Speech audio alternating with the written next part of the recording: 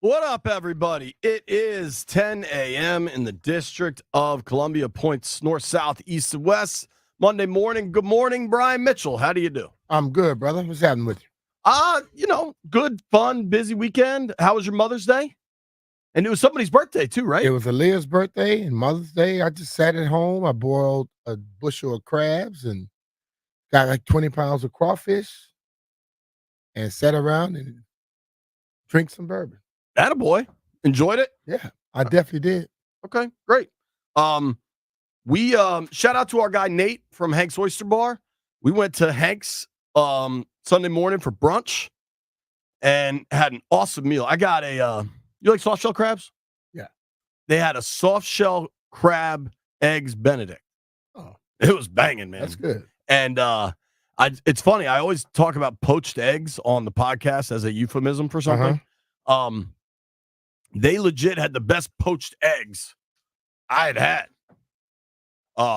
Just, I feel like poaching an egg is very difficult. I don't know how to do it. I don't know if you know how to do it. But I feel like they either get hard or real runny. Like, it's just a hard thing to do. They nailed it. Food was fantastic. My girls tried oysters. Raw? Yeah. Did they like them? No. But it was. Did you try to push that? Because I just don't see that as a young person, a young kid want to try that. It was very nice of Nate. He brought out a dozen oysters for us, just as like a welcome. But I told you what they look like. Yeah. No, I didn't push it, but I was eating them. They love oyster crackers. So yeah, that has nothing to do with oysters. Sure. That has nothing to do with oysters. But we had a great day, and then we went and just kind of my golf. My older daughter had her golf, so we all just kind of hung out. We had a good time, man. But you know what I did get last night? I will not name the place, but we ordered delivery. Or actually, I picked it up. But my wife likes sushi, so we got sushi for dinner. I didn't want sushi. I wanted like a dish. And this place had a Thai basil chicken dish. And it was very good. And like kind of that standard Chinese food container for takeout, like the black bottom, clear top kind of thing. When I picked it up, it was so heavy. Like, it was packed. Had to be 90% peppers, 10% chicken. It drives me crazy when these places do that, man. Well, I mean, you had delivery or you picked it up? I picked it up. Did you look at it before you left the place? Nah, I mean, I wouldn't have known because the chicken was on the top. They knew what they were doing. Maybe you should start doing that a little bit. Say, hey, look, before I leave, this chicken dish needs to have some more chicken. Yeah, I think if I go back there, and I don't know that I will, but if I go back there, I think I might say something. You know what I mean? Like, this is just a big plate of peppers. Peter Piper pick peppers. But I rock rhymes. Did you get to watch much sports this weekend? No, I watched some of the golf tournament yesterday. How about Rory, dude? Rory put that thing on your boy. He went the other. Xander went the other way. Dude, Xander was missing putts that you missed. I can miss anything. He had a 5-footer and didn't touch the damn hole. That's crazy. Like, he came out with a one-shot lead. Roy went berserk on him, man. Yeah. They get to that trap. He holds out for eagle down the stretch. It was like, dude, eat my dust. So going into the PGA Championship this weekend in Louisville, you've got Rory just won the last tournament he played in. Scotty won the last tournament he played in. Scotty is just a machine. Koepka. Now, granted, it's live, but he won the last tournament he played in. Yeah. All three of them are coming off wins into the PGA Championship. Koepka hasn't been consistent this year. No. He has an injury or something he's been dealing with. So I know he's good. He's been that way, but I don't look at him right now. I think he go toe-to-toe with Scheffler. Scheffler going to beat him. Probably. Scotty don't care. Do you remember the last PGA Championship that was at Valhalla? No. I think it was 2014. So Rory won it. You'll remember when I describe it. They finished in the dark, and it was like Phil and Ricky were ahead of him, all competing, and Rory kind of barked at him because it seemed like they were playing slow to not let him finish. They were slow playing. Yeah. I mean, it was dark when they finished, but Rory's like, I'm finishing tonight. And it was an excellent Hey, all tournament. you got to do is roll it up to their feet. See, the pros know how to take the proper club that rolls to you. We don't have that. You know, we take it and we're gonna shank or something. Sure. Yeah. Dude, Rory shot a 65 and he doubled 18. Yeah. I mean, when he hit it into the water, he just started laughing. He was like, yeah.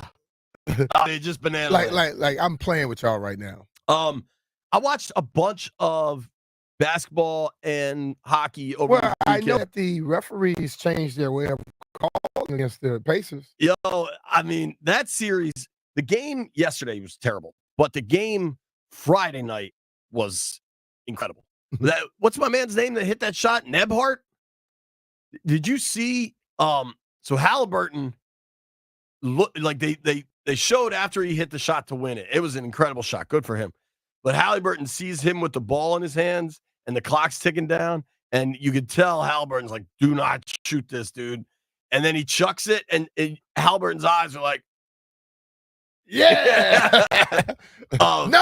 Right. Yes. But, dude, I think we were all way too early dismissing Indy and the Knicks injury situation. I don't think we were early. I just think that the referees changed up the way that the thing go, the flow. The injuries is more the concern. And the Knicks are just out of gas. Like when you watch that game yesterday, they were short. That is normally so many front rim team. Yeah.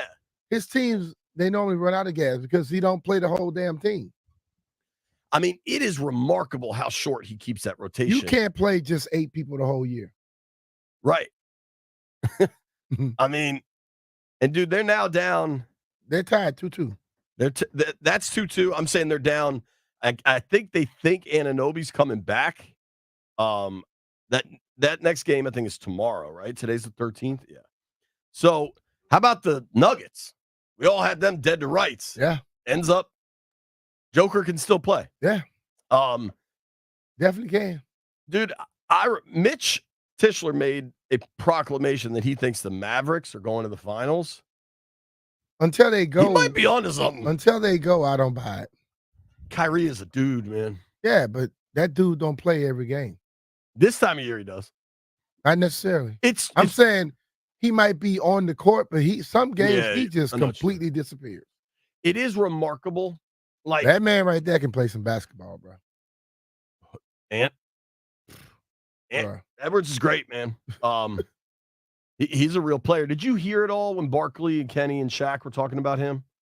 And Chuck, kind of being Chuck, was like, we got to calm down with all this Michael Jordan talk. Let's see it for a while. And Kenny was like, I get it. I actually think the better comp for Edwards is Dwayne Wade early in his career. Do you remember when Wade won that first title with Shaq against the Mavericks? Like that, the way he could get to the rim at any moment, like anytime he wants to. I kind of think that is a really good comp. And Shaq said, nah, it's MJ, whatever. But Jeff, did you watch that by any chance? Was anybody watching it? That's how Shaq sound. The inside the NBA before the tip off.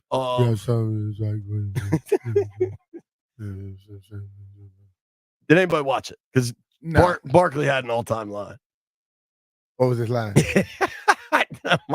I wish Jeff had seen it before I had to make the joke. But so Shaq is like, you don't see the comparisons between Anthony Edwards and Michael Jordan? And Chuck goes, they're both black.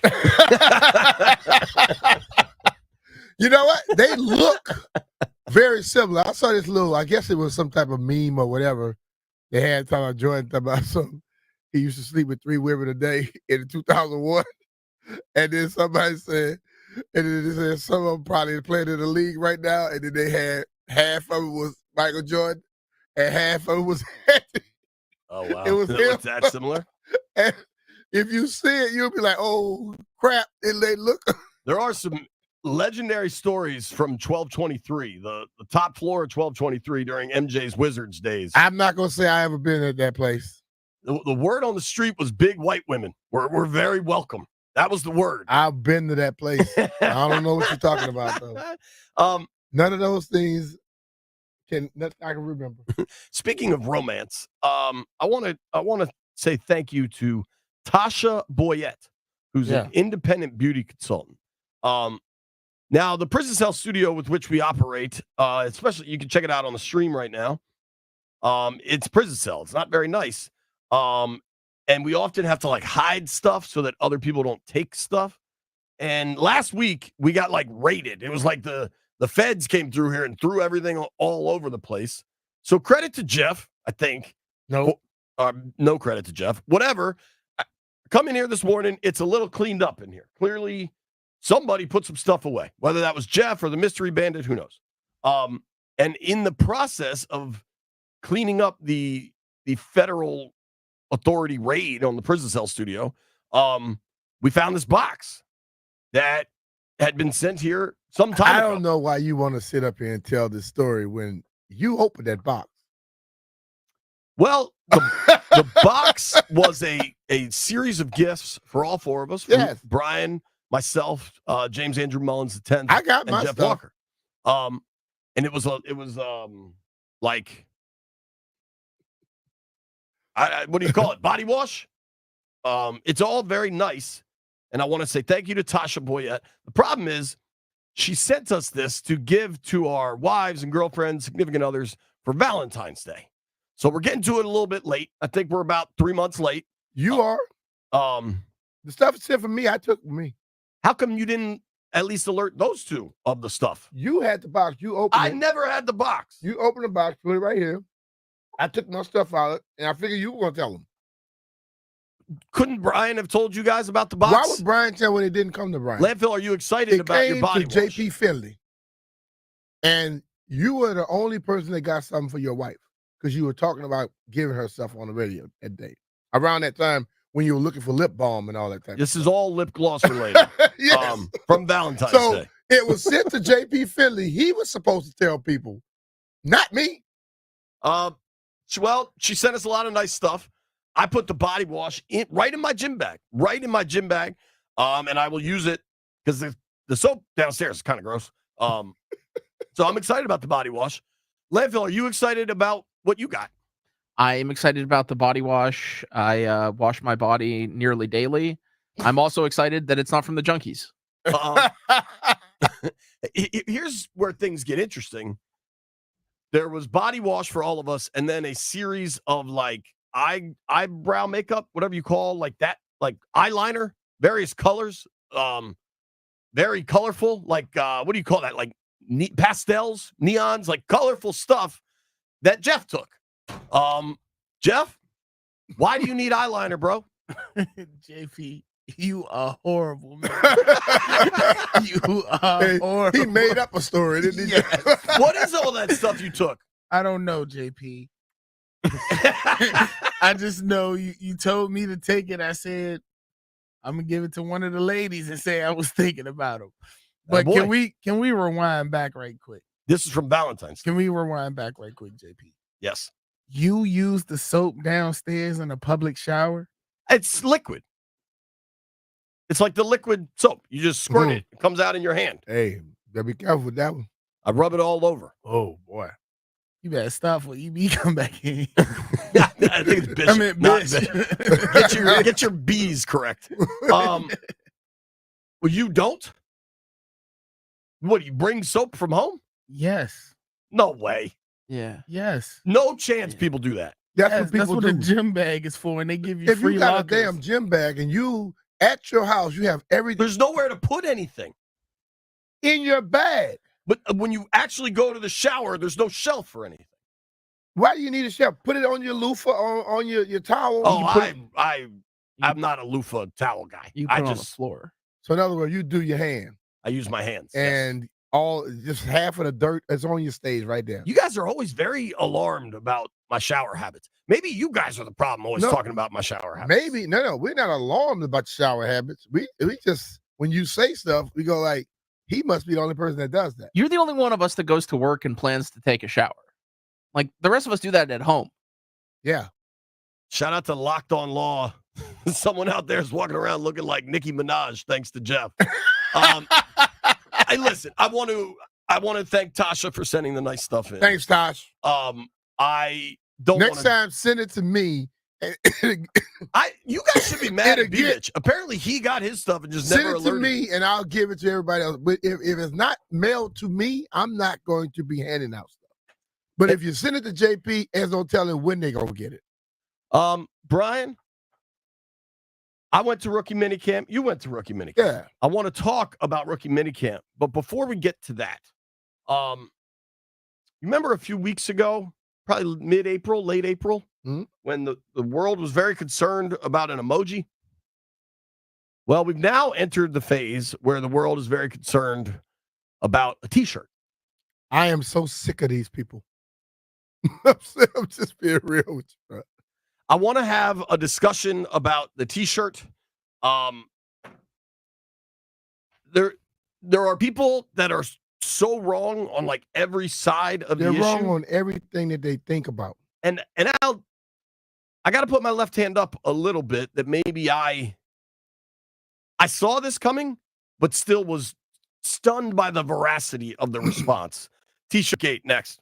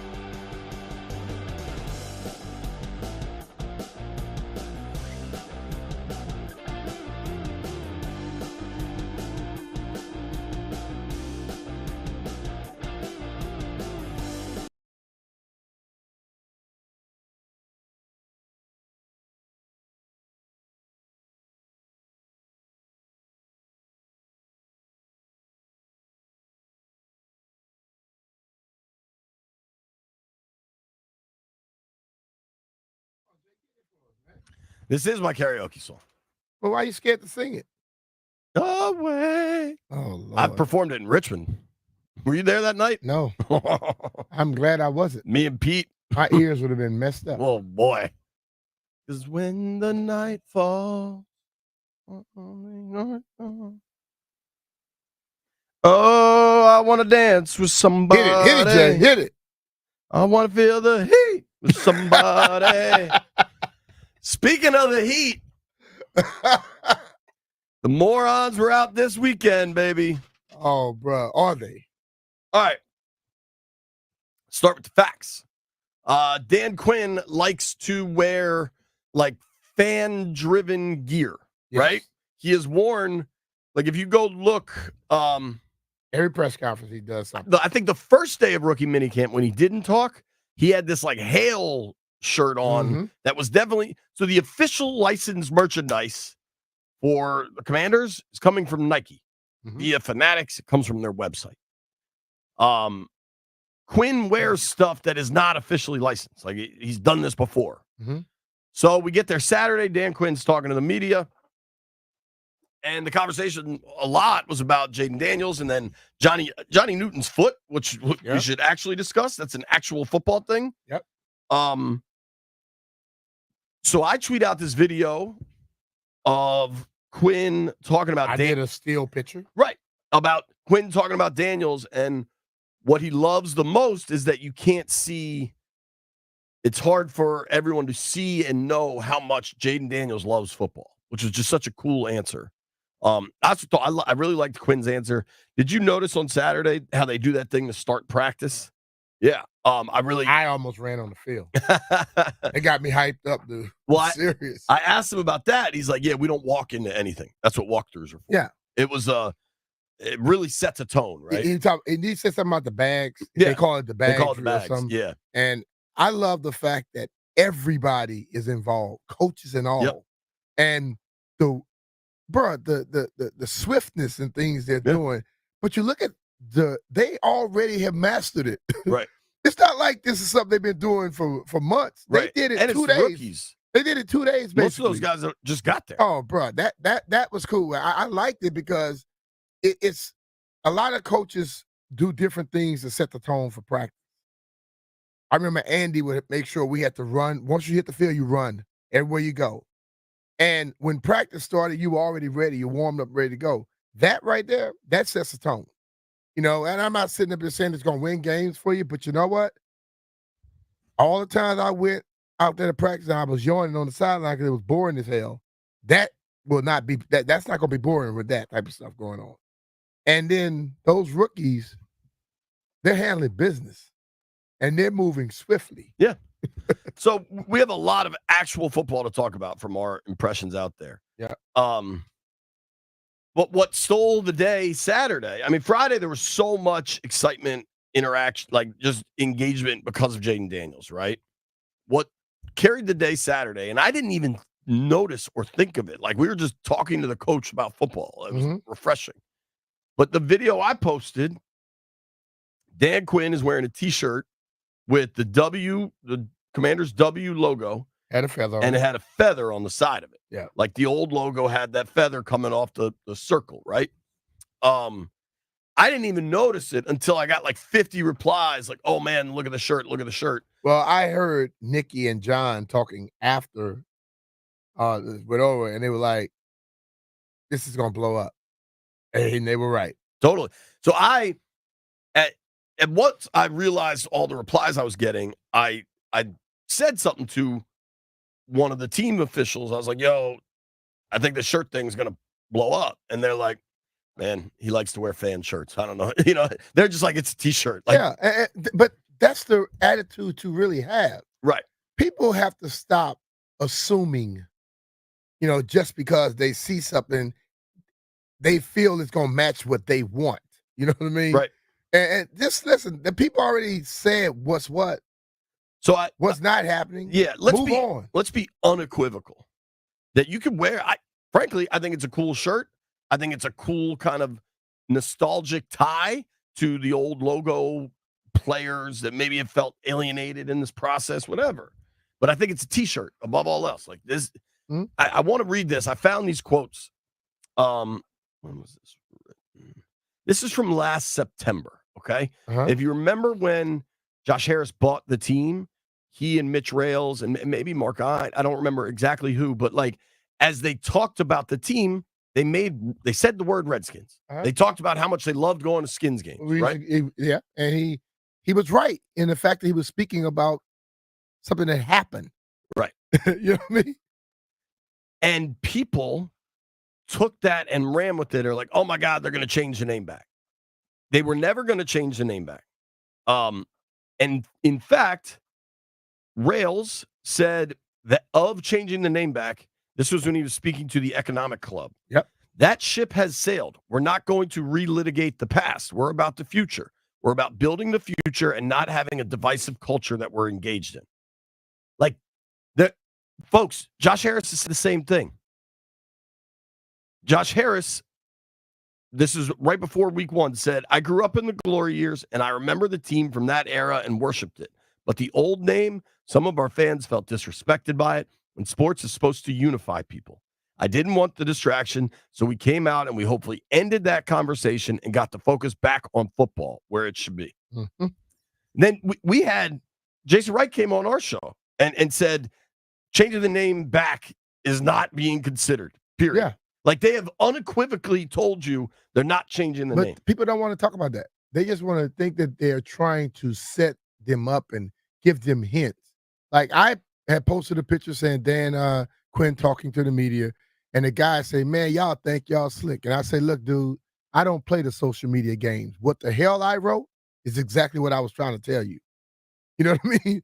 And I think they have to understand that what makes them think that you, me, or anybody else is trying to go out there and play some game and go along with some plot. That's not what's happening. Dude, it's a T-shirt. And I think everybody, let's start with it's a T-shirt. Number 2, the owners of the team have said clearly they're not changing the name back. That's 2. 3, and this I hate. Do you remember there was this like petition going online about change the name back? And it was like, oh, let's see if we can get 10,000 signatures, 50,000. It ended up getting hundreds of thousands of people signed it. One, signing an online petition is not really, it's a pretty low barrier to entry. Like you just click on something on your phone and boom. So I don't really care that much about it. But what I hated, and if you remember, the people behind it were like trying to get on media stuff. They were trying to get on people's radar. And I said, if this was started by a fan group or something, I'd be interested, but this seems like it's a political cause for you. And sure enough, it was. It was. I don't know if you noticed this. They've got all these crazy protests going on college campuses, right? I happen to read this. At GW, they're having these protests. Yeah. And finally, the police came in and arrested. 33 people. 33 people. 9 were students. The rest of them just professional troublemakers or protesters, whatever you want to say. I'm not entering into that debate, but the amount of people that are now entering into this debate that do not care one damn second about Kurt Gouveia or Barry Wilborn or Sean Taylor or Gus Frerotte or Sammy Baugh or Art Monk. They are not fans of this team. They are entering into political theater because a dude wore a T-shirt, GTFO, my life. Like, shut the up. Do not make a football organization that has finally gotten out of the shadows of the toxicity, and you've got a rookie at camp that everybody's excited about and a new coach who brings energy. Do not turn this into political theater.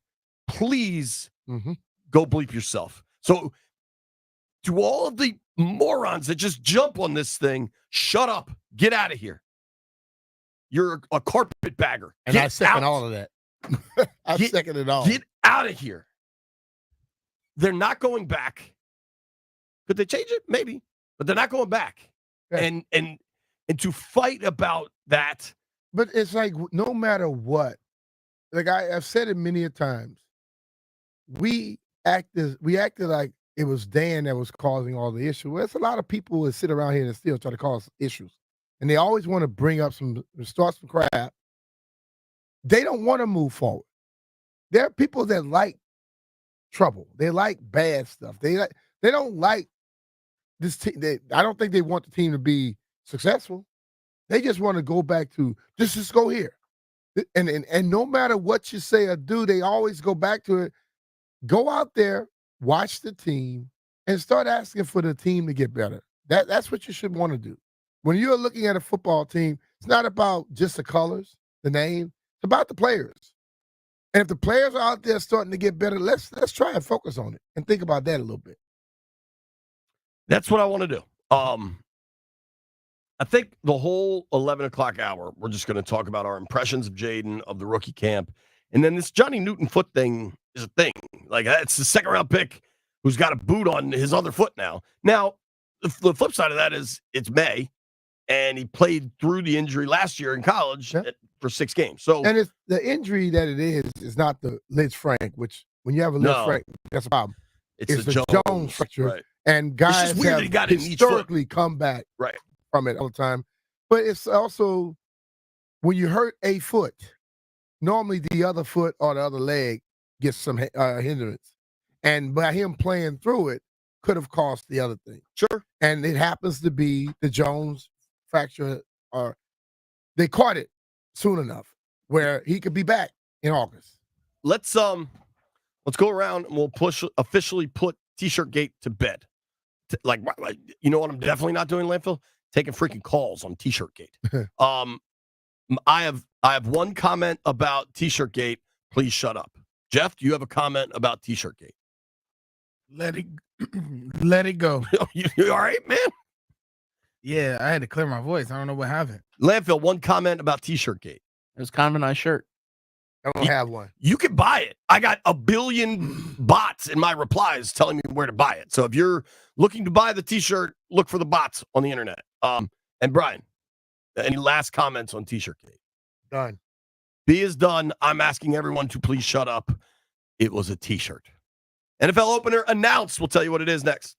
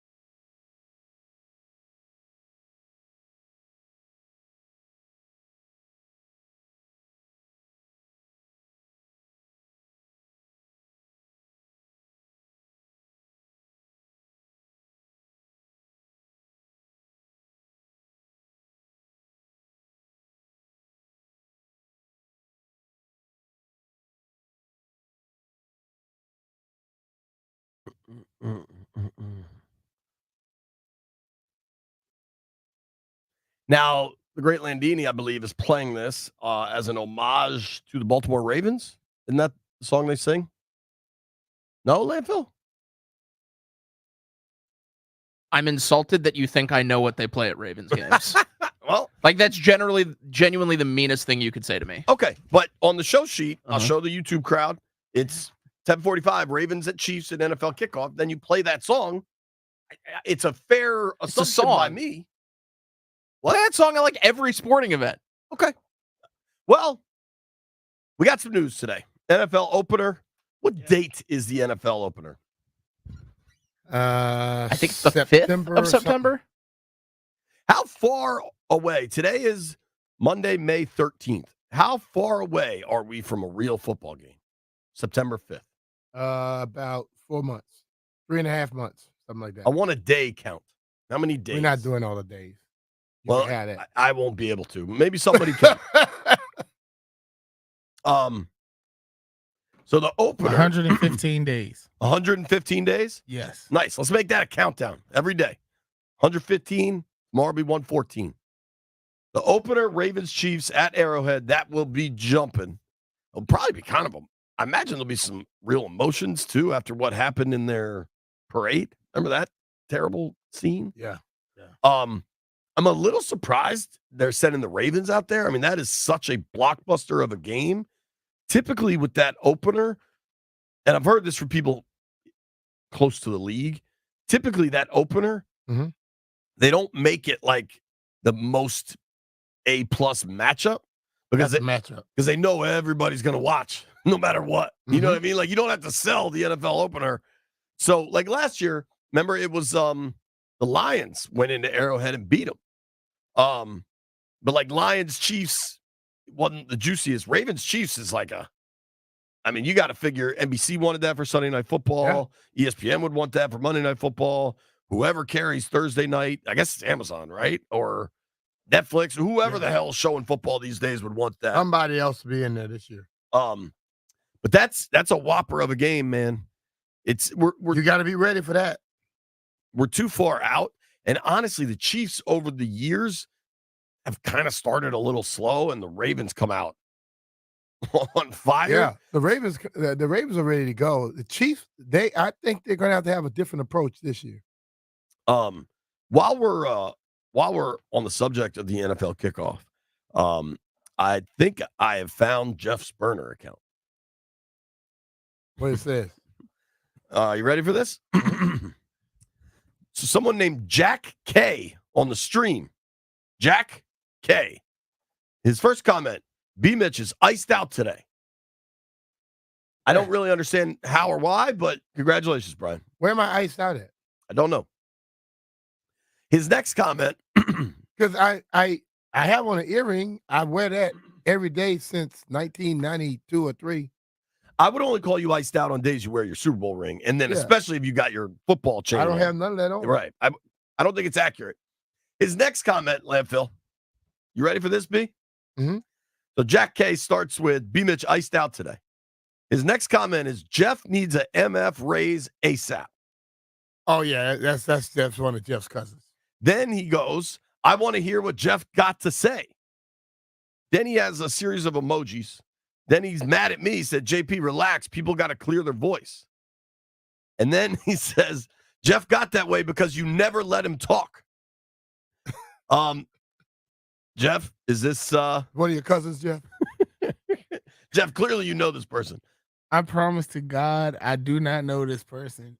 Yo, this is hilarious. I appreciate you for riding for me. Somebody else, Armand Brown, put in hashtag give Jeff a raise. And then Jack K again, Jeff, the hardest working MF on this show on God. I mean, these people are out of their minds. Hey, tell him if that camera was on Jeff, well, the only reason he's not leaving because he has a camera on. He had to keep us up on these cameras now because normally he'll be already gone somewhere. Seymour Butt said, Jeff, tell your cousins getting on the stream won't get you a raise. Jeff, Jeff has done a really good job with the stream. You've taken that as a project, and you seem to care about it. Give everybody your Cash App, Jeff. No, I'm good, man. Let's also, Brian and I are nowhere close to in charge of the raises around here. We work in a prison cell studio. You think if I we're would give somebody a raise right here, I would give myself one. Yeah, you think like we're in charge of anything? Hell yeah, give Jeff a raise. Give Landfill a raise. 2 times. Both of them. Yeah. And we're not in charge of anything around here. We never know what we're walking into, let alone getting raises. I don't even know who's in charge of raises. Somebody we barely in charge of the stream.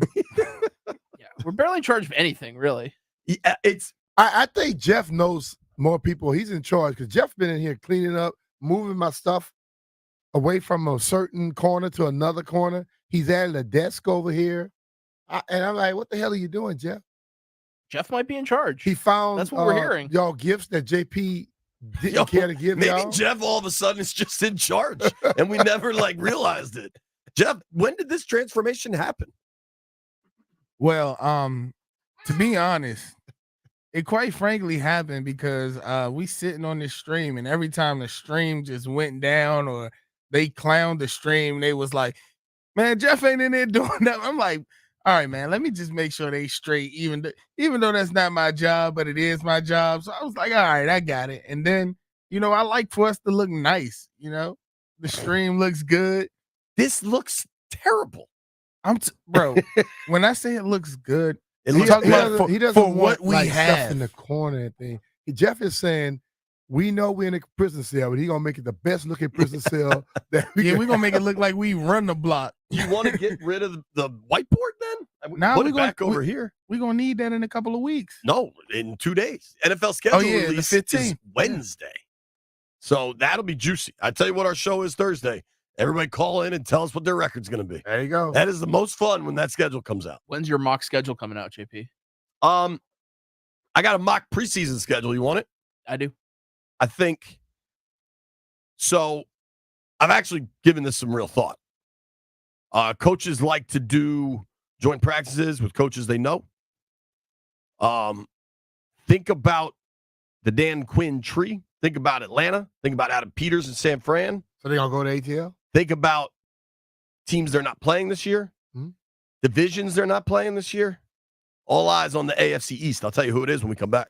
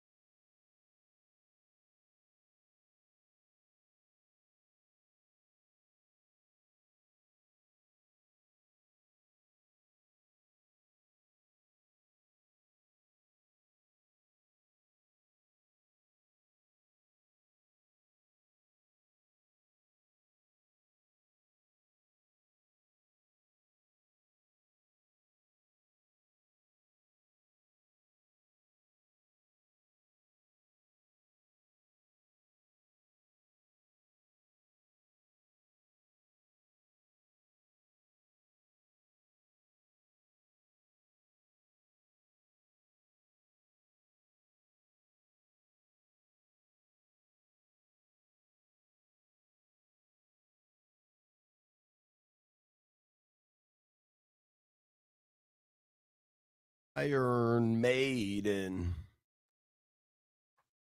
Shout out to Terps baseball.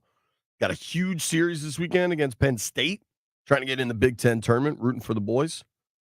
Terps lax. I just got an email from University of Maryland telling me all this. But Terps lax for the boys.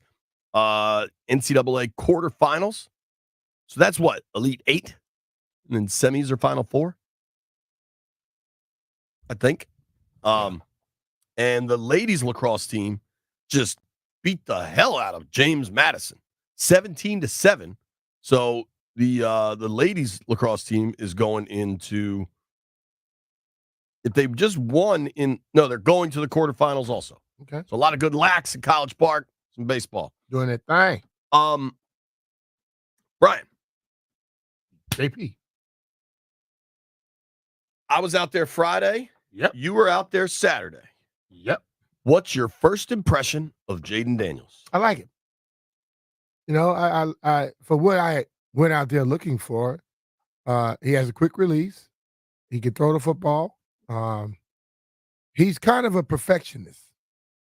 You know, I was watching, I know you were talking about the accuracy, and I was watching him go through a drill where they're trying to throw it into that little net, and he missed one time, and you could see where it was eating him alive. And when he went to his left, he didn't miss any of them. He was on point. And I like that. I like a person that's not going to just be happy with making mistakes. Yeah. And that's kind of, sorry, I'm taking notes on what you're saying. That, I think, is kind of what Dan Quinn was trying to convey when he talked about how competitive he is and, you know, all the stuff that, you know, how he takes everything really seriously kind of throughout the process. And I saw the same stuff you saw, honestly. What did you think of his frame in person? I had already seen him at the draft. And Right. I told you, I said That's he's not as small as people try to say. And so I saw a picture with him in shorts, and you could see the muscular, like around with the nibialis, around the knee area and all that. The what? He's the nibialis, that little muscle right there. But he is a muscular dude. He's not just a skinny dude. You know what I mean? Right. So, and still. He doesn't have big, broad. The only thing I've noticed is like a lot of football players, most football players and quarterbacks have like broad shoulders. Mm-hmm. He doesn't have that. His shoulders just kind of slope down, but like, okay. Yeah. You know what I mean? Yeah. So and then like the whole thing is he's still 3? He still has to mature. He's not done. He'll get the extra 5 pounds that people feel he has to have. I think for me with Jaden, there was just like an immediate electricity. There was something there. Mm-hmm. And I think that has been lacking.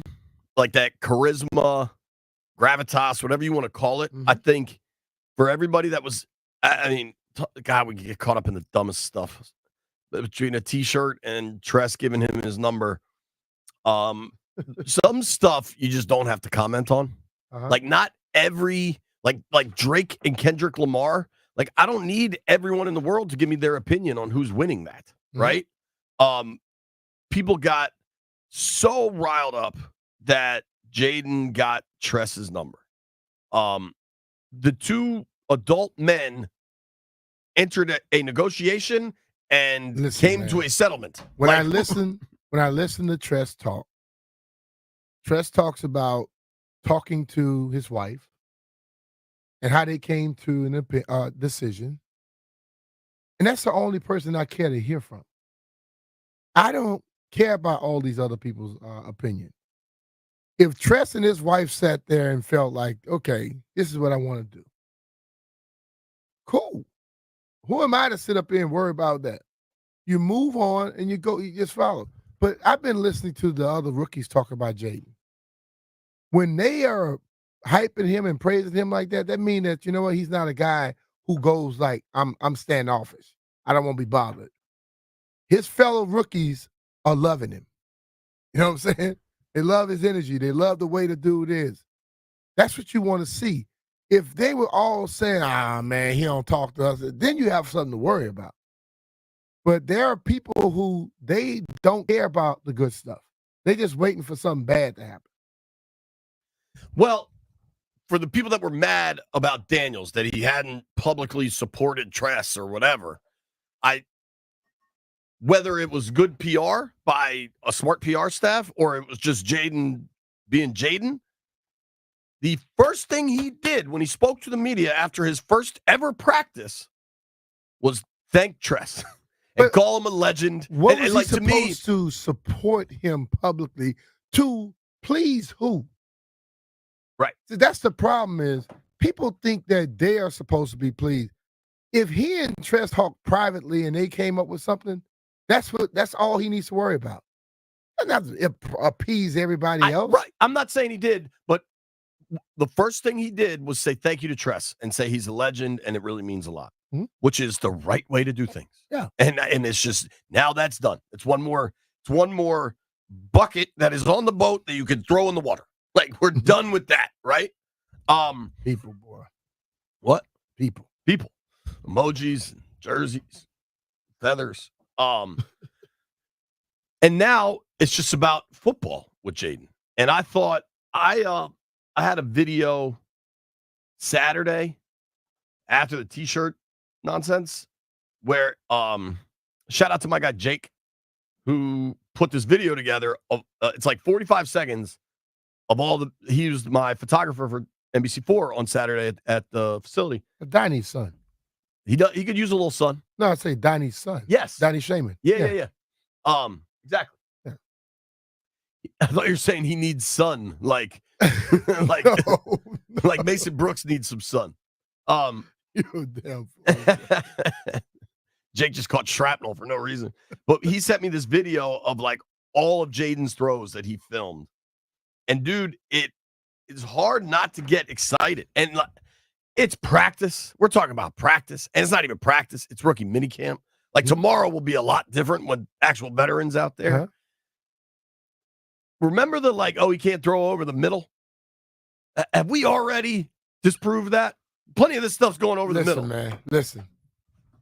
When people started going there, I'm like, do you know what the coaching staff at LSU expected and wanted? Because I hear he don't throw over the middle, and I'm seeing passes being caught inside the damn hash mark. So this is from LSU last year. Their neighbors is catching the ball right there on the hash. That's not over the middle. Well, and I think we got to be real clear that there's a difference between analytics and Pro Football Focus. Everybody's just convinced that PFF is gospel for the analytic community. And that's not true. Like when you talk to people in the league and there's a lot of good stuff. There's a lot of good data, but the data that they're really good at is snap counts and formations. You know what I mean? Because that is data.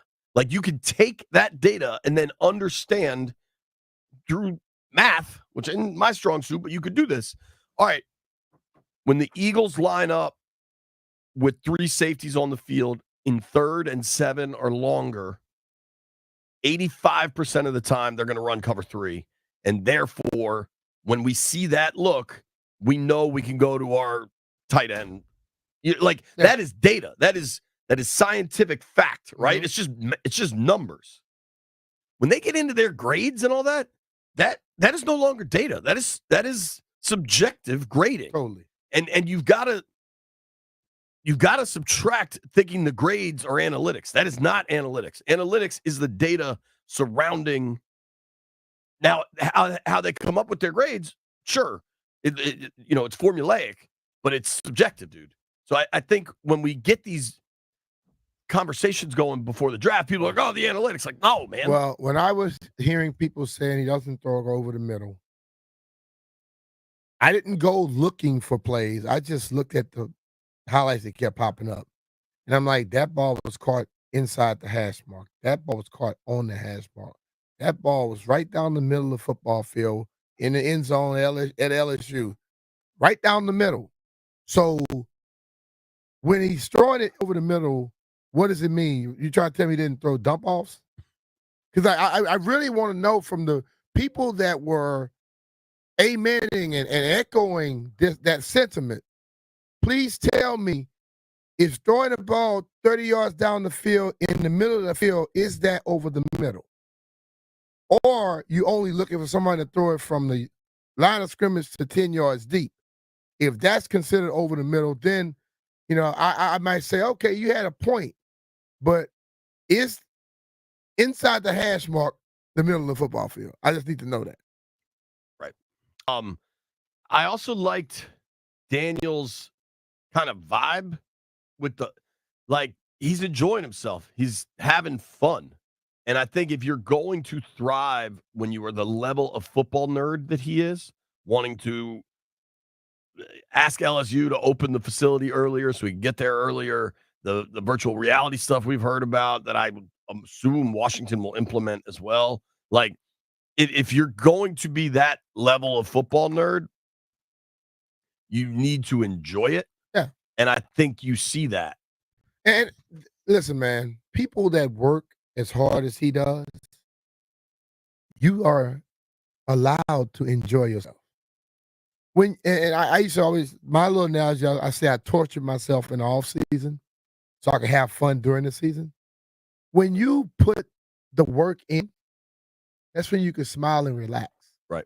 The people that don't put the work in, they have to be serious all the damn time. You know why? Because they don't know what they're supposed to be doing, and they get a little stiff. Don't hate him because he put the work in.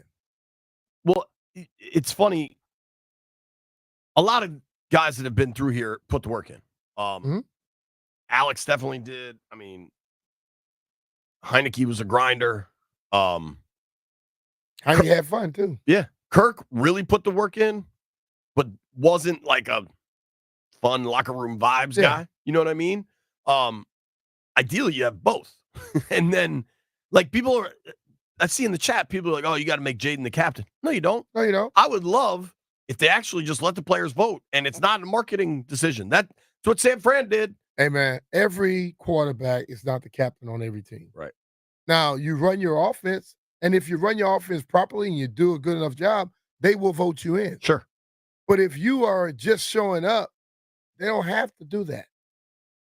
Also, who cares? It's not till September. I said to people, Mark Rippon was a damn good quarterback.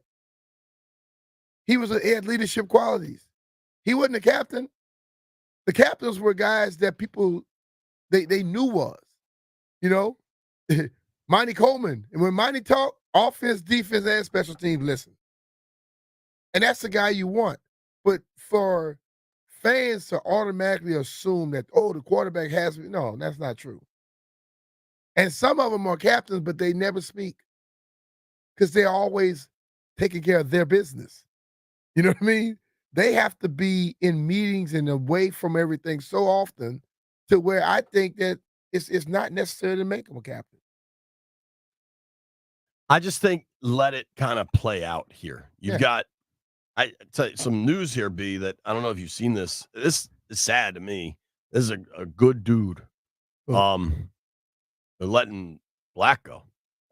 Standing, yeah, I knew that this Standing tweeted this out. Weekend. Senior Director of Player Development Malcolm Blacken will not be returning to the organization. His contract will not be renewed. He's been with the organization since 1999. Wow. And Malcolm's a great person, man. Yeah. This is what happens. You turn it over, man. Sincerely sending Malcolm our absolute best, a guy we know and have enjoyed time with. Yeah. I know a lot of young players thank Malcolm as for a big part of their development.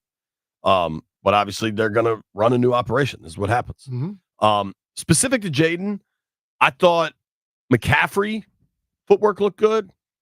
Sennett was bigger than I was expecting. Did you know? Did he stand out to you? He reminds me, especially wearing that 82, of Jason Witten. Oh. It's just that was have what to look closer next my time I brain watch. thought of. Did you see the catch the kid Jack Saint made? Yeah. Wow. Yeah. Wow. Yeah. It was he got long. And he pulled that thing right in. well, dude. I don't remember who it was, but somebody told me that Jack Saint's going to make the team, and it's far too premature. What's Landfill giggling about? I don't know, man. He said something. Jeff, what's up with the cameras on you and Landfill? You guys just sitting there, enjoying it. If everybody wants to give Jeff a raise, tell him to get a camera for him and get Landfill. him on camera. Hey, they waiting on the cord, fellas. Waiting on a cord. Good God. Lord. What's it? I want to say his name correctly because it's a hyphenate. I think it's like Rosmi Jack Saint. Marcus Rosmi Jack Saint. 6'1", 205, went up and got it, man. Mhm. And it was probably the biggest wow play of the day. And I appreciated that Quinn kind of said this after.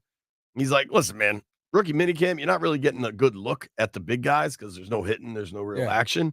But That is for the skill position. he's like, you can get a decent look at the skill position guys. And all you can do at this stage, early May, if you're an undrafted guy, is make a play. Like get on somebody's radar. And man, he did with that catch. Yeah, he did. I like Quinn's whole mind. He's kind of no nonsense. Yeah. Yeah, he talks straight. He's a straight talker. He's not there for all that fluff. Right. Not trying to be everybody's damn friend. He's here to do a job. Yeah. I like that. And yeah, I do too. It was cool with the media yesterday or Saturday when like all the questions were kind of coming from one side. He's like, hold up, let's let these people talk. Yeah. I like that. And dude, I don't know if you've noticed this. Whenever, you know how the media will kind of like surround the person talking and you end up behind them or like holding a microphone off to the side, whatever. He has a thing. He's like, I don't want anybody behind me or to my sides, everybody in front of me. Mhm. And like people are learning that, right? And that'll be interesting. But like he said, he's like, man, I'm from Jersey. I don't want anybody behind me. Kaz Allen, what'd you think of him? I know that's a guy you liked. I saw him Friday.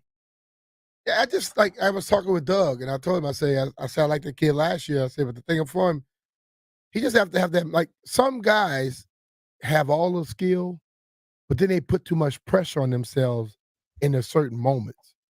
He has to get to the point where he just relaxes when he gets out there. You know, when you feel I have to make this play, it's kind of setting yourself up for a big letdown. Yeah. You know, this receiver position is interesting, and we'll get a much better look tomorrow when the veterans presumably will be there. McCaffrey can run too. McCaffrey can run. He can pick him up, put him down, dog. He's like well spoken, like you got him, McCaffrey now. He's like cool. He is cool. There's some presence there. I had some conversation with Doug, and Doug said he was talking with me. He said, I forgot what exactly he told him. He said, dude right here, he hang with the brothers. That's great. I think it's also like with Luke, there's some presence there. Here's what I want to do. The conversation was very Drake May or Jaden Daniels. I think we both left. Luke McCaffrey described Jaden Daniels as a stud, period. What are the coaches in New England saying about Drake May? I'll tell you that when we return. But seriously, I don't even have to do the read here. The weather this weekend, at one point it was like 40 degrees. You needed the heat on at your house. And today it's going to be 85. Like the weather in our area is so ridiculous that you need heat and cooling often within the same week. So be ready no matter what the temperature does with a $99 heating and cooling check from the 5-star experts at Crop Metcalf. That's right. For just $99, a Crop Metcalf 5-star technician will check both your home's heating and cooling system and assure peace of mind today no matter what the weather brings tomorrow. Call 1-800-GO-CROP or visit cropmetcalf.com. Crop Metcalf, home of the 5-star technician and proud partner of the Washington Nationals.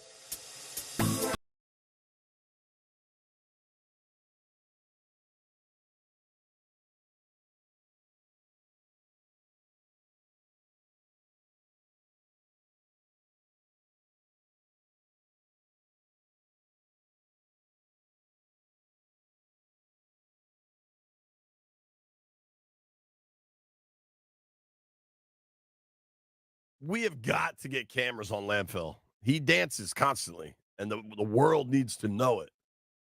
Get him. When we were in college at University of Maryland, I got him the other day. you did get him the other I day. think that's why they made me move this camera over here so I can't get him. Anytime College Park was referenced in songs, very clearly about Atlanta, but we would rep the hell out of that. Yeah, y'all thought it was talking about Maryland, huh? Yep. And the Jay-Z song, serving them in the home of the Terrapins. Not exactly what he said, but that's how we took it. Speaking of exactly what was said, Landfill, Dan Quinn, understandably, was asked about Jaden Daniels this weekend. Quinn said, what I saw in the field was pretty much exactly what we saw from his time. But what you don't see on the tape is like how much this guy loves football. He works so hard at it that like it's one of the things that makes my heart smile about him. Just the type of competitor and the way he goes about his business. And so he's here early. He just goes for it. And not everybody has that trait to say, I'm not going to be stopped. And so it's a really cool thing. He asked again later about Jaden Daniels, talked a little more specific about, what he does well, what he needs to work on, all that, right? But it was fairly glowing when Quinn talked about Daniels. Jared Mayo. Is it Jared or Gerard? I think it's Jared, right? I think it's Jared. Jared. And it's Jared today. This is via Henry McKenna, covers the AFC East, I think, for Fox. Jared Mayo from Patriots rookie minicamp. I'm reading now, quote, early impressions of Drake. Look, he has a lot to work on, but I have no doubt that he will put the time in. You didn't see him out here yesterday, but he was here all night trying to get on the same page. You really shouldn't take too much from rookie minicamp. And I think we all kind of were told that, Jaden is more ready. And I think we frankly are seeing that. And so I think, ideally we don't have to do this forever, but like there will be some comparisons right away. Yeah. I'm also really curious. I think it's pretty damn obvious what's going to happen here. I don't feel the need to ask the question or be told the answer, but like, it sure feels like Daniel's going to start, right? Week 1. Yeah. He should. Number 2 overall pick. If I draft a guy and I'm going to work with him, I didn't draft a guy number 2 to say I'll need you to sit. You draft the guy when you think they're capable and they're ready to go. Yes, they got to learn some stuff, but hell, if a veteran guy comes to this team, he has to learn stuff about the league, about the new things on the football team. So, yeah. I mean, I just, the Pats have Jacoby Brissett up there. I'm curious what that equals, kind of.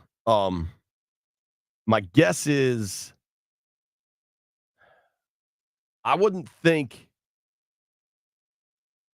Jacoby signing up there unless he at least feels like he's getting a very legitimate shot Opportunity. Yeah. And I think if I had to guess, probably because of how last year shook out, where it wasn't a legit opportunity, it wasn't a legit competition.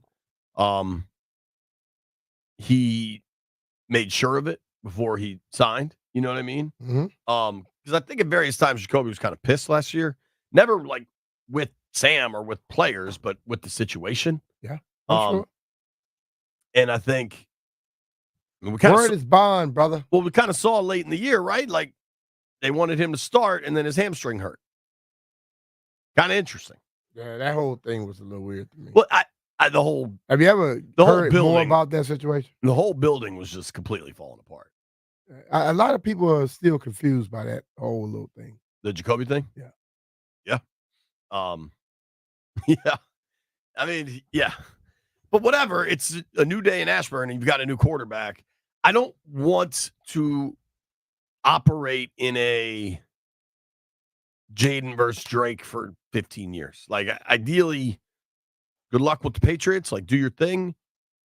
That's how it's gonna probably go, though. Yeah. So earlier in the program, I kind of teased my mock preseason schedule. I think there is. So you got to look at who the Commanders play, and we'll find out when they play these people on Wednesday night. I mean, God bless the NFL making the big old stink. You're out smart, of it. bro. Oh yeah. You know what you do around NFL stuff? You market. Nobody does it better. Commercials are great. So the Commanders have 9 home games. Since they went to the 17-game schedule, you rotate each year, having 9 and then 8 home games because it's an odd number. So the Commanders this year get 9 home games. That means they only have 1 home preseason game because it's 10-game season ticket schedule, right? So they're going to be on the road twice for the preseason. And then to try to figure out preseason, this is a guess. It's all guesses, but I feel pretty good on this one. Like maybe it's not a guess, but you have to look at the teams they're playing because generally you don't play a team in the preseason that you're going to play in the regular season. And they always play scrimmage. Last year they had the joint practices with Baltimore, but they play Baltimore this year in a regular season game. So once the finalized schedule comes out, I mean, say that they're playing the Ravens week 2. Like, they're probably not going to do joint practices with them a month before they're going to play it. And then the way a lot of this stuff tends to break is what coaches have ties together, right? Like, who are the coaches that know each other? So generally, you'd like to find somebody you're not going to play against and know the coaching staff, know that you can run the practices, the tempo, the level of hitting, all of that, run it the way you want it. Yeah. So I got a pretty damn good guess where the 2 road preseason games are going to be, and I'll tell you when we come back. It's B. Mitchell Finley. Hey, it's Brian Mitchell here. Are you tired of those lackluster cooling systems? Well, it's time to switch to Ruud and feel the difference. Thanks to the IRA Act, you can score up to $2,000 in tax credits on select heat pump systems. And Maryland residents, there's exclusive rebates from Ruud just for you. Personally, I've upgraded to 3 Ruud 18-series inverter heat pumps to stay cool at my house. Ruud keeps me comfortable, whether I'm chilling at home or hosting game day parties. So beat the heat this season and visit Ruud.com. That's RUUD.com to see why they're the MVP of cooling. And remember, if it ain't Ruud, it definitely ain't right.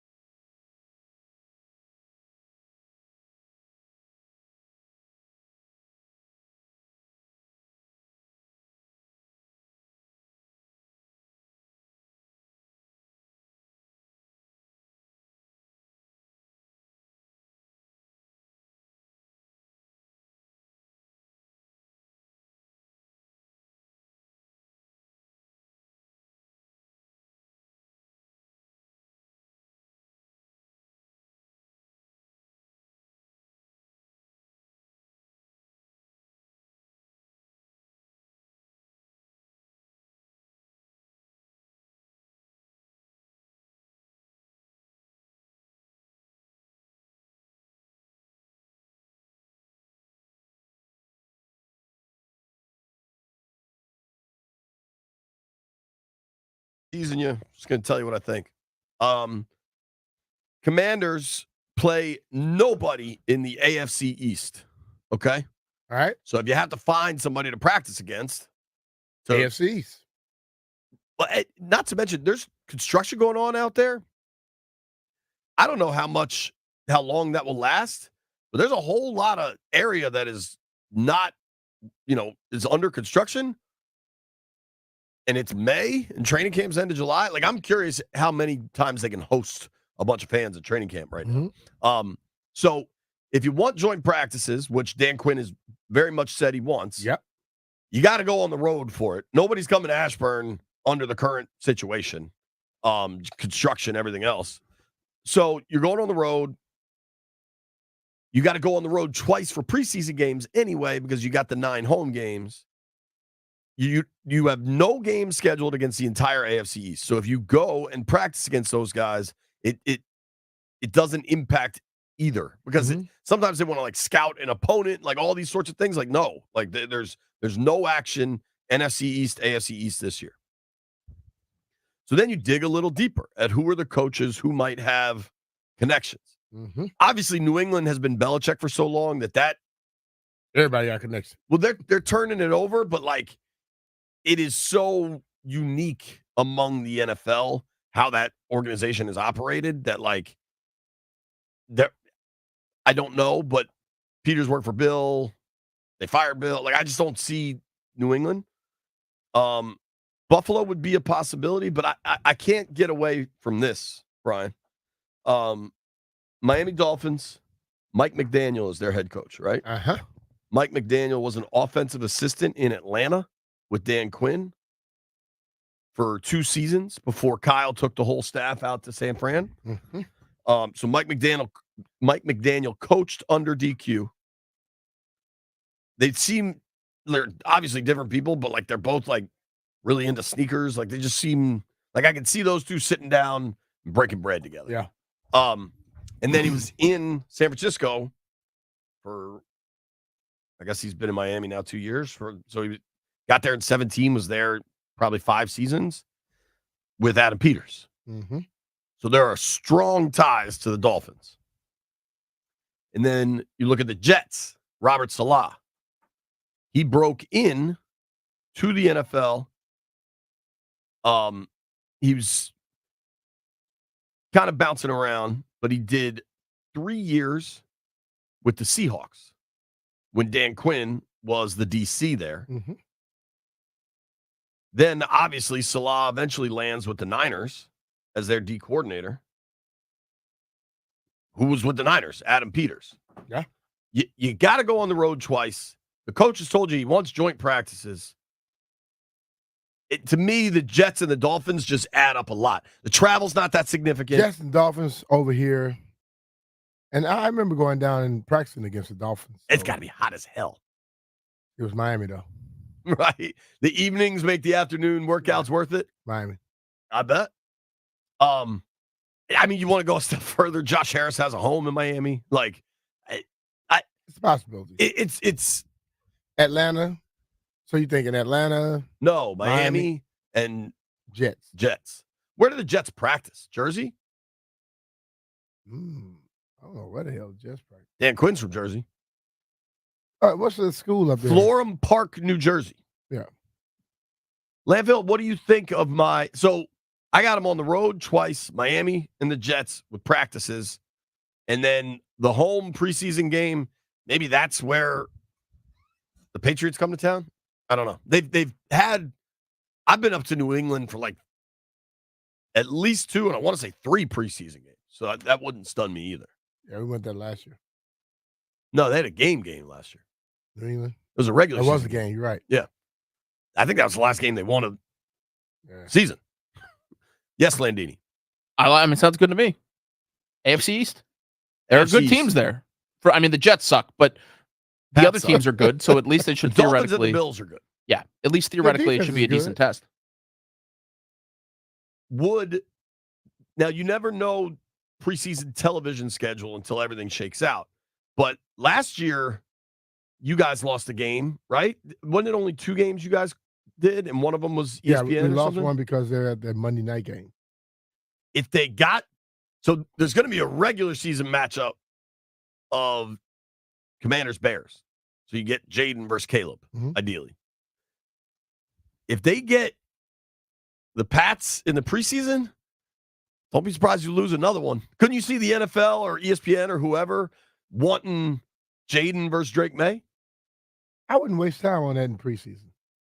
Well, it's not a How regular long season. are they really going to play? It's not a regular season game. Yeah, but still, how long are they going to really play in preseason? True. I mean, I feel like Drake might play because he might not be the starter. Like, if that's going to be a straight-up competition, you might get Jacoby and Drake. Let's see. Jeffrey, what do you think about I don't think You don't think it's New England? I don't think there's going to be no competition. I think they may have a competition, but they're not going to put him out there throwing him to the wolves. May. Yeah. I agree. I think they're going to try to develop that kind of long term. Here's what we're going to. Oh, dude, we talked about it a little earlier. Johnny Newton, walking boot on. It's not the same foot that he injured in college. It's the other foot, but it's the same injury.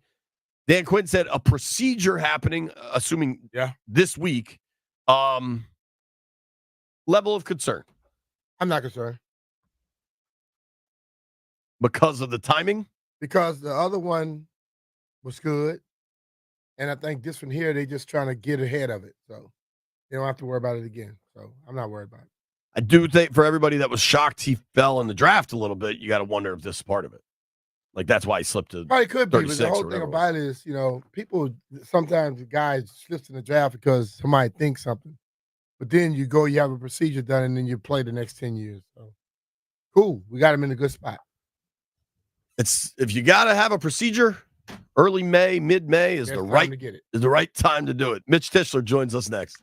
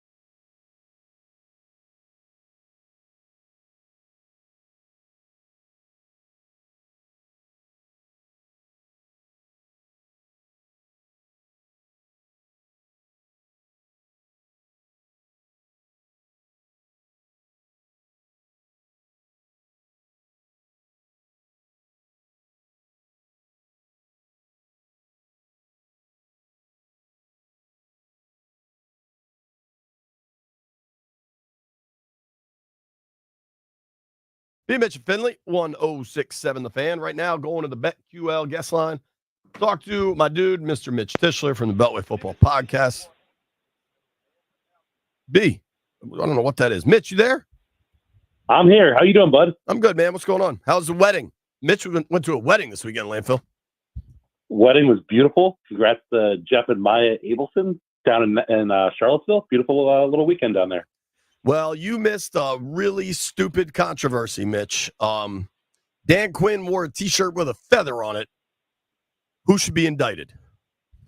Don't worry. I saw all about it, and honestly, I blame nobody but you for all of this. Me? Because one tweeted us about the name thing. I said I was entirely out on it, and you made a joke about wanting to talk on the radio. Here you go. You got fodder for the week about names and images and likenesses and all the above. No, we do not. But I think what drives me crazy is I feel like it's like these political people that jump in on this as like far more than what it actually is. Like I think of the fans, I think fans by and large don't really like the new name, but by and large understand why it changed. You got to be kind of a blockhead to not just see the way of the world and understand that the name was going to change. I'm not arguing the right and wrongness of it. I'm just living in the current universe.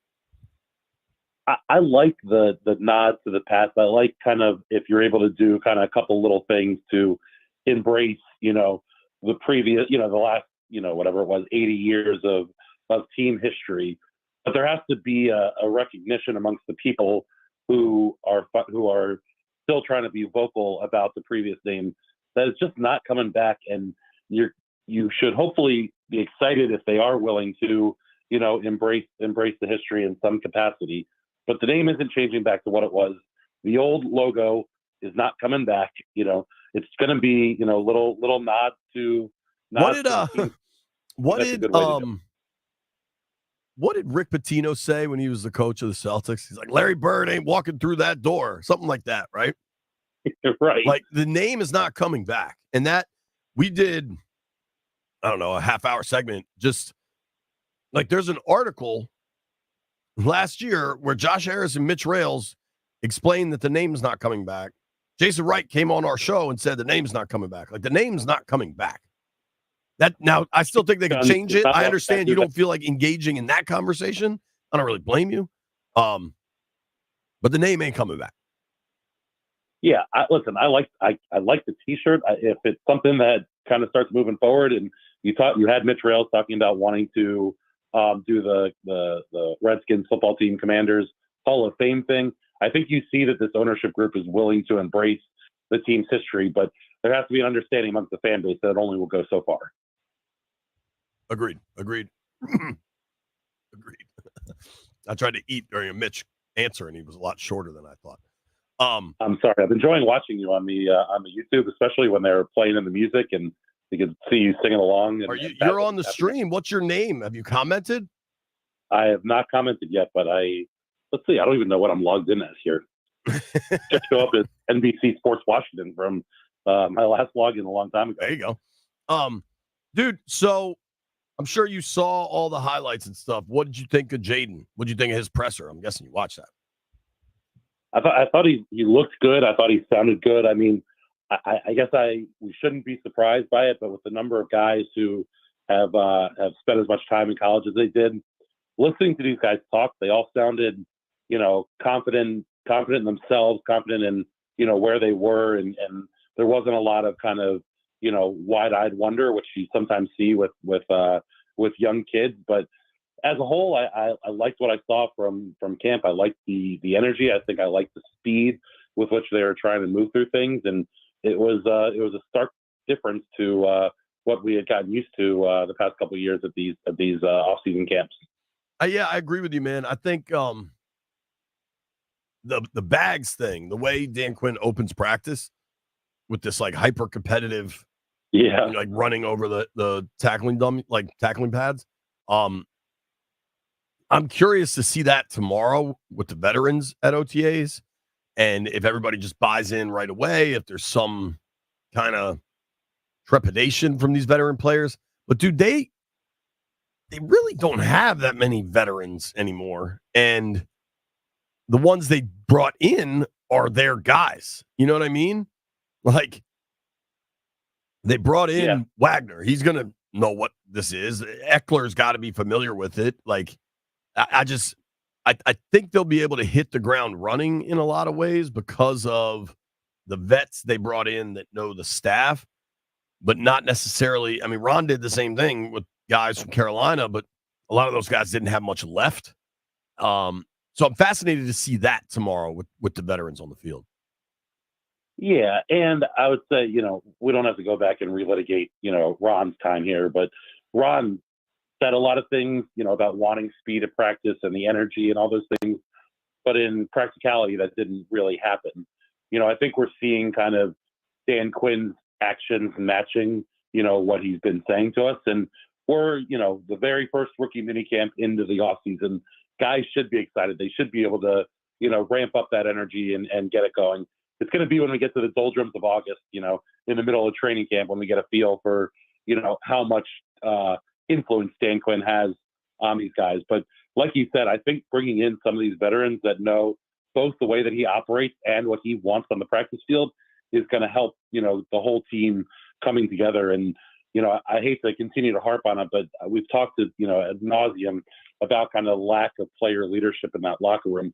And I do think guys like Bobby Wagner being here on this roster are going to help, kind of that internal push and make the onus not be on the coaches to crack the whip, but have it come from within that locker room and keep those guys moving and running and excited and energetic and competing on the practice field. And, it's tough when you get into, the summer to really bring that juice to practice, but that's when you make hay towards the season and start making progress as to what kind of football team you're going to be.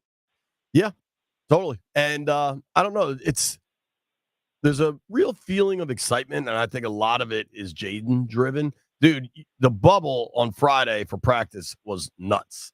Like, the amount of cameras there, dude, like stations that I didn't know. I'm trying to choose my words carefully here, but well, I'm sure Virginia Beach and Richmond and those guys were all up here, which they come up from time to time, but they were regulars when RG3 was around and kind of went away as things have been south the past couple of years.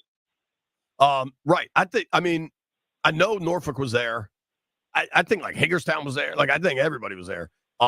It was packed and had a real big deal vibe, and it was fun, man. And then the kid delivered. I mean, he looked great, very relaxed. McCaffrey looks pretty damn good. I like McCaffrey a lot. You know what I liked a lot was Cliff Kingsbury's kind of interactiveness with Jaden and kind of with the offense as a whole as they were going through some of those drills. You have coaches that are, who have been involved in the drills in years past, and I think about kind of Jay Gruden and those guys as they would kind of be involved in the drills and act as kind of defensive linemen or pass rushers or whatever. I like that Cliff. You could see he was working mechanically with Jaden and working. You could see him kind of pointing out eyes and where to look and stuff like that. And I kind of it's a small little thing, and it's Jaden's first practice as a Washington Commander, so. I'm sure there are plenty of things that he needs to pick up on and learn on, but I like that Cliff was as interactive as he was with him. Yeah. It was good couple days. I'm excited to see tomorrow to see with a real team and to kind of see and get a view of what these guys are going to be. Dude, you want to hear my mock preseason schedule? I was listening to your mock preseason schedule. I liked it. I had two thoughts for you on it. I know you like the Jets and the Dolphins as two of the matchups. Yeah. How about the Lions for a third matchup? Dan Campbell, Dan Quinn. You were talking about how Quinn and McDaniel could break bread together. I imagine that Campbell and Quinn could sure, but I think Campbell's tree is more Cowboys, isn't it? I was more thinking the defensive intensity and kind of the type of guys that the two of them are on the practice field would be, would be. I think they kind of are symbiotic a little bit. Yeah, I could say. I mean, they're both bald dudes with goatees, right? Like, dude. I mean, it's guessing a preseason schedule's fairly silly. Yeah. I just don't know that Campbell and this crowd ever overlapped. I don't see that they did, but football's a wild sport. Who knows? I do think, though, 2 joint practices. Are you with me there? Very much so. I mean, especially with the way that we've seen teams use the preseason games, which is essentially, even less than going back to when they had, the 4 preseason games.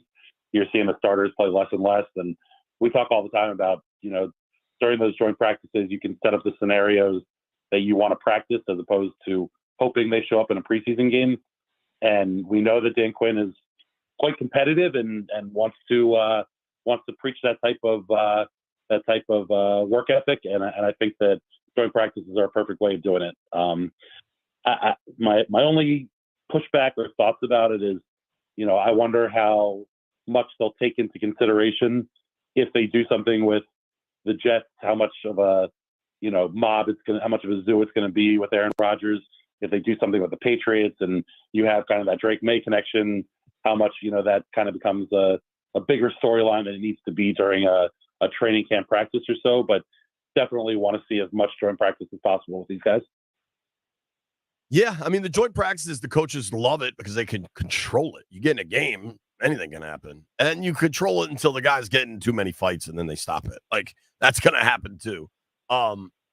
That is true. The Rodgers thing, it honestly might be kind of nice to go and practice against Rodgers because the circuses in town over there, you kind of get in and out under the radar. You know what I mean? Like, yeah.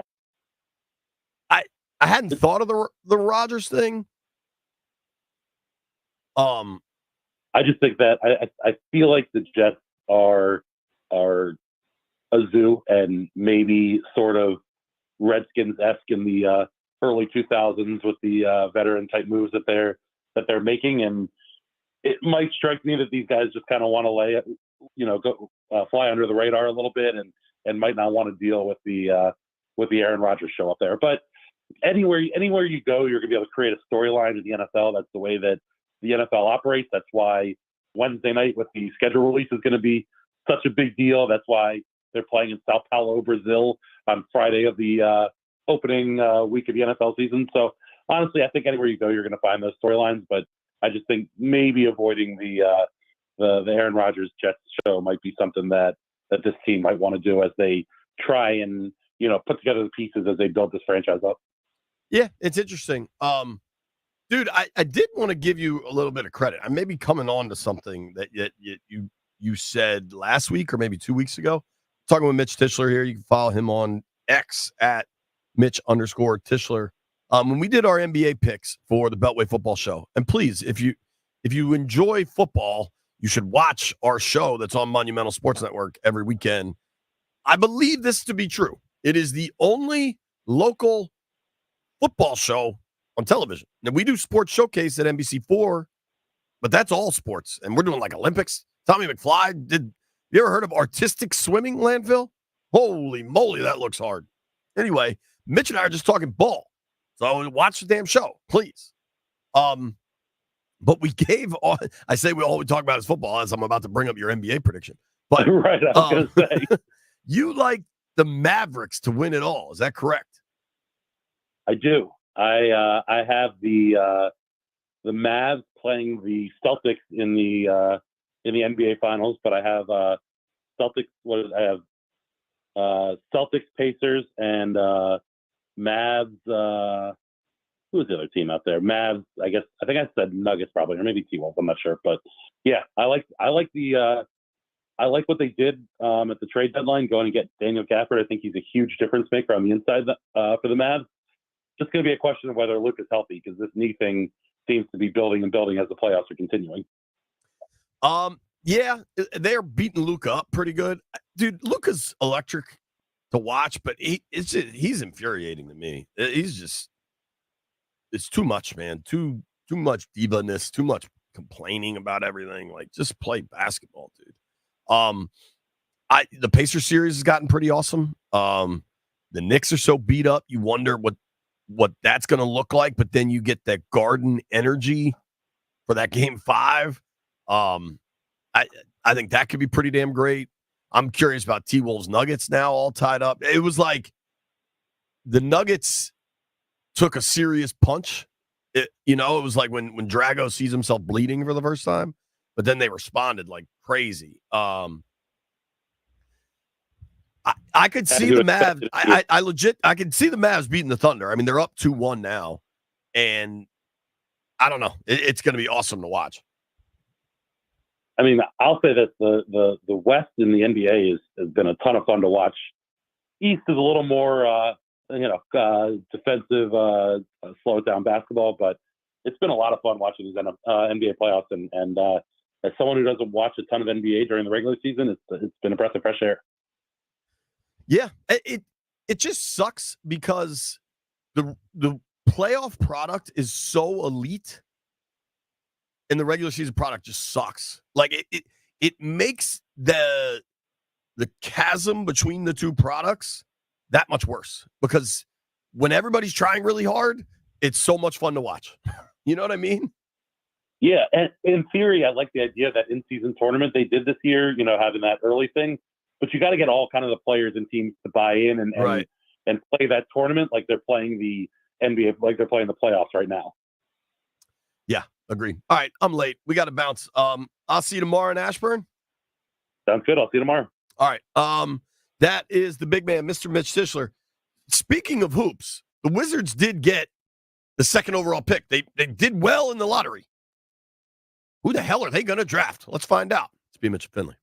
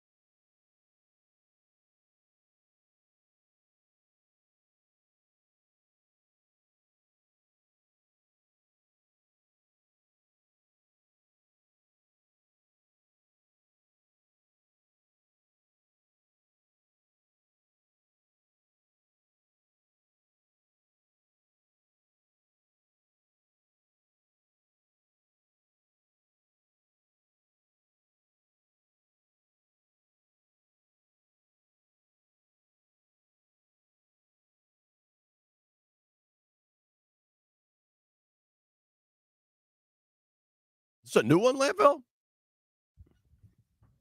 I feel like I've never heard this. This song's like 15 years old. Oh, I recognize this part. It's Will.i.am and Britney. That's Brittany? Yep. She's in Banana Land, dude. Like, she was better off when her dad had her in, like, house jail. Will.i.am is a dude from, what's the name of that band? Black Eyed Peas? All right. So some big news over the weekend. I put it in Tankathon, and it's already given me a 2025 NFL mock draft. Who do you think the Skins are taking next year, Landfill? With the 11th pick, they're going to take the wide receiver from Ole Miss. Jeff, who you got Washington selecting in next year's draft? I'm not even sure, but hopefully it's not in the top 5. According to Tankathon, with the 4th pick in the first round. Tankathon is run by haters, first off. Tankathon's run by haters? Yeah, first off. What did Tankathon 4th ever pick, do to you? 4th pick. They got him picking 4. But I think we'd all like to pick Will Campbell, tackle out of LSU. You know who he blocked for? Jaden Daniels. 6'6", 320. No questions about size. But the reason I went to Tankathon was for the NBA. The Wiz, baby. The Wiz kids did well in the lottery. That rarely happens. Le Boulay is usually what happens. They got exactly what they were supposed to get, I think. They had the second worst record. They got the number 2 overall pick. So Washington has number 2. Atlanta moved way up and got the first overall pick. Dude, Detroit, I heard this on part of my take this morning. Detroit, for at least 3 straight seasons, has been the worst or among the worst teams in the NBA, and they have fallen to 5th 3 straight times. I mean, that is bad, dude. So the Wizards have the number 2 overall pick. Most of these dudes, none of us have heard of. What do you think of Zachary Rissacher, Landfill? Sounds French. I don't know a thing. He plays for Borg. In France. You should see if you can bet on Borg. Tankathon has them taking a fella by the name of Alexander, or maybe it's Alexandre, spelled D-R-E, Sarr, S-A-R-R. Jeff, what's your file on Alexandre Sarr? Well, I wouldn't mind him coming to Washington. That's if I'm not mistaken, that's Bilal's teammate. Oh, really? Yeah, Koulibaly's teammate. So What, in France? yeah, Like the French national team or something? yeah. Well, Olympics this summer, so maybe we get to see this dude a little bit. I mean, I imagine we could watch him right now. Sarr. There's a lot of people named Sarr, apparently. Let's start here. Is it Alexander or Alexandre? Because I want to at least pronounce his name right. I think it's Alexander. All right. Alexander it is. Yeah, people usually just say Alex. Okay. They don't say the entire name. All right. Alex it is. Let's see some highlights.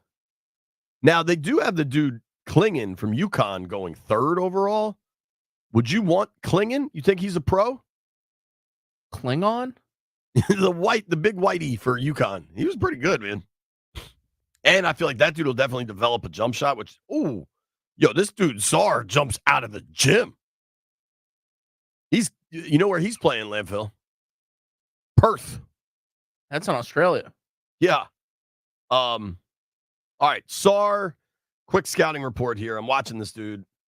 He is an absolute high flyer. He's got cool hair. He finishes well at the rim. I'm watching highlights of Perth playing the G League Ignite. What do the Wiz need? Kind of everything, right? Yeah, they sucked last year. They need everything. I think they won the 15 games, so hard not to. Who's the guy you like? Dillingham? Tankathon has him going 7. Would you want them to kind of wheel and deal in this draft, or just chill and take Sar? I just want them to draft some good players. That's what this team needs. I do think it'd be cool if you get Koulibaly and Sar on the same roster. Kind of gives them a chance. Jeff, had you heard of this dude prior to today? Prior to today, yes, but prior to the year, no. He just started to make some waves and came across me, and I was like, "Oh, let me look at it." And then, yeah, I was hoping we got one last night. I'm like, "Oh yeah," I'm in the house. I'm like, "Oh, we getting the first pick." If he fall at 2, and I'm the Wizards, I'm taking him. You can't fall at 2. That's not really falling. There is. It's also kind of bizarre. The Nats got the 2nd overall pick, drafted that kid out of LSU. They got Cruz, right? Cruz. And Skeens went 1 to the Pirates. By the way, his debut was not anywhere near as good as Strasburg's. No, but I mean, he throws gas, Landy. So Nats get number 2 overall pick, take a kid out of LSU. Skins get a number 2 overall pick, take a kid out of LSU. Are there any LSU Tigers that could be drafted in this upcoming hoops draft? I'm looking. I don't see anything. Is Shaq available? I'm hearing rumors that Shaq could be available if TNT doesn't retain the rights. What about Joe Burrow? No, I don't think he was good enough at basketball to play in college. Booger McFarland? No. Ricky Jean Francois? Nope. Okay. Pistol Pete, I think he's passed away. Maybe they could take Angel Reese, LSU. Actually, I meant to put this in the text thread. I believe the WNBA season starts tomorrow. The Mystics, I believe, start tomorrow. Should we try to get a WNBA guest? WNBA is going crazy all over the world. Why not? Maybe we see if Christy Winter Scott is available. Christy's a great person. She's like one of the nicest people in the world. But when you sit next to her, like when I was doing that Wizards alt cast, she like swings her elbows and kind of hurt me. But we're gonna move forward. I think if they draft this guy Sar, I'm into it. He's 7'1", 220. That's pretty remarkable. But looking at him, he doesn't look nearly the I don't know the right way to say it. He doesn't look like Wemby looks like an alien, and he's taller, obviously, but he's just not like he doesn't have an NBA body yet. The dude Sar looks like he has an NBA body. We forgot Jamarcus Russell. The Wizards could draft him. They need somebody out of LSU. You don't want Jamarcus? Jim D. Shout out to that. All right, we're going to see if we can get Christie. If not, we'll see. Actually, Kareem Copeland covers the Mystics. Cope's my boy. We can get him on, too. The highest rated American is Klingon, the UConn kid. He's 7'2", 260. But a lot of people in the chat are saying that Sar is going number 1 overall. So then Washington would have to pick between Risachet and Klingon. I don't really have a dog in that fight. I think Klingon can play in the pros because I think he's going to develop a jump shot. Wiz need everything. They've got the right, the dude that built OKC into the number 1 seed in the West is now building the Wizards. So I'm cool with it. Just going to take some time. Did you hear Barkley yesterday, though, throw serious shade at the Wiz? It was so there's like some theory that the Celtics aren't as good as advertised because what they did, and it's not their fault, you got to play the teams on your schedule, is they just beat the hell out of a bad Eastern Conference in the NBA. And what Chuck said, he's like, man, boss has got to figure this out. There ain't no Wizards on the schedule now. It was just like, damn, Chuck, take it easy. He's not wrong, though. Not wrong. The guy that I really liked in the draft was Dylan Jones. that day you and B Mitch said I couldn't name anybody in the NBA draft, and I pulled Jones just because I'm just such an NBA fan. Jones looks like he'll be available for the Wizards' second first-round pick at 26. The Wiz have 2 first-round picks? Yeah, they're also picking at 26. How'd they get that one? Looks like it's from the Clippers. Okay. On Tankathon, I was unaware of this. Yeah, look at this. We got 2 picks to talk about. It looks like a fellow by the name of Kaishan George will be the pick, who's a guard out of Miami. Other dudes available there. Zach Edey. Would you want them to draft Zach Edey, Landfill? Yeah, let's go for it. What about you, Jeffrey? I wouldn't mind. We need a big man, and we will have a little bit of depth. Would you like them to draft Kyle Filipowski out of Duke? Nah. That dude's a buster. I would really want Rob, honestly. Rob who? Dillingham from Kentucky. That's your guy, but he's going to go top 10. Yeah, they projected him from ESPN when I was looking yesterday. They projected him at 8. Tankathon has him at 7 going to the Blazers. Who was the dude on Illinois that was just a bucket? I like that guy because that dude kind of reminds me of like Jalen Brunson, like just super hard nose. I'm going to get to the rim. And like, I think what we're seeing, which is cool now with some of these teams, like definitely the T-Wolves, the Knicks, Pacers, OKC for sure. Like these are just young teams that everybody gets better together. I think that's what Washington wants to build. And it'd be pretty damn awesome if they can actually pull that off. Here's what we're going to do. Barry Svrluga will join the program at 1 o'clock. Need to talk some Nats baseball. Rough weekend for the Curly W. Nobody go anywhere.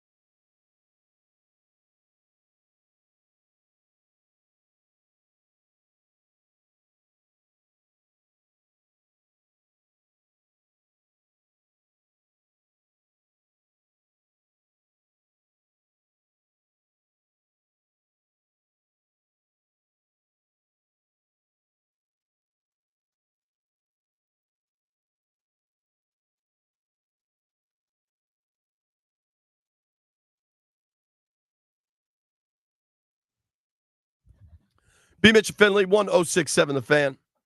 Dude, I meant to bring this up with B. Maybe Landfill re-rack this tomorrow because I definitely want to hear what B says. People suck. Just people suck. The fact that Jaden Daniels had to answer a question about his bet with Malik Neighbors about who was going to win Rookie of the Year, and that they then had to say, like, oh, we called the bet off. We were unaware of the gambling policy. Like, people suck because that is such a reach to try to make two college teammates betting each other about winning the Rookie of the Year into, like, oh, a violation of gambling. Like Calvin Ridley putting parlays in, that's a violation of gambling. Two dudes making a bet. It's just so lame how, dude, you know what? We should all be really freaking impressed by Daniels already. The amount of landmines that people have tried to throw at this young man that he has successfully dismissed and maneuvered around is really pretty impressive. Like, Keyshawn was throwing him at him. He got asked. I mean, the fact that he got asked about the gambling thing is so stupid. You know what dudes do? They sit down, they bet. Like, you know what Jeff and I do in the break? We bet who can make more putts. Like, I played golf last year with Howell and Jacoby, right? And those guys were betting the whole time, but it's fake money. Like, these guys aren't going to actually hand over the 10K. It's just like it's just like a conversation. It's just part of the vernacular. You know what I mean? Like, even if they did, it's two guys betting on a golf game. Like, I get why you don't want football players betting on football games. That makes sense. But this is just, it's just so stupid, man. It's very dumb. I hated that he had to get asked about that. I thought he handled it really well. Everything, like even the number thing, the people that want to be mad. You know what the planet would be better off? If people stopped getting mad on behalf of someone else. Just stay in your lane, dude. You know who doesn't need your anger? Tressway. Yeah.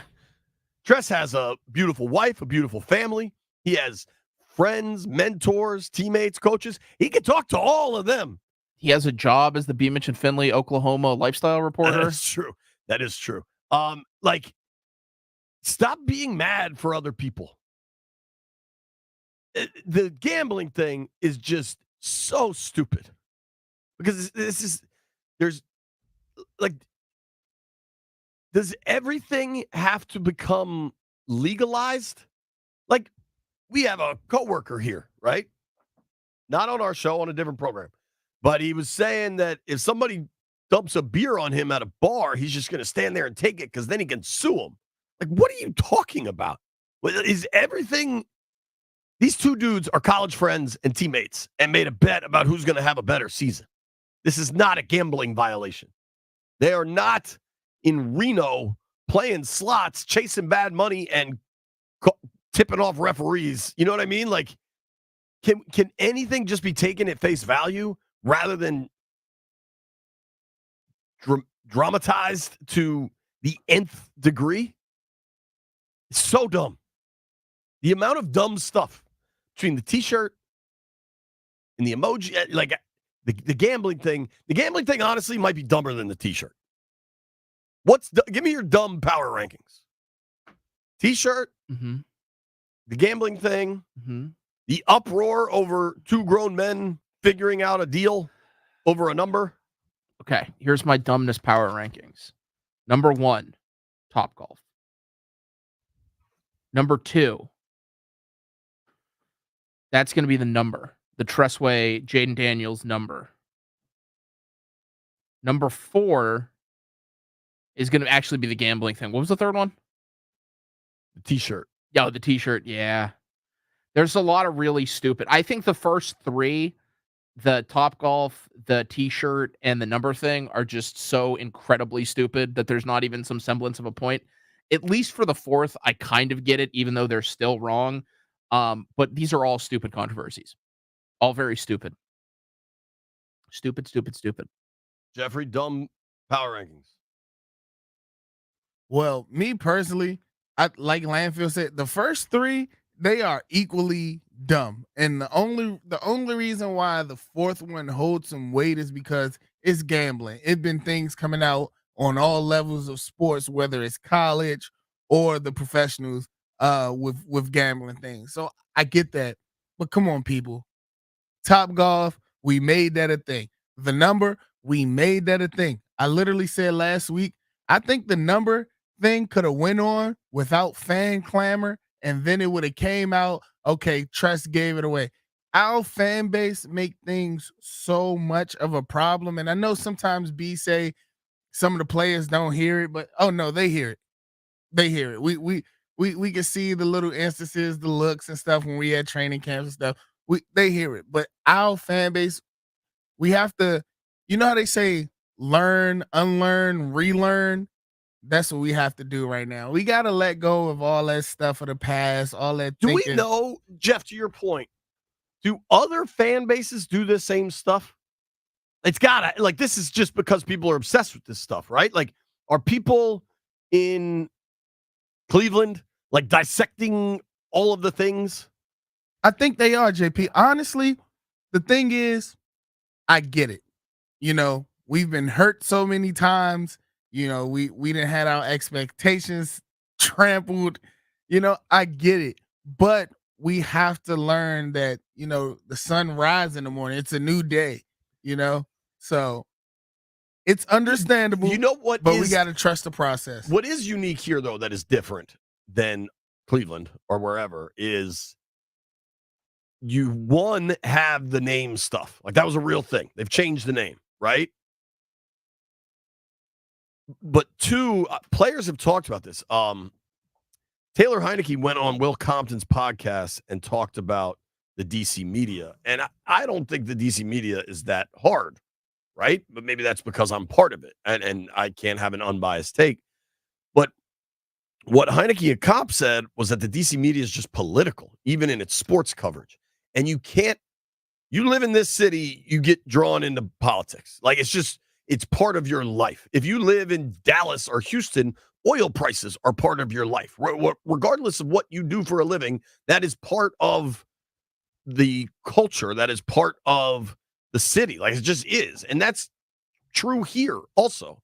So, like, when you have this, whether it's benign or actually controversial name and decision surrounding the name, like, that adds an element of that. But, like, you're right, Jeff. We should just please stop. Let's just all stop. My dumb offseason stupid controversies power rankings. Top Golf, T-shirt gate, Rookie of the Year bet, and jersey swap outrage. I think what we need to do is just recognize that weed is either legal or semi-legal in the whole area and just chill. Just take some gummies and chill. You heard the man. Take some gummies and chill. Barry Svrluga joins us next.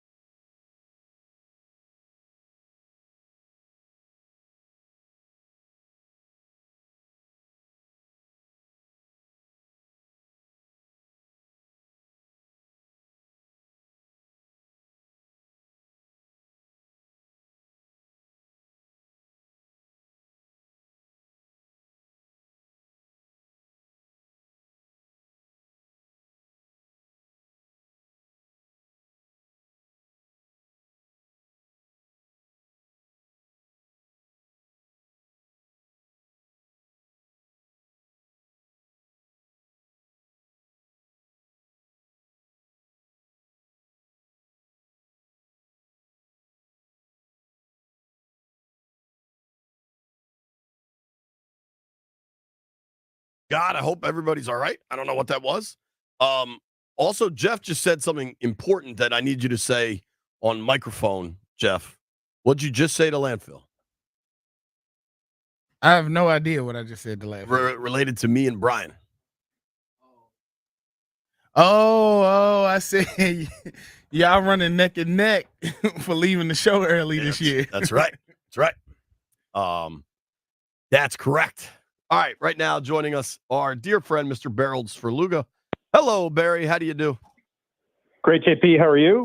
We're good, dude. So you didn't answer your phone when Jeff called at first, and we were just going to send him to your house.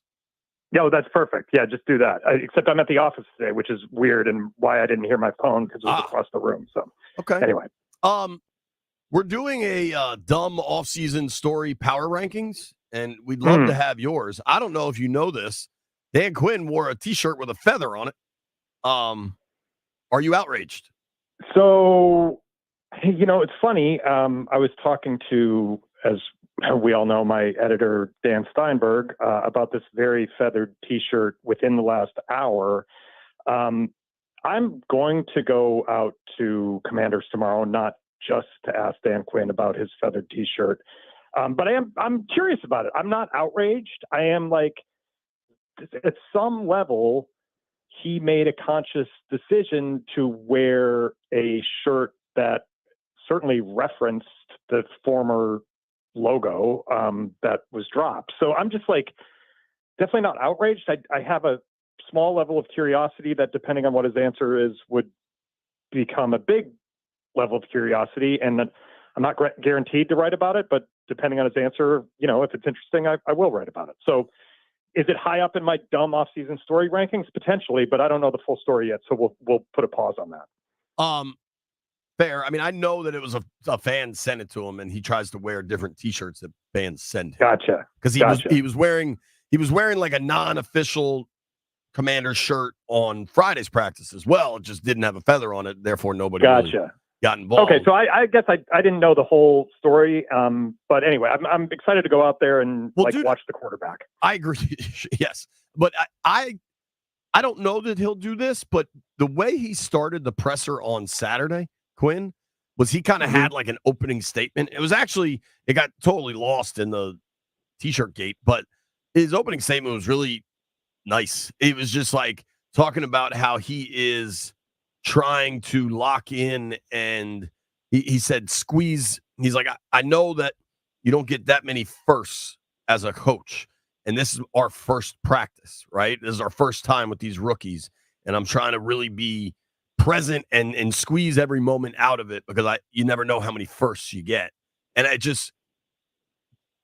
think, when Ron got the job here, he had just been fired in Carolina, and I think he didn't think he should have been fired, basically. I think DQ, because of the amount of time that has passed since he was in Atlanta and got fired, like, I think he has a level of perspective that is really interesting. I don't know that it will result in winning games, but it is something to watch unfold. But I say that because he had this, like, opening statement. I would almost expect him, and he's talking tomorrow right around noon. We will air that live right here on 106.7 The Fan. But I would expect him to address it on his own and be like, yo, guys, I was wearing a T-shirt, had no idea the S storm it would create. And then I don't know where it goes from there.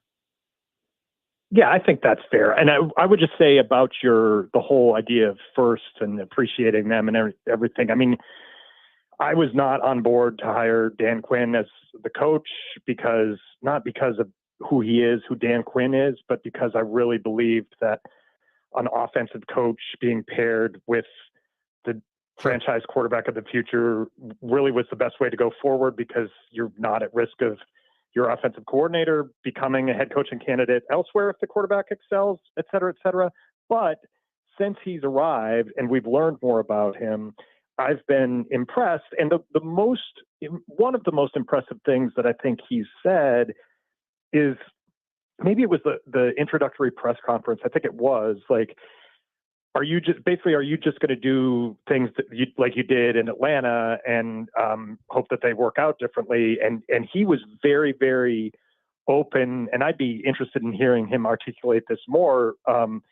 no, you learn from that experience, and you recognize and acknowledge the mistakes and the things that didn't work out, and you do things differently if you're lucky enough to get a second chance. I think, not to put everything on Ron, but like you said, I don't think Ron saw himself as like evolving at all. He was just kind of like, this is how I do things. I'm a linebacker from the 1980s Bears, and like, this is my philosophy, and I'm not adjusting. I think it's different with Quinn, and I think that's a really admirable quality, not just in an NFL head coach, but in anybody from any walk of life. Yeah, I agree with you. You mentioned something interestingly. So you and I have been chatting for 5-10 minutes now. We just saw the debut of number 2 overall pick, Heisman Trophy winning quarterback Jaden Daniels over the weekend. And that's not topic 1 because of a dumb t-shirt. So talking with our friend Barry Svrluga here from the Washington Post. You can follow him at Barry Svrluga. So let's get to what should be topic number 1 is the rookie quarterback. I don't know if you were there or what, but that kid, they continuously throw landmines at him, like this nonsense gambling thing because he has a bet with his buddy. Like, he has been really adept at not making headlines despite so many efforts to generate headlines. Yeah, I think that's right. And, I think he's going to be compared with Robert Griffin III because he was taken second overall by this franchise after he won the Heisman. Robert generated headlines. I mean, everything he said generated headlines. And at the time, I thought it was more like, well, this is who he is. Like, he's generating the headlines because of the position he's in, being the franchise savior, having won the Heisman, being the second pick, and in fact, a second pick that they had to trade up to get. But over time, I came to think, and I'm sure you thought this too, like, Robert brought the headlines on himself. Like, they didn't just happen because of the circumstances. They happened because of him. And I think, at least early on, Jaden Daniels is showing an ability to avoid or diffuse the headline making thing. And maybe some of that was because of the stupid t-shirt, and like, people couldn't talk as much about or didn't want to talk as much about the gambling thing. But the gambling thing's not, to me, it's like that's, if you were ranking back to the original point of ranking stupid off-season storylines, like, whatever, these guys are both millionaires. That's a fun bet among guys who know each other. Like, I could not care less about that. That's you and I having a $20 Nassau going to play golf. Yes, like, for sure, it's so for sure. stupid. Exactly. So if that is a trait of Jaden Daniels, that he is able to bring the hype meter down rather than ratchet it up, then I think that's a plus. Totally. It reminds, like, I am reminded of the story that his dad had him watch Joe Montana highlights and told him that John Candy story because it's just like all about staying cool under pressure. You know what I mean? Right. Yeah. Right. My off-season stupid controversy power rankings were Top Golf 1, T-shirt Gate 2, the Rookie of the Year bet 3, and the Jersey Swap outrage 4. I don't understand the people that are mad on behalf of Tress Way. Like, if Tress is cool, what the hell are the rest of us talking about? Well, and Tress, like, honestly, he talk about people who couldn't handle things better. Like, he basically is like, no, guys, I am the punter. This guy is the future of the franchise. If he wants to wear that number and has a history of wearing that number, like, don't let me, the punter, even though I'm a great punter, stop him from doing that. Like, that's excellent self-awareness and even some self-deprecating humor, which that guy excels at anyway. So that's just, don't be upset for Tress, because I don't think Tress is upset for Tress. Right. I don't think he wants you to be upset for him. Just correct. All right. Talking with our friend Barry Svrluga. We've covered all the dumb stuff. Rough weekend for the Nats. Everybody hates Victor Robles. Get me up to speed. They're going to Chicago, who sucks, so maybe they can get kind of back on track.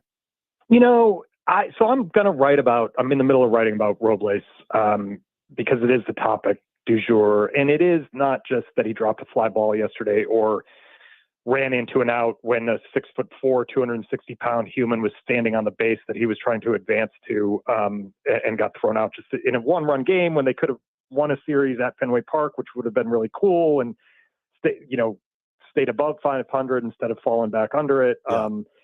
All of that is a factor on a Sunday in May, but it's really 8 years of this stuff from this guy. And he's in the last year of control. And I'm not writing to jettison him to the moon, but I think that Dave Martinez cannot write his name in the starting lineup anymore. They've got too many other options. They've got options on the way. He's infuriating, and it doesn't stop. Like it's a long, I just had our old beat writer Jesse Doherty into my office here saying like, okay, can we go back and recreate? What is he covering now? He covers college sports and NIL and reshaping NCAA, et cetera, et cetera, et cetera. So you can only cover baseball daily for so many years if you want to be a normal human being. So anyway, it didn't start this weekend, but it does have to stop. And he's kind of unified the fan base against him, which is really too bad, because there's this real sense that he's never really realized the best and fullest version of himself. And I always say that there's nothing that frustrates sports fans more than unrealized potential that's based on either just kind of flakiness or a lack of focus or lack of effort. And I think there's a lot of that swirls around Victor Robles. Yeah. It seems like, I remember when he was coming up, he was supposed to be the guy. And then the guy ended up being Soto, who was kind of like the afterthought there. Yeah, for sure.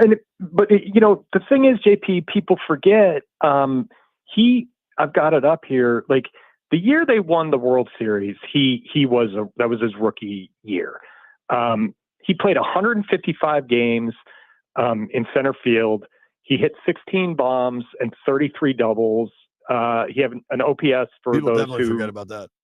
Yeah, he was 7'4". He was a good player, an outstanding defensive center fielder, and a player on the rise where you felt like that's a really good platform year for a rookie. Where is he going to go from there? 17 homers in 2019. He has 11 homers since then. And then you add on top of it just the boneheaded stuff, and you're left with like kind of a frustrating package, and that's where Nats fans are today. Yeah, I agree. It's funny. I worked the second game against the O's.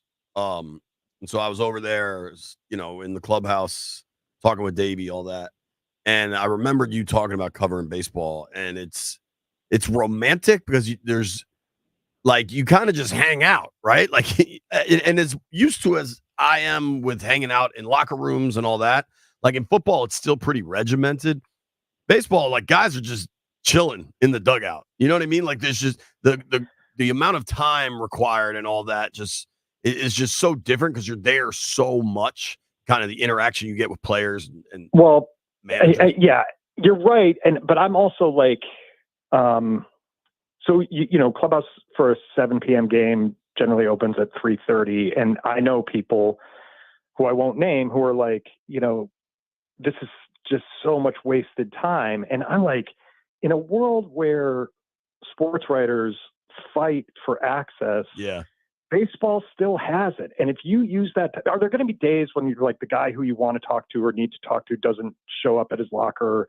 Are you going to miss people, et cetera, et cetera, et cetera? Yeah, that's going to happen. But in general, man, the time spent at the ballpark can be really, really useful time. My point is, it's hard to do that Jesse was our beat writer for five years. That's a lot of 3:30, get to the ballpark at 3, don't get home till midnight or later. That you can't really have a family tough, that way. Right.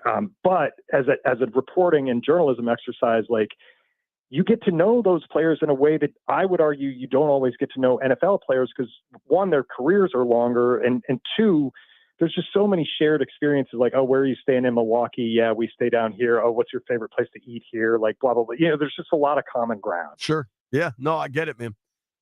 speaking of common ground, can you get a message to Steinberg for me? Yeah, sure. His lovely wife posted a video of him playing wiffle ball or softball with the kids.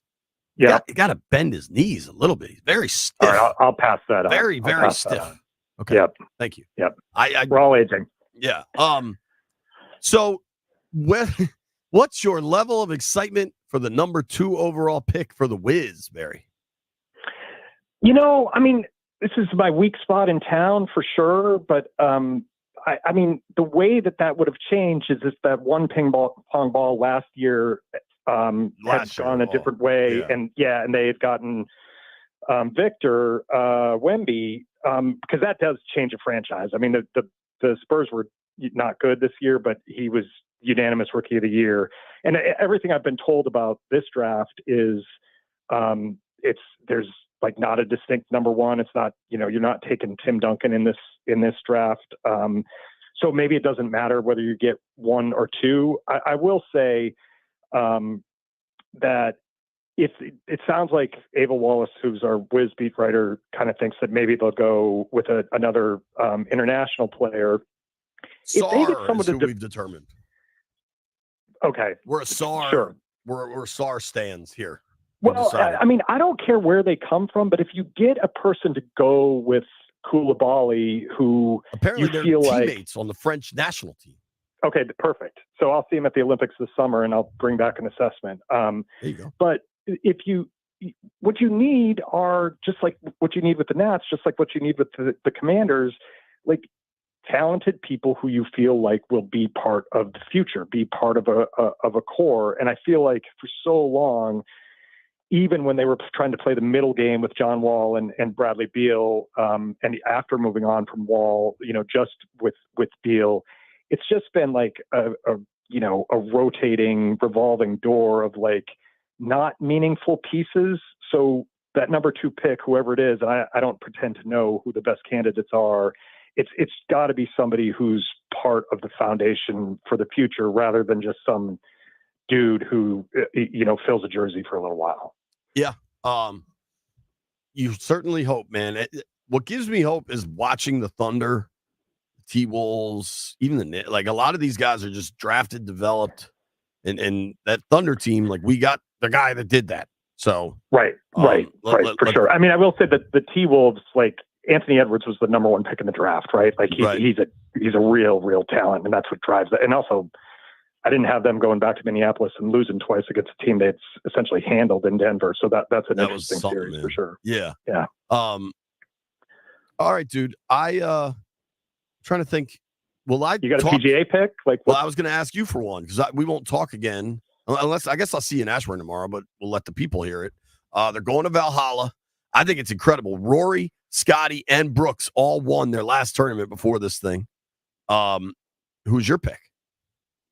I would love to pick Rory because I'm such a Rory stan, but I just feel like we're now a decade into this thing of him not winning a major. And I think it's, he had the strut going yesterday. Like when he is playing well, like his chest is out and he's like, you're trying to tell me that Scotty Scheffler is the best player in the world. I'm the best player in the world. Like that's the attitude he has when it's going well. But like, I feel like it swings too easily the other way for him. Like with one bad swing or one bad round, like he doesn't grind like maybe he should. So that's a long-winded way of saying, I think a lot of people will be on Rory, and I'm going to, even though I really love pulling for him, I probably am going to look elsewhere.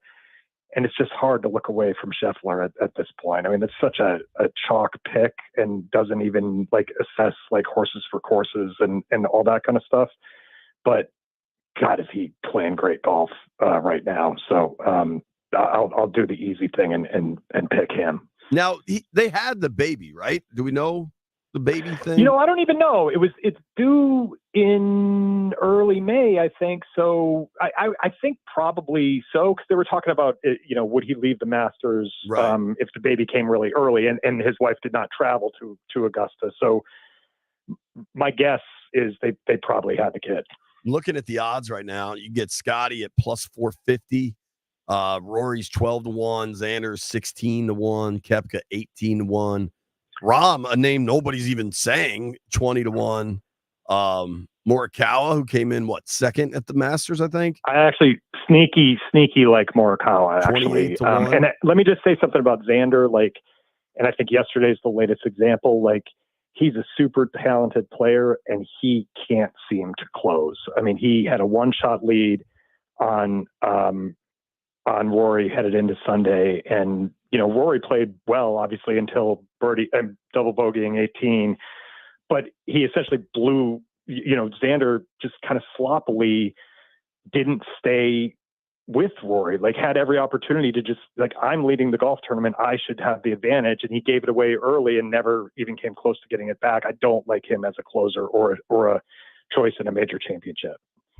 Yeah, I don't hate him as a top 5, top 10. Sure, absolutely, right. Hey, do you know Kedrick Golston?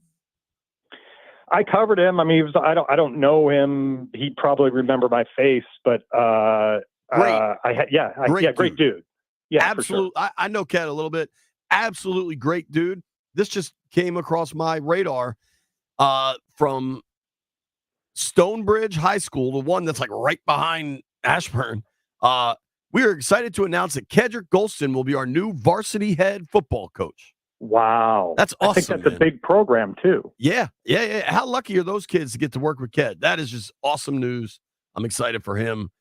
Barry, thank you for the time, brother. Always appreciate you. Appreciate it, JP. I'll see you out there tomorrow. Okay. See you tomorrow. That's our guy, Barry Svrluga. He's telling you to bet on Scotty.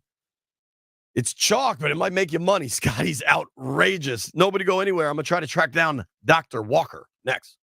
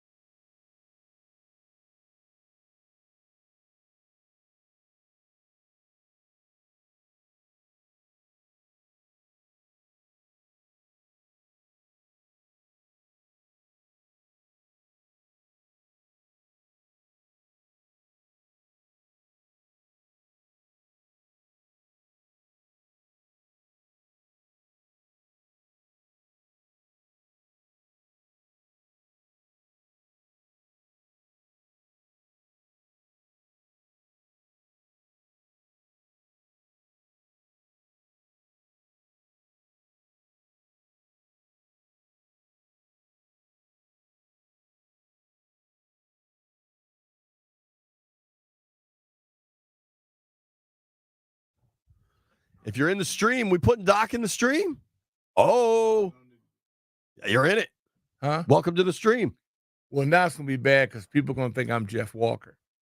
No, And it see, says then- Doc. Look, I'll show you. Okay, all right. Well, no, it's okay. Your Look. ratings gonna go up. Look, and now that's you in the stream, Doc. Oh, okay, good. That's good. There now, are Jeff. Currently, I was gonna say I was Jeff Walker, and then it would have been a big upsurge in his clicks. That would have been Jeff out here clout chasing. Yeah. Tay said K9 alert in the stream. Well, right. that's good. K9 alert, baby.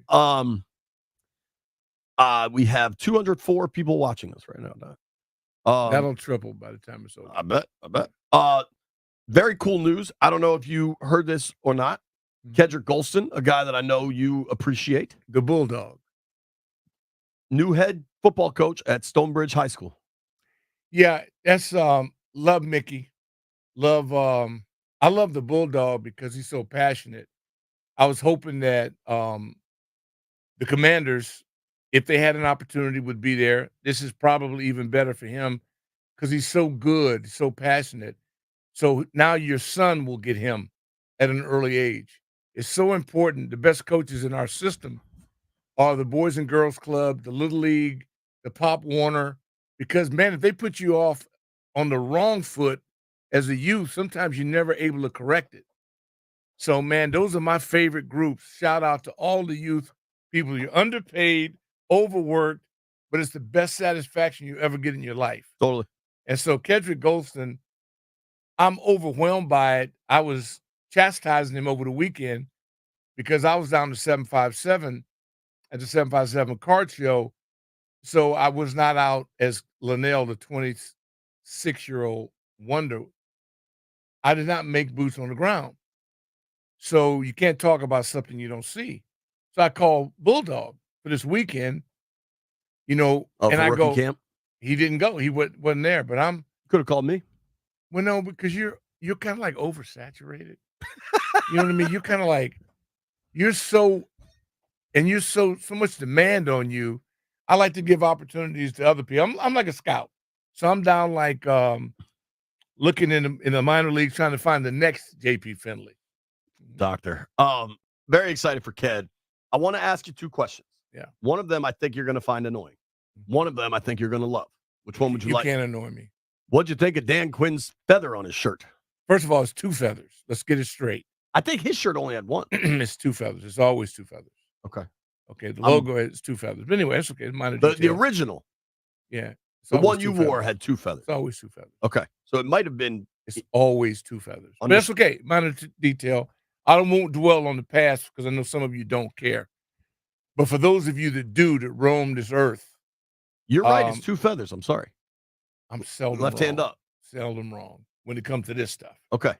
And so it was a rush of adrenaline.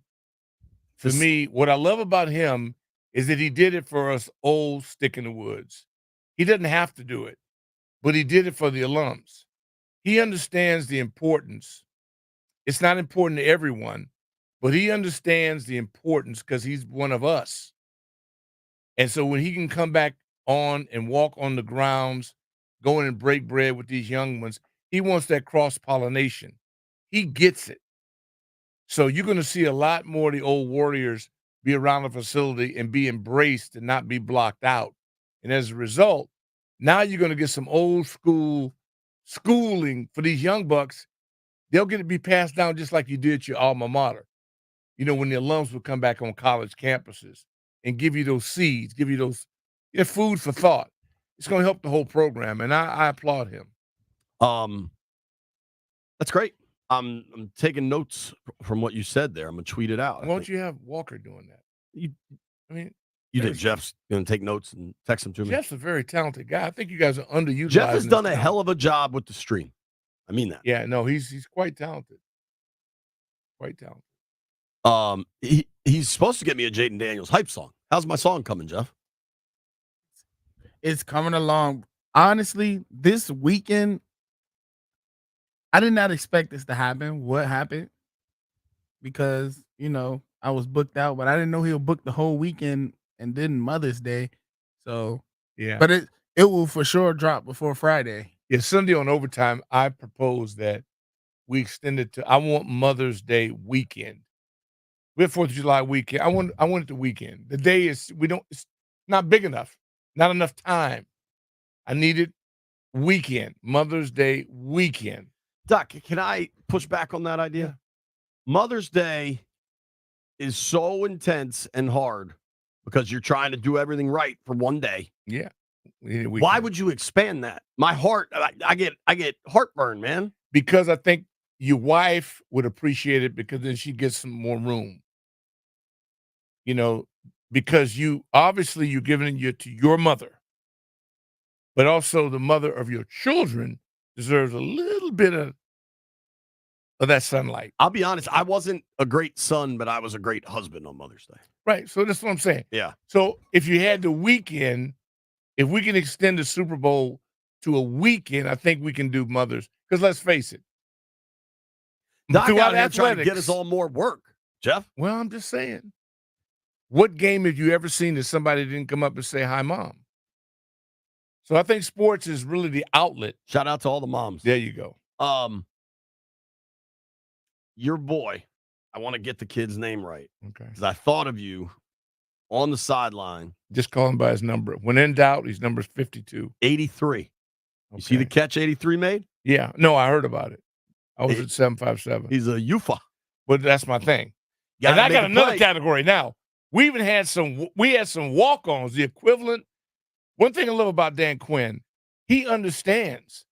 He got a list not only of the undrafted free agents, but he invited some people to camp to try out. Dude, all I need is one from that group. And it's going to be one. That's where the Dallas Hickmans of the world, the Pete Wysocki's in terms of effort on special teams, man, it's a throwback. George Allen is applauding because, see, Quinn gets it. This is all about maximum effort. You're not going to see anything the thing they do to open practice? I don't need to see. You're going to love that, too. Yeah. No, I can feel it. Feel it. So I tweeted out what you told me. So here's what I said. Strong support from Rick Doc Walker for Dan Quinn wearing the throwback shirt. What I love about him is he did it for us. He did it for the alums. He understands the importance. He gets it. You're going to see a lot more of the old Warriors around the facility and be embraced. I applaud him. Yeah. Now, the first reply to this, you want to know what this person said? I'm always open to everybody on social media. They have a right. Very simple message. Mm-hmm. My nudes in profile. Who? Oh, my God. Okay. It's a bot. All that exists in the world now are bots trying to sell T-shirts and get you to click on their profile. Yeah, well, here's the thing. In the win-loss category column, which is the only thing that matters, is it about winning? Is what we're doing today going to put us in the win column? I heard some of the most, and I don't want to say ridiculous. We have been so abused as a fan base. We're battered. We need psychiatric treatment. And so any great rays of hope, we're going to be exacerbated by it. I understand that. I actually heard people asking about, do they think this was a playoff team? You don't even know who's on your team. We're so far away from that, but I say go for it. There's nothing you can do wrong now based on where we are. We're like a family that was thought to be dead and lost and then discovered and found in the wilderness. So let this all sink in, but we won't really understand our character until we're tested, until things go wrong. How do you respond then? And I guarantee you this group, they're not going to quit. I feel real good about it. I hope that they are allowed to show what they're made of. And injuries can determine that or not, Sure. But so far so good. I love the kid. Energy, charisma. Yeah. It was what you wanted. That's what you want. Last one. So you were down in the 757. Mm-hmm. Did you meet Paulie? No, he ducked out? No, he showed up a little late. And hey man, early bird gets the worm.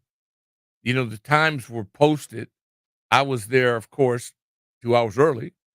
Doc's always early. And I just go, and the guy shows up late, and it's a 4.5 hour drive, so you had to get back because I wanted to hear what was going on. The association has been off the chain.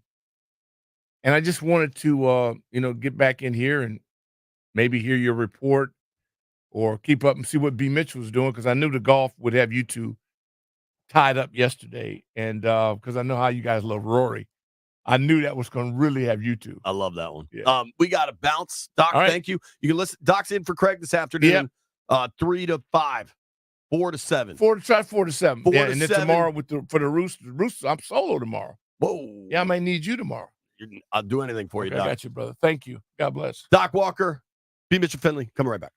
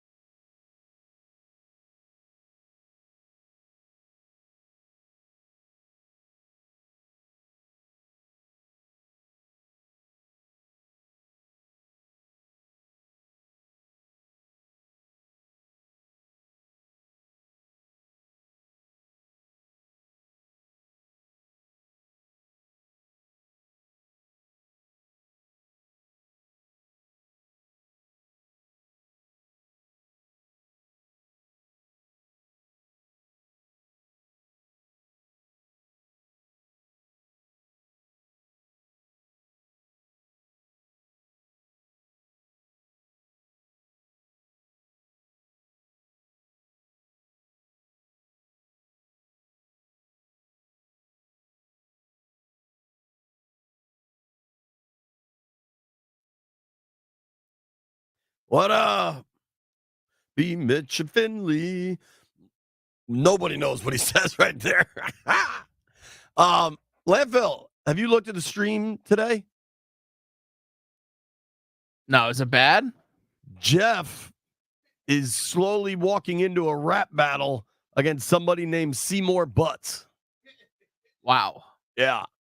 Now, Wow. Jeff, are you going to rap battle against Seymour Butts? I mean, the only way I rap battle Seymour Butts is if he get on the stream and he got to be on camera. All right, Seymour Butts. The gauntlet's been laid down. Jeff will rap battle you, but he needs to see your face. Why do you need to like know your opponent? Is it like a Sun Tzu kind of thing? Yeah, I got to know what my opponent look like. I got to know who I'm battling. I got to know it all. I need that info. All right. I meant to ask you guys this. I'll show this for the YouTube crowd. Would you guys like a piece of my meat in your mouth? What kind of meat is it? I made London broil over the weekend. It was delicious. I would love some of your meat, JP. In your mouth? In my mouth. Jeff, do you want to come get my meat for Landfill's mouth? Or do you want to do it after the show? I promise you, I'll probably get Ryan the Stallion to do it. Let's make a bet. Let's make some bets. Let's make some bets.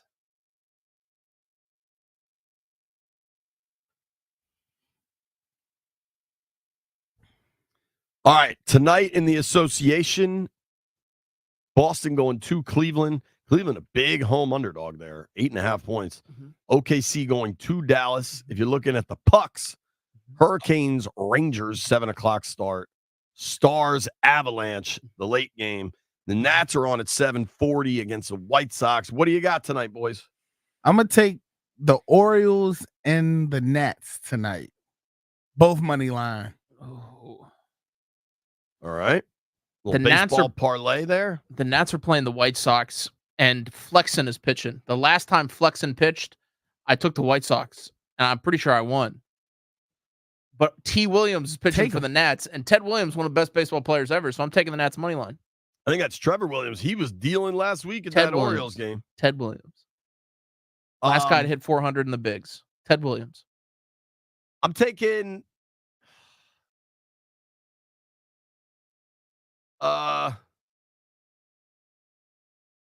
Colorado to win tonight. Avalanche. Go Avalanche. Thank you to everybody that listened to the program today. Thank you to Mitch Tischler for joining us. Thank you to Barry Svrluga for joining us. Thank you to the one and only Doc Walker for joining us. Tay said when I held up the Ziploc, it looked like I got my fastball back. I think he's making a drug joke, Jeff. It's just a bag of meat, folks. That's how I roll. Bags and bags and bags of meat. Grant and Danny coming your way next. You made it this far. I owe you some meat.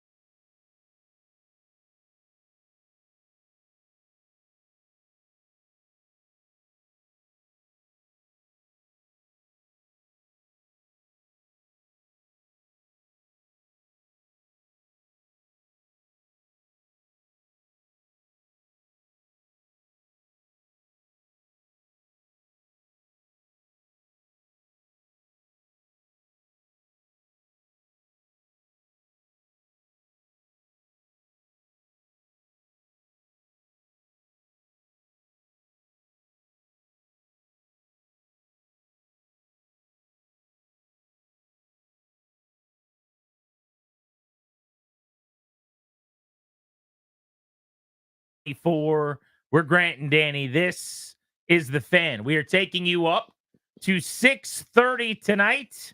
Got a very good show planned for you, including David Aldridge of The Athletic, the Hall of Fame broadcaster, stopping by at 3. The Wizards have the number 2 pick in the draft. We'll discuss that, and Jaden Daniels taking part in rookie minicamp with him. Also, the NBA playoffs. That's at 3. 4 o'clock today, we got tickets to a show this weekend to see Hank Williams coming to town. If you're interested in that, better be listening at 4 for those tickets. And then at 5 o'clock, Danny, one of the senators who will be voting on whether or not DC is going to get the RFK site back. It's important because if DC gets the site back, the thought is that the Commanders will be able to get that site to build a stadium on. Steve Daines, who's one of the 2 senators that represents Montana, was going to be voting come Wednesday afternoon on whether or not to give DC the RFK site back. Will be joining us on Grant and Danny. That's at 5 today. We'll find out how big the obstacles are that are in the way. We'll find out how much of this is processed, because you never know. With this entire Virginia Leonsis monumental saga should have told us, things that were told are not a big deal can become a big deal if somebody's got something else going on. And what I mean is, when 2 state senators, or in this case, national senators at the federal level, let's say that you're picking a fight with somebody about something that has nothing to do with this, you can hold up their pet project with your pet project, and all of a sudden something that was supposed to be easy and pro forma becomes a fight. So we're going to find out as much as we can from him at 5. Hopefully all of you out there listening, the dudes that listen to this program anyway, handled your business yesterday. Hopefully you got a sticker at the end of the day for a job well done on Mother's Day. Danny, did you deliver the goods? I think we did okay. I think we did all right. 20/80 scouting scale, 50s average. What are you giving yourself? 45 on the day. A little below average. The flowers were not received particularly well. Okay. They were criticized when they arrived, and that's never a good sign. Why were they criticized? They weren't in great shape, this particular flower delivery. Yeah, which is one of those things, like I didn't do it. I ordered the flowers, trying to do the right thing. Did you go local florist, or did you like a 1-800? I did one of the web ones. I think you got to go local florist. What are you doing? I don't know how to do local florist. That sounds great in theory, but you go to a local florist and they're like, are you getting ready for a wedding? And I'm like, no, I just want to give my wife some flowers. And you just look up the number online. Yeah. You call over, you say, I need to order flowers for my wife to be delivered on this day. They're like, yeah, it's Mother's Day. We know how to do it. We know what we're doing. Yeah. But the key word you said there was call. And I don't really call. I'm not a call guy. You could also do it all online, like you're ordering a pizza. That's different. Well, the thing that I've been told, or by these big companies that do this, we use local florists. I'm like, great. So this would have been one of the local florists that I would have used. Apparently delivered some Garbaggio flowers. Oh, no. They look fine to me, but someone that knows flowers, aka my wife, didn't like them. And I got it's the thought that counts. Maybe. That does not feel great. It doesn't feel like it counted just then. I thought, well. Kids are not quite old enough yet to really handle business on their own, but I helped with some crafts that the daughter did for mom. I instructed our youngest, who's old enough to speak, to try to behave a little better because it's Mother's Day. So that was the effort that they put in. We did a full day at a winery. We were out at King Family Winery in, I want to say it's Crozet, but it's basically Charlottesville. Okay. Essentially. So we did a whole day out there. That's a good gimmick, by the way. You can't bring your own alcohol. You can't bring your own winery. Basically, I'm just borrowing the mountains from you and like the grass. And then all day long, you got snacks and wine and all these things that I'm going and purchasing. But it was a great day. That's nice. It's gorgeous down there. What I found, even though I'm not a wine guy, don't drink wine, don't care about wine, want nothing to do with wine, can't tell you anything about wine. People that know a lot about wine, sommeliers. I'm impressed. I'm amazed. I wish I had that club in the bag. I don't. I could get used to me and the wife and the kids just going to some big open field with mountains around. Because it's always so pretty. Yeah, exactly. It's nice. It's scenic. You get some fresh air. Me and the boy go and throw the ball a little bit and come back and forth. There were horses there. So it was a nice day. I really enjoyed myself. That sounds good.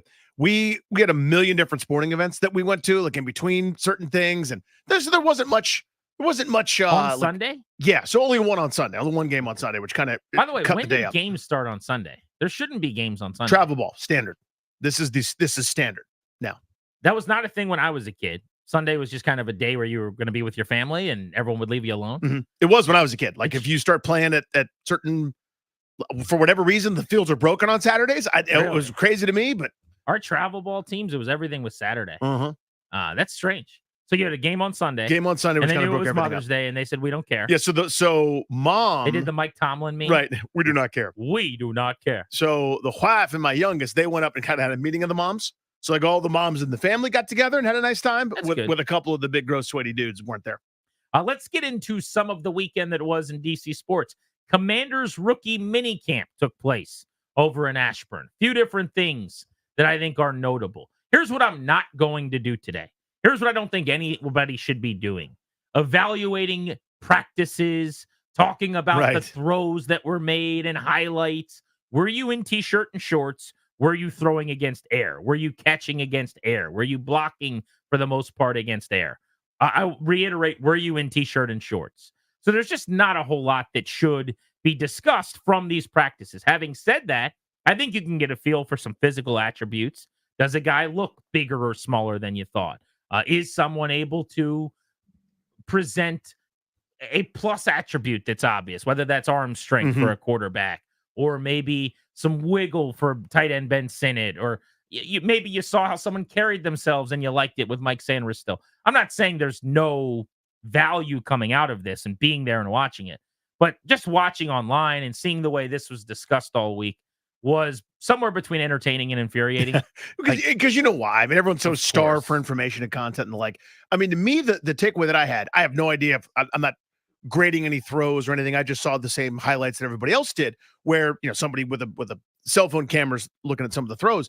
There's a very smooth grace to Daniels' delivery that I guess kind of harken back to watching him play in games too, where it looks pretty effortless. Now, he doesn't have that effortless, ungodly velocity that some guys, like I remember Michael Vick's delivery, just kind of getting his hand back and then sort of that little snap forward, and he would, shoot it a million miles an hour like it was out of a machine. No, he's got a good release. He doesn't have, but he has that very smooth release that I like. I agree with that. Yeah. I also think J.J. McCarthy and Drake May probably did this weekend too.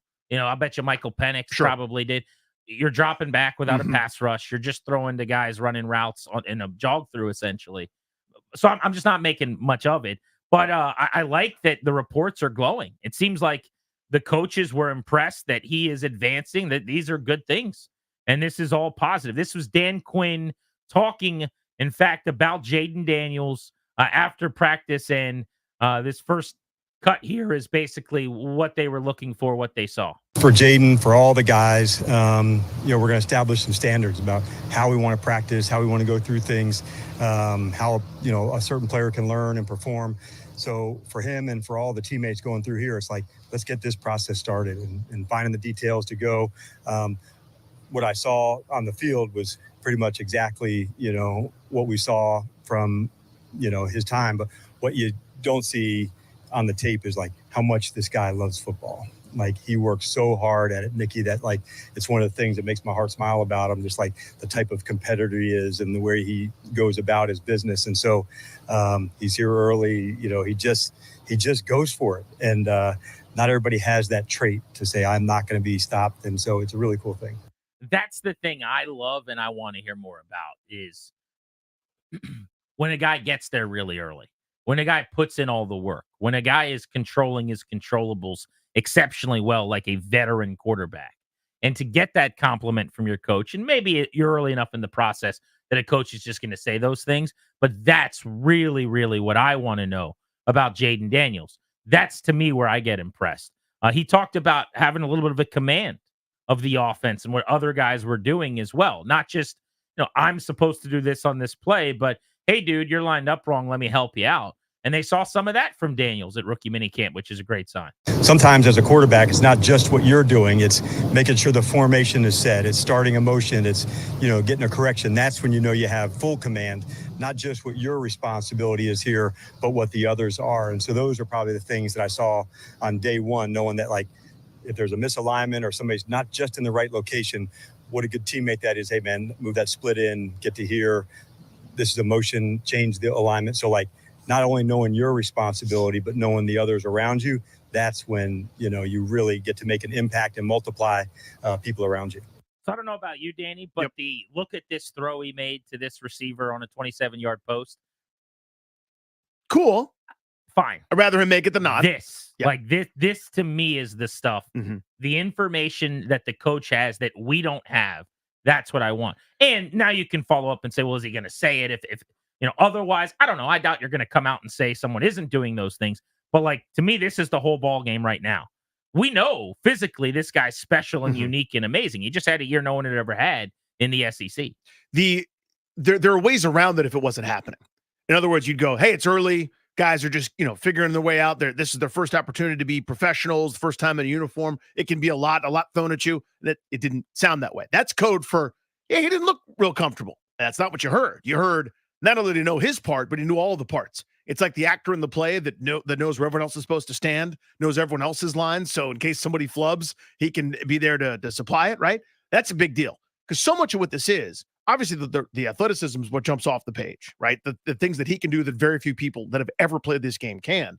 But where this game is won and lost 99% of the time is this information processing. And the more that you have at your disposal, both in terms of what you're supposed to do, what you can do, but then what the opponent's going to do to you and how you can counter that, that's what makes these elite guys sustainably elite for a long time. Rattle off the best quarterbacks in your lifetime right now in your head, wherever you are. They all had that in common. They all could not only know exactly where you were supposed to be, where the split for the left tackle was supposed to be, where the motion was supposed to be, the timing of this and that, recognizing every bit of data, processing it at hyper speed, like the world's biggest supercomputer, and then putting the ball where it was supposed to be. The other of the notes that came out of the Dan Quinn presser for me was, I think we know why Johnny Newton got picked at 36 now. Every guest we had on over the last couple of weeks suggested he should have been a first-round pick.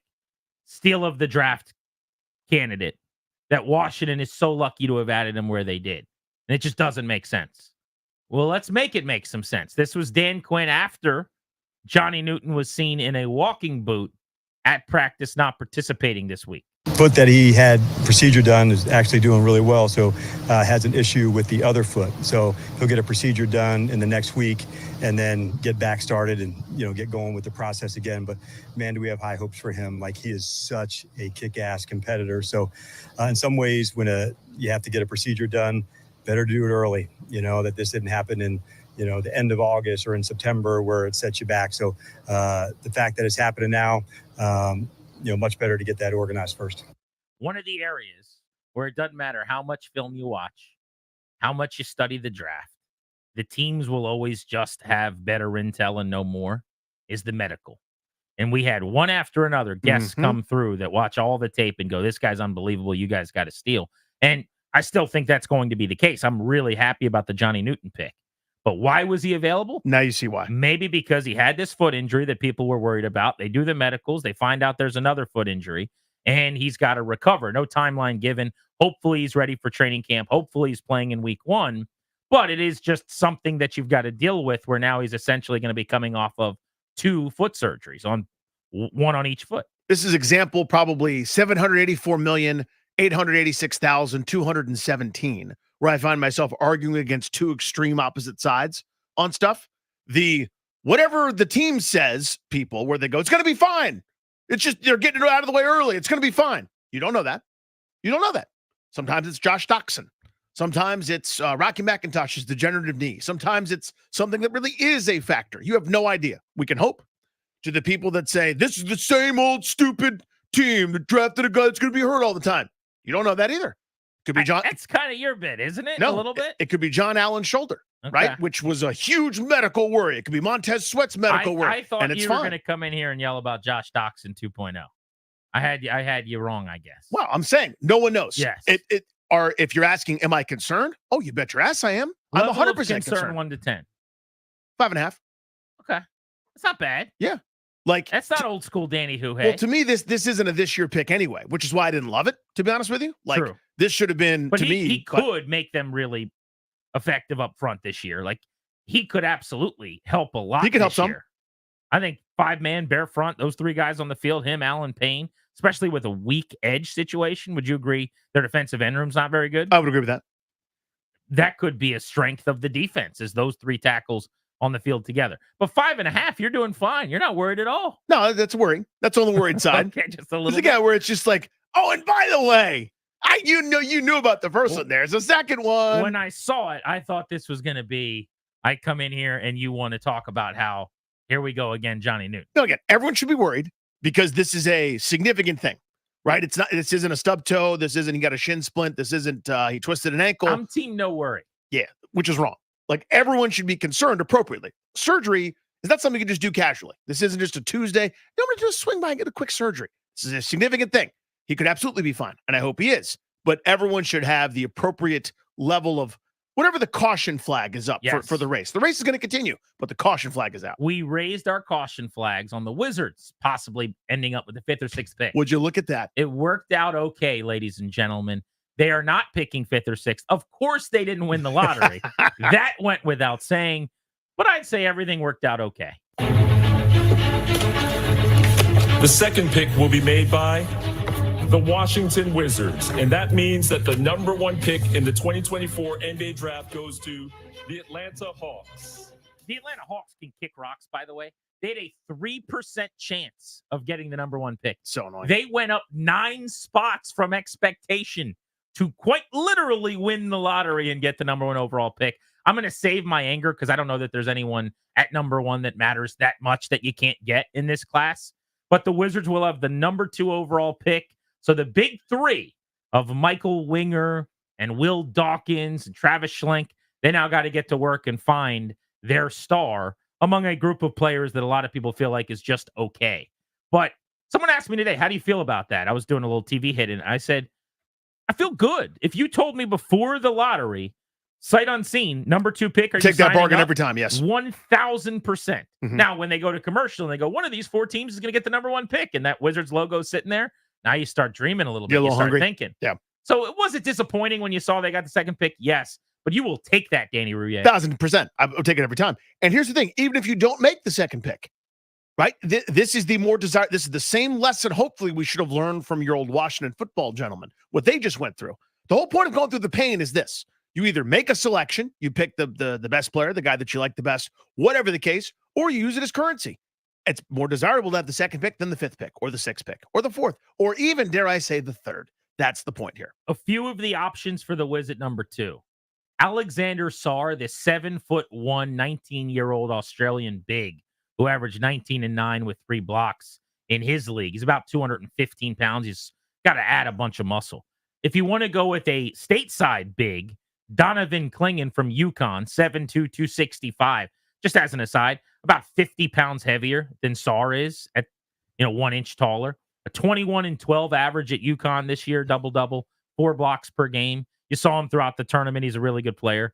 The guy that I sneaky am falling for, though, I watched a little bit on the draft prospects last night. What do you know about Nikola Topic, the Serbian wing? This guy is 6'6", about 200 pounds. He's only 18 years old, a little bit of a project, but he runs like a 4.3 40.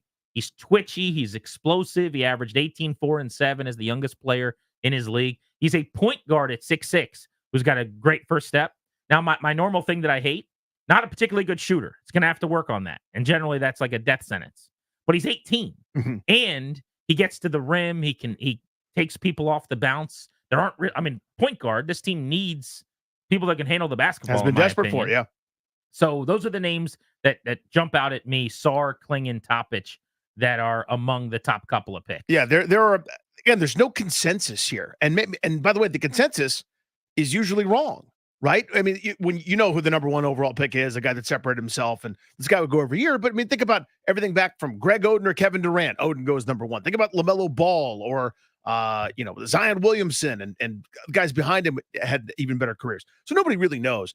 But ultimately, there's no great answer here. I think this could be one of those high floor type drafts. So Clingan, well, that doesn't excite you at number 2. That's going to be a good pro. That's it. That's a good pro. Yeah. He'll help. He'll defend the rim. He'll run, set great screens. He'll be a part of something. Now, does he develop an offensive game? I don't know. But again, they could use a little bit of that. You could do a lot worse. That's the point. You could do a lot worse. Yeah, I'm excited just to have the number 2 pick to add a decent basketball player. They need those. They need a lot of those. So let's do this thing. Nationals lost 2 or 3 at Fenway Park in Boston. They got good starting pitching, though. They win the first game. Corbin gave up just 1 run. Game 2, Jake Irvin threw 7 really good innings. Game 3, they got a quality start in 6 innings from Mackenzie Gore, but they were going up against the best pitching staff statistically in the sport. They had a hard time hitting and scoring. Victor Robles in consecutive games was thrown out on base and also dropped a fly ball in the series in Boston. Otherwise, he was fantastic. Welcome back, Vic. Yeah. You take all those things out of the equation. He was tremendous in this series. Other than that, So just wanted to throw that out there. it's information. There's been a lot of talk about a T-shirt that was worn by Dan Quinn. Thank goodness. We've got thoughts on that. Next on Grant and Danny.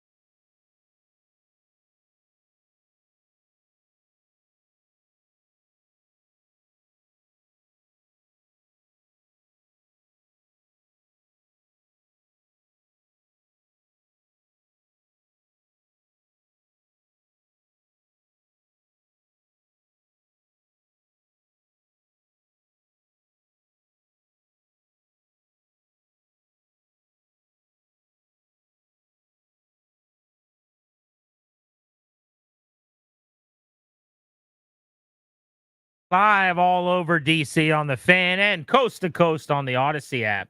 Danny, there's a few people in the chat on our YouTube stream who are saying, what's on Danny's arm? They're very concerned. Oh, that just looks to me like a doctor's appointment. Some blood was drawn. Yes, that is the entire summary. I have probably another hour or so before I'm going to take it off, but I came more or less straight from the doctor's office. So I take that thing off as soon as I walk out the door. I don't know if that's a bad thing. Yeah, they're like, keep this on for a little while. I can look at my arm. Nothing's coming out. I don't know what the point of it is. Maybe I botch it, but that thing does not stay on my arm. It's uncomfortable. It tugs on my hair. Good for you. I just, that's not a game I'm playing. so worried. I'm just the whole blood drawing process is just not for me. I don't like it. I don't like Are needles. you bad at giving blood? Yeah. Seriously? Really bad. Yep. Do you ever go just give blood like at a drive or anything like that? I don't because of this. Because it's like I doing my full physical in college where they run the whole athletic department. They go meet at 8:00 at the medical building, whatever. And we all had to go through a bunch of different tests for insurance and stuff like that. My blood work wasn't until the end. I didn't know this about myself. And when I'm watching the lady do it, next thing you know, I'm on the ground. People are smacking my face, giving me some orange juice. You're and that guy. Yeah. I had no idea. I realized how much I dislike it. The puncturing of the skin. It's the biggest reason I'm afraid of snakes is the puncturing of the skin. This is a solid layer of mass. And the idea that something might puncture it is horrifying and the worst. So I don't like it. So I don't want to gush blood. That's my only thing. So I'm going to leave it on there for a little while. So I have no problem giving blood. My doctor's pretty good at getting it. You know, you can sometimes go to these places where they're like, hunting a little while. I missed. And this dude's like incredible. Yeah, please don't miss. But he takes blood every time I go in and does like full tests, and he's the most thorough over the top. Like I probably should just find a new one at this point because it's way too much, and he wants to have appointments all the time. But yeah, I don't know why. It's never been an issue. I'll go do it and just good for you. Look for a place and give blood every few months. But there's a lot of things I'm bad at. That's something that's never really bothered me. Giving that blood, just squeeze the ball and it doesn't really hurt. It's So I got a shot because they were like, when was your last? I can't remember what the name of the thing is. Whatever kind of normal course of vaccines that you get. Okay. And I don't remember which one it was. And I was like, I have no idea. How does anyone know that? Like, you want to just do one? I was like, okay, sure, happy to. So now my left arm is sore and I gave blood over there. So the left side's struggling a little bit today. Sound like one of the babies at the house. Yeah, seriously. They take him over to their appointment. They get 3 shots every time. But everyone, Danny's okay. They were worried in the chat about your arm. We're good. We're good. He gave a little blood. That's all it was. Mm-hmm. Dan Quinn wore a t-shirt. Sure did. He had the nerve and the audacity to wear a t-shirt. You know what happened when he wore a t-shirt? Everyone talked about it. So for people that haven't heard about this story, I'm going to give the quick background. Most of you know all about it. The shirt that he wore was a Commander's tee. Just standard issue, normal Commander's tee. Block W, Commanders underneath. I hate that it's like Commanders in an end zone with lines on either side of it. That's always annoyed me, but that's another point. But the difference on this shirt was the old feathers from presumably the Redskins logo were on the very corner of the block W, almost like they were hanging from the block W. And if you look at it from a distance, it almost looks like maybe, like the W could serve as the head of the old Redskins logo with the feathers dropping, from the corner. You would have thought that Dan Quinn walked out and did a press conference in a t-shirt that said Redskins name better than Commanders. Like the amount of talk about this was unbelievable this weekend. I couldn't fathom so many people caring, A, about what the guy wore, B, about this t-shirt and how cool it was or not cool it was or how dare him or how awesome he is. It was, I literally tweeted about it thinking it was a funny, like, throwaway thing. I was like, Dan Quinn, man of the people. I had no idea what was coming down the pike in the days ahead. This became a huge story in town that he wore this t-shirt. I think it was the biggest story over the weekend in terms of the football operation, right? I mean, that people seem to care so intently about it. I barely noticed it, but I guess I'm the weird one. And it's basically what, and we'll talk about this here in a second. The takeaway to me is larger than folks that want a certain name or don't want a certain name or whatever. I mean, I'm on record. I hate Commanders. Every time I say it, my skin crawls. I think it sucks more than anything, and I want it changed immediately. But there's a huge pulse that says Redskins are nothing. And the instant anything harkens back to that, it's this fervor that is sort of renewed. It doesn't go anywhere, but it's just another opportunity to talk about it, you know? So people are going nuts, certainly about that. And to those folks who are, whether they're tweeting us, and I know a lot of you out there going, what are you guys talking about? But there's this vociferous group that, you know, either won't refer to them as the new thing, or it's, you know, they only know them as the Redskins, or that's what they call them. And that's fine. Do what you want. It's your fandom. But the screaming for that name to return, I don't know how else to say this. It's not happening. It's not a thing. It's not on the menu. I can't believe the people that won't give that up. Mm-hmm. And I don't mean to say that it wasn't fun, or that I don't miss it, or that it isn't better, or whatever, right? It might also, according to a lot of people, not be okay. Everyone's allowed to have their opinion. Mm-hmm. Don't really care about anyone's opinion on either side. Here's what is, though. It's not Redskins anymore. Redskins ain't walking through that door. And for the people that saw that as like, maybe it's Redskins, no. Right. It's never going to be Redskins again. Move on. So the analogy I used before the show, we were kind of kicking this around, is my family went to a farmer's market like a handful of days ago, where my youngest son got these really cool little mini donuts. And they were very delicious, I think. And he loved them so much. He got this great association with these delicious donuts. He demanded this morning those donuts. We are out of those donuts. We do not have them. You cannot have them. This isn't well, we'll give it to you if you do this, if you do this nice thing. It is literally not a possibility. No amount of screaming and upset changes the fact that it's not a possibility. You can rail against why it's not a possibility, be mad at your parents for not buying more. You can be mad at whoever you want to be mad at, and that's your right and your prerogative. Just understand that those folks aren't going anywhere. Nothing's going to change. It's not happening. I would say, though, on the other side, if everyone could catch a little shrapnel here, and I think there were only a handful of people I saw for me that did this, but for the people that were upset at Dan Quinn as if he had done something wrong here, in the sense that how dare him, harken back to Redskins and support that name and that logo. Not really what he did. I think he put on a t-shirt. That's what I think he did. But he had a lot of things going on. He's a head football coach, first rookie camp with the new organization. He's in the building, probably working out first thing and then going over his practice plans. And maybe he wore that to work. I bet he didn't. I bet he, that undershirt, that white undershirt was what he was wearing. And he said, I need to put something on because I'm sweaty and I'm going out to the press conference and this white shirt is see-through or whatever. And he goes, what do I have around here? And like a bunch of other stuff that people have sent him, there's a t-shirt laying there and he throws it on. Now, we did have a comment in the YouTube chat I wanted to read really quickly from someone who said, if that shirt wasn't purposeful, this has to be a slight knock on the new leadership. They have to understand the firestorm that will happen if they give any hope to a Redskins return.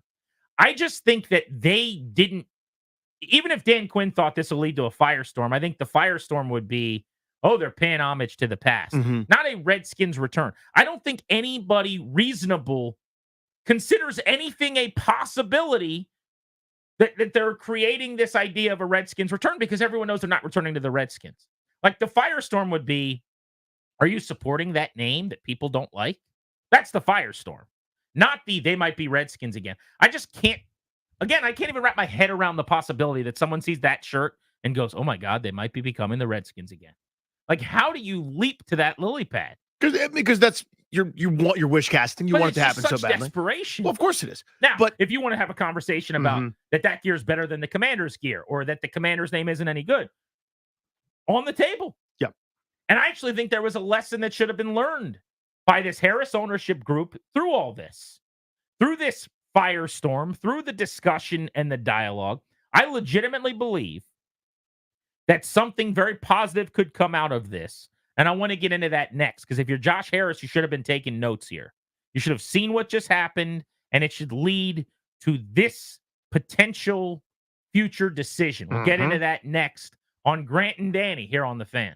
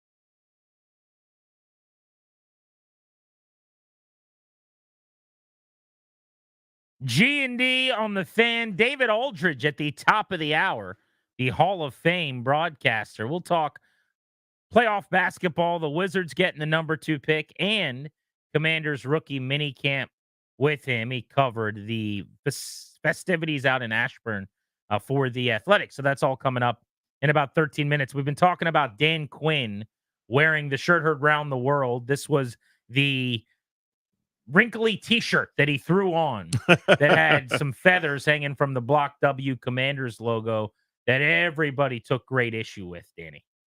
This T-shirt again is the chum in the water for a huge section of the fan base.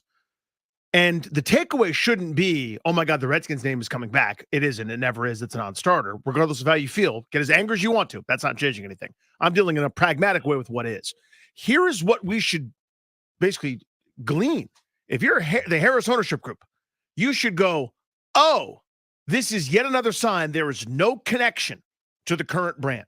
The rollout, terrible. The name, whether it was our Jason Wright and Will Middlebrooks construction or a Dan Snyder construction, as I happen to believe, whatever, nobody really likes it. We're sort of tolerating it. Everyone's looking at the next thing. We need something, as everyone demanded the first go around, whether it was Redskins or otherwise, that actually connects to something that has to do with this organization, the good times, all of that. And everybody saw something, kind of did, and went nuts. That's your lesson. That's your takeaway. Yeah, I think there were some people, and I've seen some of the comments from folks that go, don't include my thing that I liked with that thing that I don't like. In other words, the feathers with the Block W. Like, don't try to dress up Commanders with that. I didn't take that tact. I go the opposite way, where I go, thank you for the bridge to the past. Thank you for the acknowledgement of what once was around these parts. But I think that is the lesson here. That is what I think Josh Harris and the Hogs, the Harris ownership group, need to acknowledge and need to take out of this. This became a massive deal very quickly. This was a wildfire. It started with a spark in the woods, and it became something, on the West Coast where there's helicopters, dropping pounds of powder and spraying hoses on this massive inferno, because people thought maybe they're going somewhere. Maybe they're doing something else. Maybe they're tweaking this. And I think it's an acknowledgement, first and foremost, that Commanders still is just not that popular. That Commanders is not growing maybe to the extent that they want. Like, sometimes I hear people say, I see people with Commander stuff. No kidding. Of course. There's not other stuff. Like, what else can you do? Yeah, if they were the sewer rats, people would buy it. You know what I mean? Exactly. That's a good bit. Should they be the sewer rats? They shouldn't do that either. Better or worse than the Commander? Because Dan didn't make it, so yeah. I'm not wearing Redskin stuff out and about. I still have it in the house, but you want to be yelled at and called terrible names for wearing the football team's T-shirt that you once loved? I don't have the energy for it. I don't want to be hassled about anything. I get screamed at and yelled at all day long online. I don't need it to happen in my real life too. And someone to tell me what an awful person I am because I have a T-shirt. Exactly. So I just rather not do that. So what else can you do? You wear the Commander's gear. What's for sale? What's available? It's that. So yeah, more people are buying it and wearing it.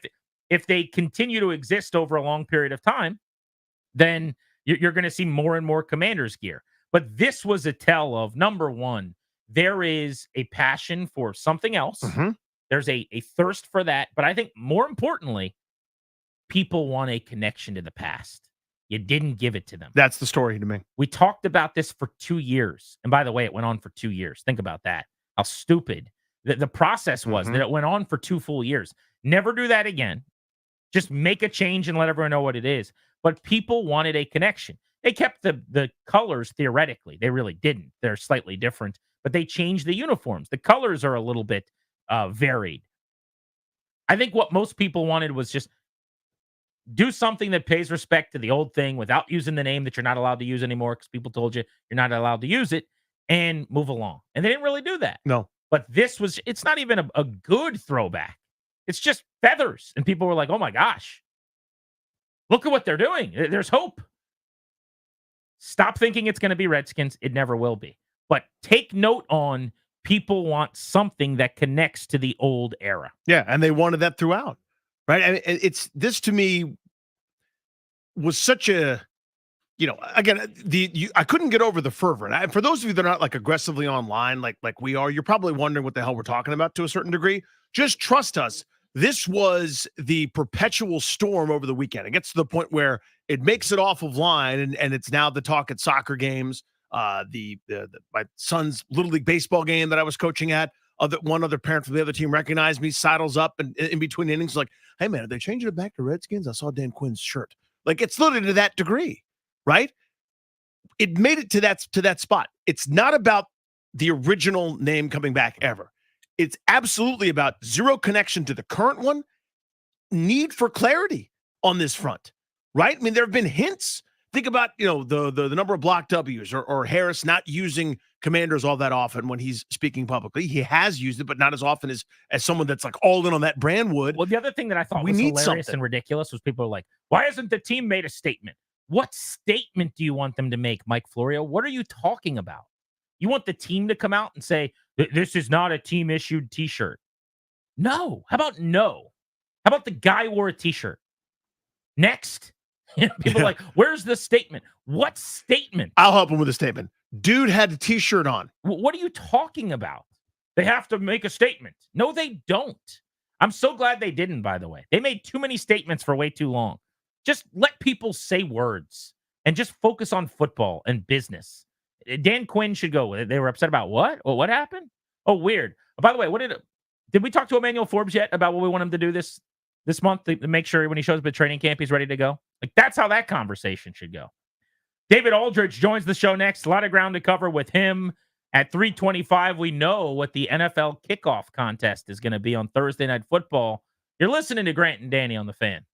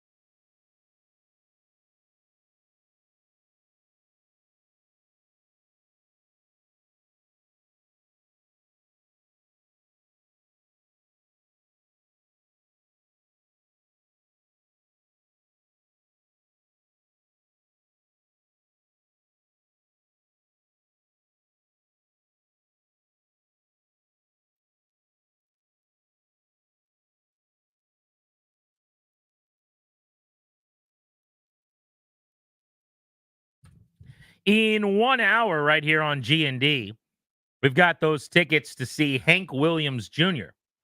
He's coming to the area. Outdoor, I believe, right? I believe it's a Jiffy Lube Live. Fire. It's a good venue. You've probably been to a show or two there. When was the last time I went there? I mean, it's been a minute. I saw Dave Matthews Band there years ago, and it was so boring because Dave Matthews Band is like a guy playing a boombox from far away of Dave Matthews Band.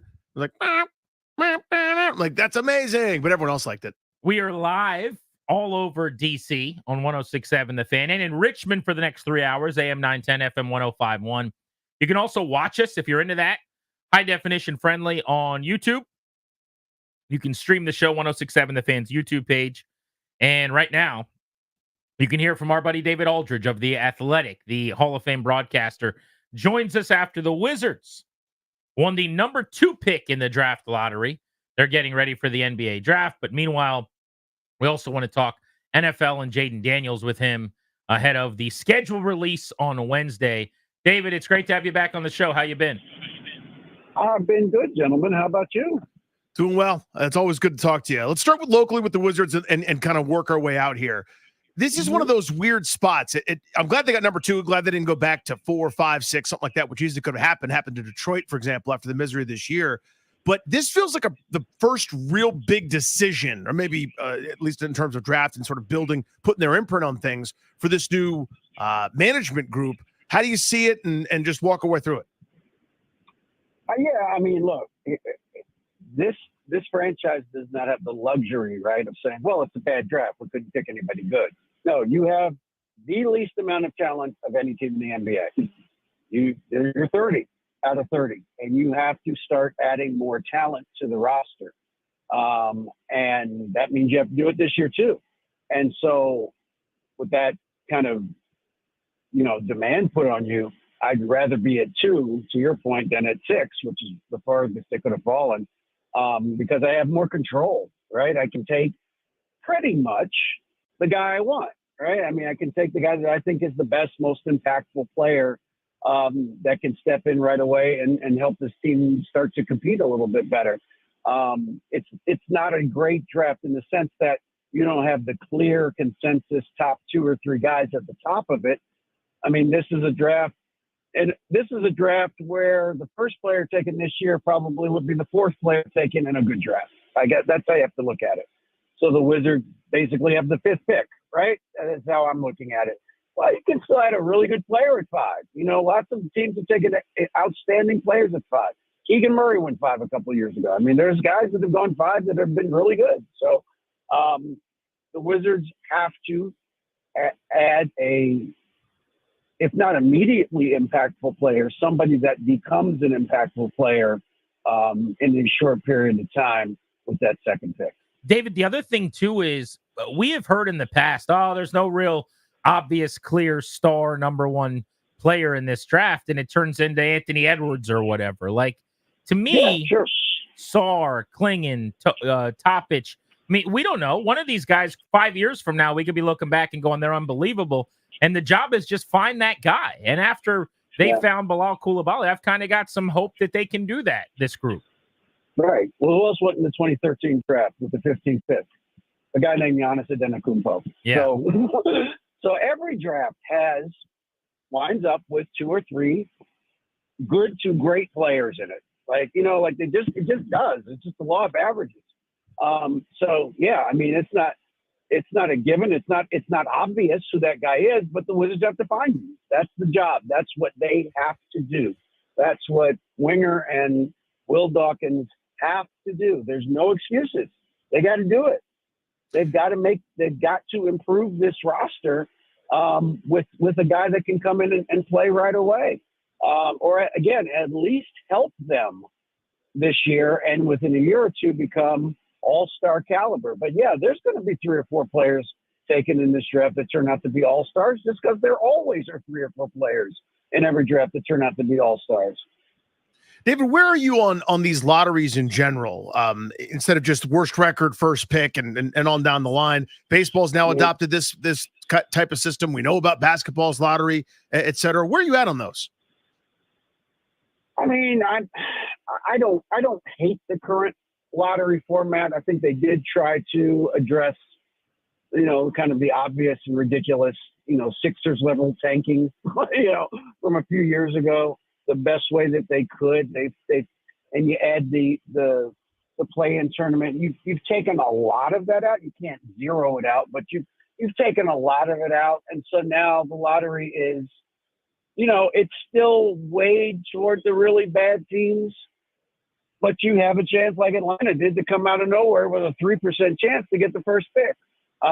So it's still, I mean, I think it's fine, I guess, I don't know if there's any way you can make it perfect. It's better than it probably was a few years ago. David Aldridge on G&D. Let's sneak in one on the NBA playoffs before we talk Commanders and Jaden Daniels and rookie minicamp. Sure. It looked like the Denver Nuggets were in big trouble. I've actually got a bet with my colleague on the staff here, Linnell, on this series, and Denver was down 2-0. I was in big trouble. He's talking a lot of trash, and here come the champs. You knew they were going to be tough to dethrone. Is Denver back in the driver's seat now with home floor advantage the rest of the way in an even series? Yeah, absolutely. I mean, I was at the last, I just got back from Minnesota this morning, so I was at those two games in Minnesota, and Nuggets were just, man, when you win a championship, I think it just changes you guys. I think you just become a different group, because the pride and the toughness that you gain when you win a championship as a team, I think, really kind of comes through, and it came through with the Nuggets because they took a hell of a haymaker from Minnesota and Denver. I mean, Minnesota punked them basically for 2 games. And, a lot of people I thought, wow, it looks like Denver's done. But they came back, game 3, you kind of knew they're the desperate team wins in the playoffs. They were dead. They had to win and the season's over. But last night, I mean, Minnesota didn't play that bad last night, guys. I mean, they didn't play great, but they weren't awful. You know what I mean? I think they shot 48 from the floor. They shot 39 on threes. They out-rebounded Denver by 12. They didn't turn the ball over that much. Ant scored 44, and Denver just handled them, with shot making. And I asked Aaron Gordon about this after the game, and he kind of downplayed it. But I could not remember the last time I saw a team make as many difficult shots as Denver made last night. They made shots with the shot clock on their back. They made shots when they were getting highly contested with length. They made shots that are just hard. Jokic is just insane. He's so good. I almost cursed. I almost dropped a curse word on your show. He was so good. I get it. Wow, was he good last night? I mean, he's amazing. Every time you think, well, he's great, but he's great, but he's remarkable, man. I mean, he just dimes you up. If you double team him, he finds the open guy. If you bring the double late, he just waits for the guy to land, and then he drops the ball up to Gordon for a dunk. He's unbelievable. He's so good. So yeah, I think Denver's in control of that series now. I just can't see them losing a third game at home. I think they kind of found their mojo again. And the big thing is Jamal Murray's calf kind of calmed down a little bit. Whatever they did to get it calmed down, they got it calmed down because he looks like himself again. And when he's playing like himself, they're really hard to beat. One in the East real quick, David. What a wild swing with Pacers Knicks. No Anunoby, obviously that hurts so much tremendously for New York, but all of a sudden the Pacers look really good at home. I got no idea how to predict that series now. Give me your thoughts. I mean, I just think New York's running out of bodies. It's pretty much that. You just can't keep losing guys that are scoring for you and doing good things for you. Whether it's started with Randall, but then it's Bogdanovich, and then now it's Anunoby. Brunson's playing with something. I mean, the foot's not right. He's playing, but his foot's not right. So they're just running out of bodies. I mean, you just can't run it into the red. And, this is what happens with Tibbs teams. They play hard. They're selfless. They give you everything they have. But at some point you break down because you just can't keep giving everything you have every moment. Josh Hart can't just keep playing 48 minutes a game and not and not have any consequences for that. There are consequences. That's why you have to rest every once in a while. Even the best players in the league have to sit down for a couple of minutes a game. So yeah, they're just running out of bodies. I think it's still going 7 just because I think the crowd in MSG will either inspire New York in Game 5 or will kowtow Indiana in Game 5. And I think it's chalk to Game 7, and then it's Game 7. You don't have any idea what's going to happen in a Game 7.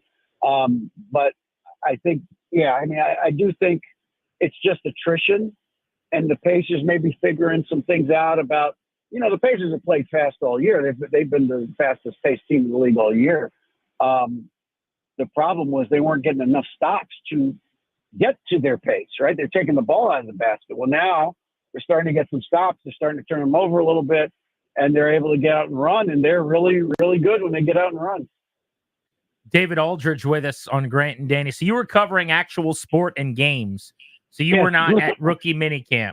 But I do want to know, did you track any of the brouhaha over the Dan Quinn T-shirt controversy? Of course I did. And, you know, I'll say this. My friends over at the Commanders are pretty smart PR people. And I haven't had a chance to talk to them yet. But somebody had to say, whoa, big fella, are you sure you want to go out wearing that shirt? And maybe he told him to go get lost because he's a big man and he can do that. And you have to honor his request because he's a big human being. But that was not the best move if you're trying to move fast in the 80s. So let me kind of double click on that, because my take was it's a shirt. I can't believe anybody cares. And the takeaway is, for me, if I'm Josh Harris, wow, people really want them to go in the direction of something that pays homage to the old team, right? Yeah, but when you say it was a mistake, like what did he do wrong? I think what he did wrong was reopen that can of worms. Like, you always look, guys, you're in sports radio, you hear this every day, and there's always, and I read it in the comment section when I write stories, or Ben writes stories about the team. There's always going to be a group of people till the end of time that say you got to change the name back, and that's not going to ever stop. Is that 20% of the fan base, or is it 40% of the fan base? I don't know, but I know they're going to talk. But nobody was talking about that anymore. Everybody was like, okay, let's talk about Jaden Daniels. It's fine. We got a quarterback now. This is it. And now you brought this back in. Now we got to talk about this again. So I don't know what good that does unless you're planning to change it back, which I think would be a catastrophically stupid decision. But that's me. I could be wrong. So, David, our takeaway, and I want to get your thoughts on this, was because we're with you in the sense that name's not coming back. No amount of tantruming or yelling or screaming puts the toothpaste back in the tube. But what should be the takeaway for the Harris ownership group is there's no connection to this new thing. And everybody wants some connection to the old thing, even if that specific name isn't possible. So get moving on that, or at least give us an update.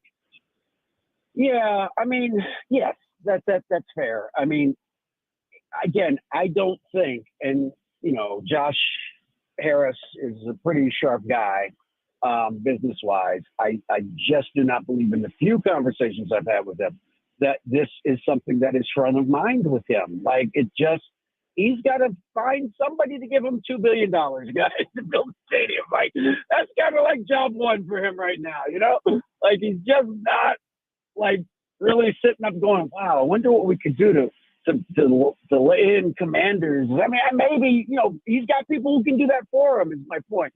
Like, he's trying to get a stadium built, like, that's his number one thing. And so, yeah, but I do agree with you on this thing. There's no connection to the word Commanders. I completely agree with you.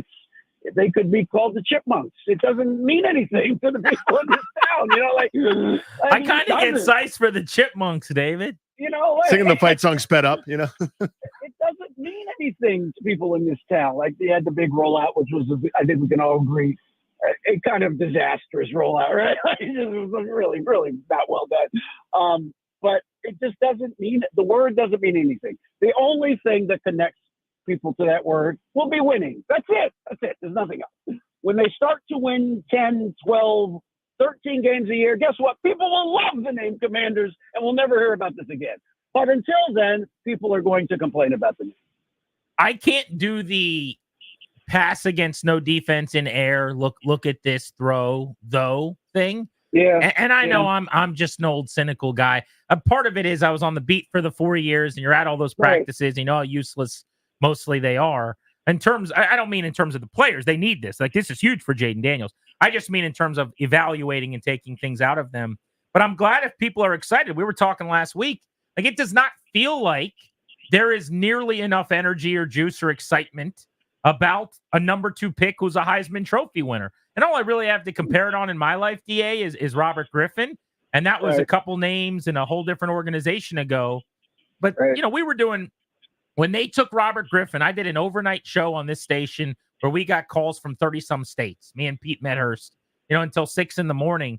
And now I just don't feel that. I don't know if my thought is the high is just not possibly as high anymore because so many people have either punted or care less. But where are you at on that? I haven't obviously been involved in kind of like the trenches of fandom in terms of responding to fans. So you would have more of a feel for that than I do. You know, I think, you know, is it muted? It may be muted only in the sense, and I think it's only in the sense that even though Jaden Daniels won the Heisman last year, I mean, LSU was not especially a part of the conversation for the national championship chase. You know what I mean? Like, and so I think you'd have similar, maybe kind of dispassionate feelings if they had taken Drake May, because North Carolina wasn't particularly good last year, right? Like, so I think that's part of it, you know, like, but I think that once the season starts for real, and I think most people don't pay attention until training camp, right? And they start playing against other teams and the games are on television, then people will get excited or they'll get dismayed by what they see from Jaden Daniels. And the fact that, you know, unless there's pestilence of some kind of a magnitude we can't imagine, he's going to be the starting quarterback, then people will really be able to kind of strap in and say, I'm all in, I love Jaden, or I hate Jaden, and here's why. But I guess, you know, again, I defer to you guys on this. I guess I'm not shocked that maybe everybody's not all in. There was a lot of debate about who to take anyway, but I think part of it is just kind of his body of work is known to people that really follow college football, but maybe not to as many casual fans as RG3's was. And he doesn't have a cool nickname like RG3 did. Like, it's a cool, it's an easy nickname for everybody to remember. Maybe if you came out of your house for RG3, in other words, you were like, this is my guy, I'm all in, they got the guy. Yeah. Maybe the way that went, it's hard to do that. Hard to love again. Like, the number 2 overall pick, Heisman Trophy winner, who's this electric talent, who's a dual threat. Yeah. Like, where do I sign up? I mean, maybe there's some people that are going, I'll wait and see. Maybe. And again, that's what I'm saying. Like, I think once he gets on the field and he plays, I think that we all believe he's capable of playing, and he does that 2 or 3 times a game. I think that's when people will start to kind of get re-engaged or maybe more fully engaged with him as, you know, the type of talent that can transform a franchise. Because I think he is the type of talent that can transform a franchise, which is a big question. How patient do you think fans are going to be? I mean, it's hard to speak to fans at large because everybody's fandom is different. But, you know, just thinking on a macro, you just mentioned when Daniels gets on the field and plays, I plan on being very patient and giving a lot of grace with a pretty under-talented roster from last year, knew everything. But I don't know that that's going to be the common refrain, and I don't know if I'll be able to hold on to that idea after like my first incomplete pass. How do you think fans are going to be in terms of this fall and giving this guy some room? I think most fans in most sports are all the same in one regard. Just show me why they picked you number 2. That's all. Mm-hmm. You know, it doesn't have to be every play, you know, but you have to 2 or 3 times a game. Show me why they picked you number 2. You know, and if you do that, I'm in. You know, I'll wait. I know you're going to have to make mistakes and play through. You know, there'll be times when you're not the best guy. But, you know, when and if Dylan Cruz gets called up, you got to show me why you're the number 2 pick. That's all. You don't have to hit 600 out of the box. But, you got to hit a bomb or two, right? You got to show me why. And if you show me why, I'll get excited. The problem the Wizards had, they drafted Johnny Davis. You never showed them why. Why'd you pick him 10th? And that's a problem when you pick somebody in the top 10 of any draft. They have to show you why they were picked there. Make a play that makes me go, oh, that's why. Because he can do that. That's why. He was the second pick in the draft. And then I'm in. I'll buy the shirts. I'll buy the tickets. But you got to show me. Well said. DA, thank you as always. Appreciate a few minutes today. Okay, guys. Thanks. Be Thank good. you. David Aldridge, check him out in The Athletic. We know what matchup will kick off the NFL season on Thursday Night Football now. Of course, the rest of the schedule set to release on Wednesday. That's next on G&D here on The Fan.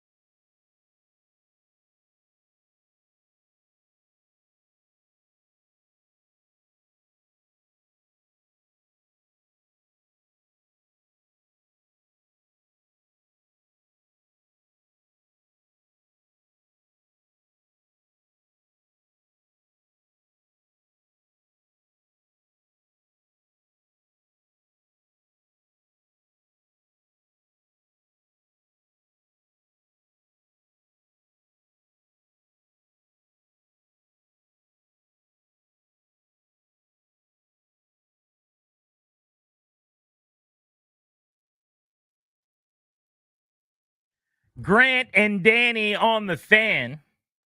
The Chiefs, we knew, would open the season on Thursday Night Football. They are the defending Super Bowl champions. Who were they going to play was the big question. We now have an answer. We'll give you some of those details in just a moment.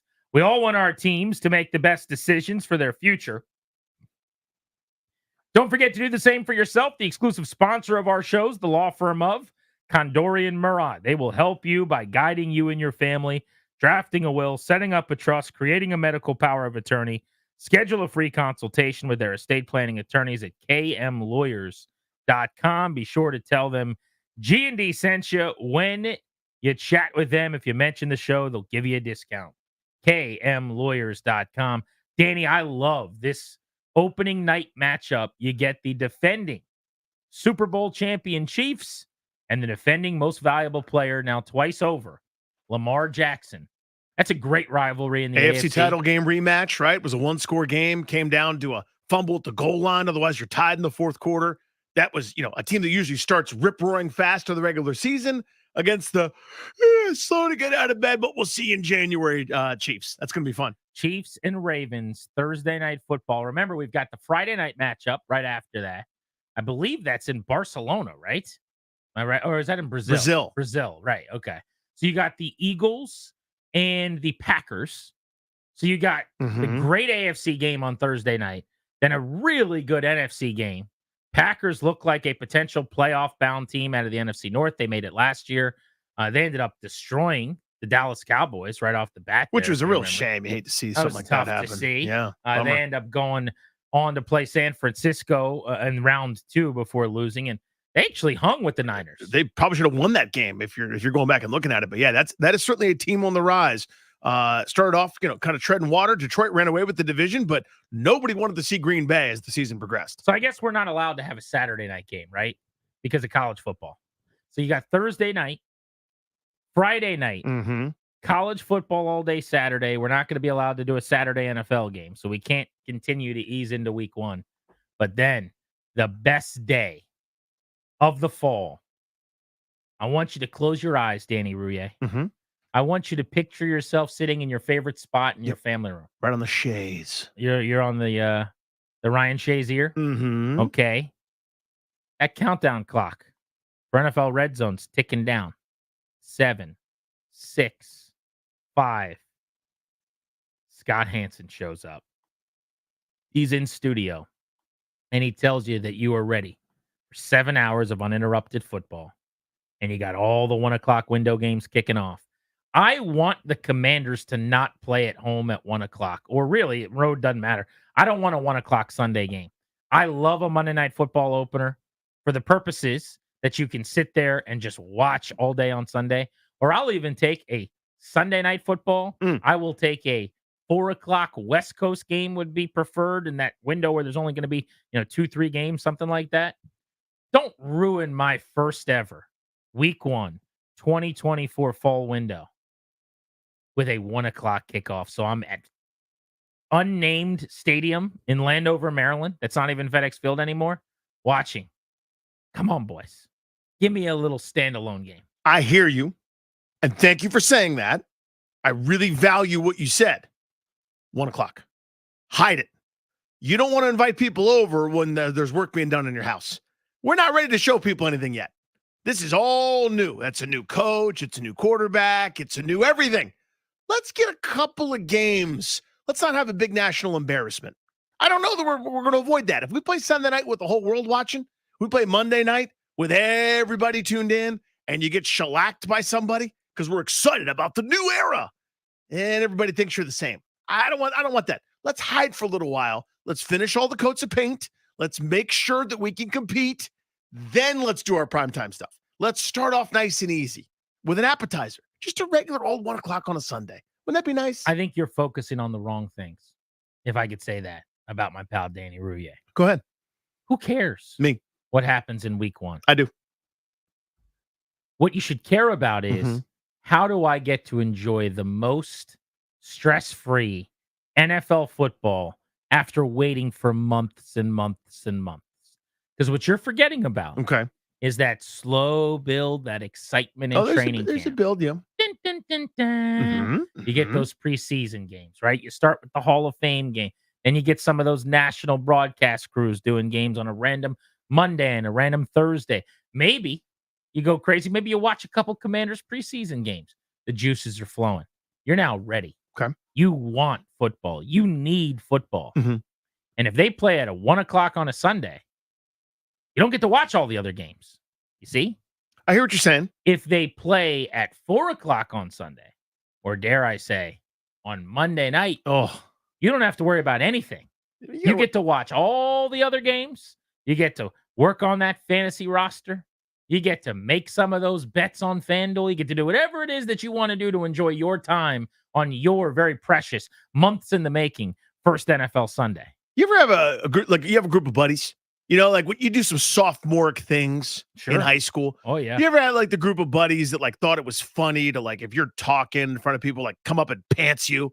Like, look, I pantsed him. Wasn't right? really friends with the guys that pants people, but I know But what you've you're seen saying. it done, Yeah, right? I'm You can familiar. imagine. You can imagine. Would you rather be pantsed in front of like 2 or 3 people or the entire school at an assembly? Give me 2 or 3 people. Yeah. The lesser amount of people, the better.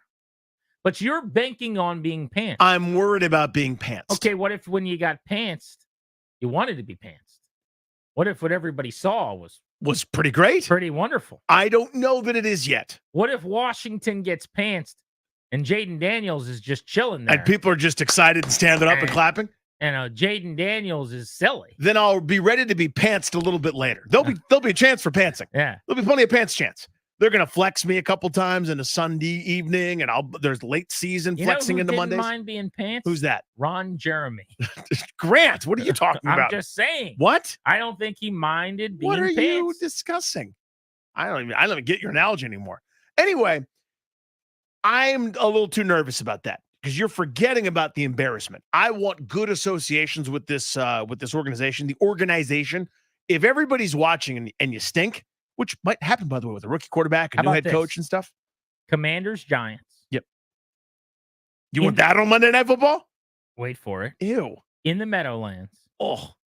We're going to go 4:05 start in week 1 at the Meadowlands. We're going to go with a Jaden Daniels masterpiece. He comes out, he goes 20 of 29 for 296, 3 tutties, 3 majors, okay? No picks, runs for 59 yards and a score. That's a 4-tutty week 1. Commanders blow out the Giants. Oh, dude. Daniel Jones sacked 6 times. By who? 3 times by John Allen and Deron Payne. 3 Okay. times by Johnny Newton. What? Yes. Which foot is working? Both feet work. No. Yes, both feet work. Johnny Newton 3 sacks. Mike Sanders still 2 picks. Ben Sinnott 8 for $111. Wait, Okay. you just casually gave out 2 pickles? Yes. For Mikey Sanders still? Mikey Sanders still picked off 2 passes. Casual too? Emmanuel Forbes benched in the first quarter. There it is. Okay. But it's okay. That's fine. Mhm. No, it's fine. Luke McCaffrey throws for a touchdown too somehow. Luke McCaffrey goes for, we're going to say 7 for 126. Come on. Now you're just doing. Oh, the rest of it was fine. That's the bridge too far. Yes. This movie is not believable. It's not He realistic. says 59 minutes into Fast and the Furious. Uh-huh. But here's the point of the dude's story. Uh-huh. 4 o'clock in the afternoon. Everybody's watching. And you get those texts you got when Washington was at New Orleans back in 2012.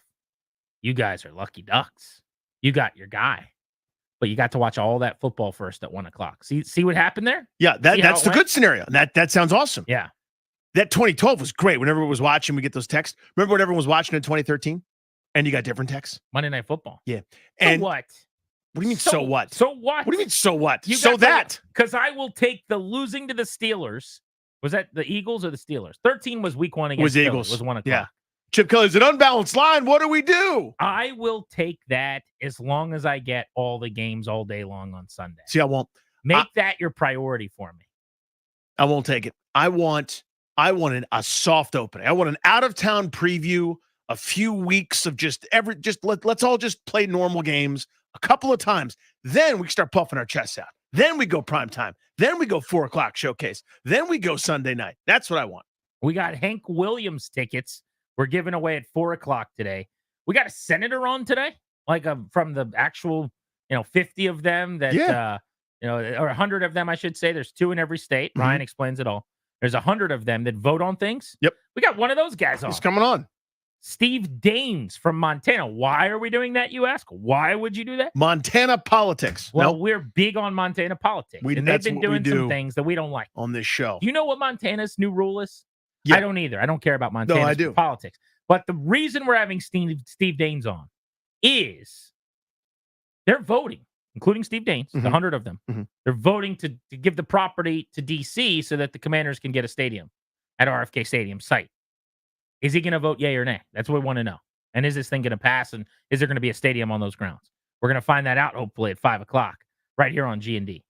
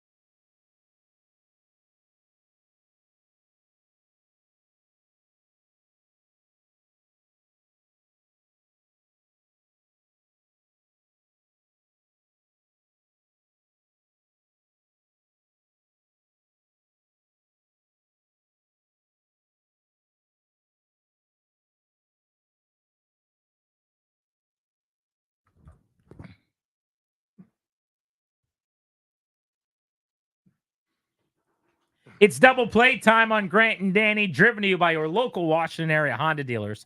Stop in for a great deal on the rugged and capable Honda Pilot. Contact your local Washington area Honda dealers today.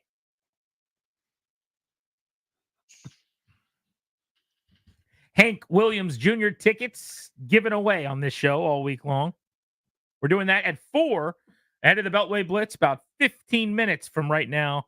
And Steve Daines, the senator from Montana, going to join us to discuss whether or not the RFK site is going to be given back to DC via vote on Wednesday. Looking forward to those things on the show. Third season of a show that I absolutely adore. One of the few shows that I watch that actually isn't on a streaming service. I record them with the DVR technology, watch them at my leisure. I think they come on Tuesday nights, but I'm not even sure, to be honest with you. I don't care. It's out now. Welcome to Wrexham. It's that same sort of subcategory as the Sunderland documentary on Netflix or one of these other type shows where it chronicles this town, usually in somewhere in England or somewhere in the UK, where it's this, working class, desperate fan base that just wants something to cheer for, that doesn't have a lot going for it, doesn't have a lot that's right. But the more you find out about the community, you just end up falling in love with these people, and all you want them is to be happy. And Ryan Reynolds and Rob McElhenney from Ryan Reynolds from every movie ever, and Rob McElhenney from Always Sunny in Philadelphia teamed up to buy this lower down at the very bottom of the barrel of English professional football team. And they're trying to rise up through the ranks, spending a bunch of money, doing everything they possibly can to gain relevance and support and everything else. All the while, you get to know some of the folks that support the team, that are part of the team, coaches, fans, people that have all these different experiences. It's just outstanding television, easy to consume, 30-minute episodes. They go by so fast. It is just great. I'm pretty sure of all of the shows that I've ever heard of or know that exist or know what they're about, this is the one that's the most for me that I would love. You would love this show. That I haven't watched. Yeah, and I don't really have a good reason why. I should absolutely have watched this many times over. Give me the app again. So this is on FX. So that's one of the only shows I watch on where cable. Does it stream? I DVR it. I just have my DVR set where I go, if there's a new Welcome to Wrexham, I record it. Through Welcome to Wrexham. So I will have to do that. I'll have to find that out, or somebody in the YouTube chat. Dude, it's great. So a couple people are saying they really like it. And again, because where do you stream it? Yeah, so because these guys are so entertaining as the dudes that come in and own the team. Guys that I really like. Yeah, they're both hilarious, down to earth, humble about this, know that there's a bleak ton they don't know. How so much they hire smart people. Is Blake Lively on it? Enough. I'm a big Blake Lively guy. You love her acting ability. Acting ability. I think she's a wonderful mother. I think she's a great wife as well. I'm just a huge Blake Lively fan. But there have been a number of guest stars, like Will Ferrell has come by. Hugh Jackman was in one of the recent episodes. No spoilers here. I mean, you could look up the results of what this team has done. Do you ever, when you hear people say Hugh Jackman, do you ever hear the word huge? Yes. Like David Trone. I didn't realize it was David Trone. I thought his name was Dave Trone.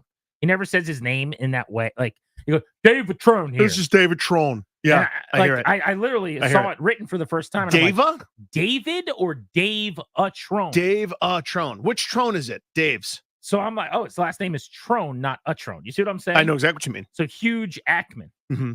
He's got a big actor. A large. Right? What? No, I know what you mean. Yeah, huge Ackman. Mm-hmm. Hugh Jackman. Yeah. He's a big actor. All right. It is time for my.